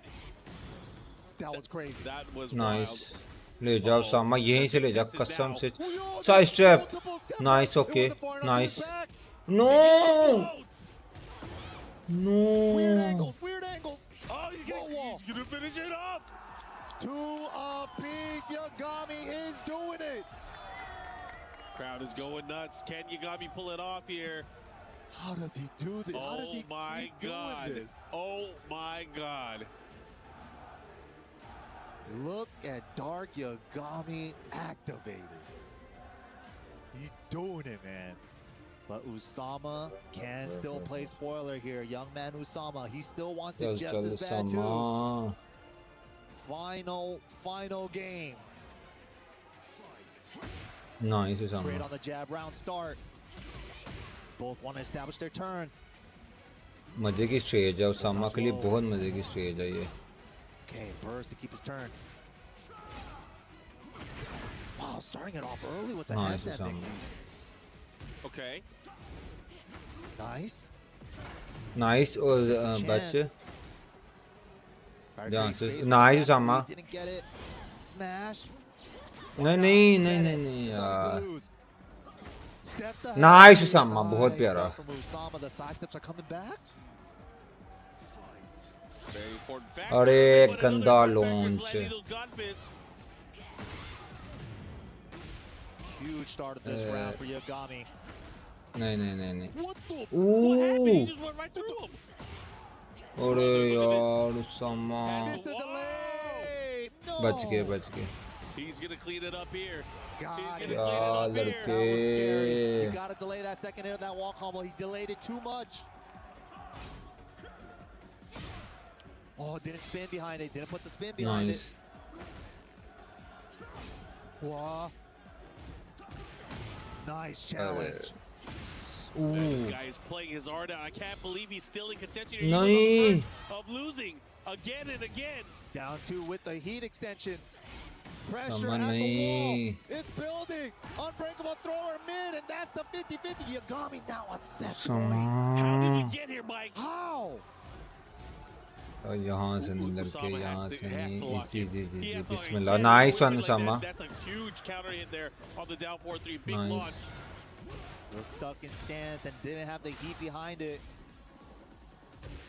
Nice Usama Confirm, बहुत Raw प्यारा confirm. अरे What a huge risk for Osama. He thought he could bet it. Yeah, he tried to sneak it in here, and now you अरे got me अरे making him pay. Big time sidewall in play. Oh! Down two, 1+2. He's No! It's gonna come down to this. This might be a mix-up for life. Just outside of rage. Burst Come on, for buddy. troubles. Trying to chase him down again. The Godmill. No! And Yagami does it again. EWC 3 times. Top 8 once again. How does he keep doing it? Facing elimination round and then just hanging on against Usama and the John. He was on the verge of defeat. He activated his inner powers and was able to come back and take that victory, securing him a यार spot यहाँ से into कैसा our कोई top हार 8. सकता है Man, oh man. The comeback king, Yagami. Holy, what a set, dude. How does he keep doing it? I mean, I guess we can tell everybody. I mean, Usama, don't feel bad. He does this Yeah, to everyone. guys, total- He does this to everyone. तीन पाकिस्तानी है अरसलान है नुमान चौधरी है और मोहम्मद जुबैर हैं चार लड़के करेंगे कल कुछ बाकी थैंक यू सो मच जो भी स्ट्रीम पर आए जज़ाकल्लाह अल्लाह हाफ़िज़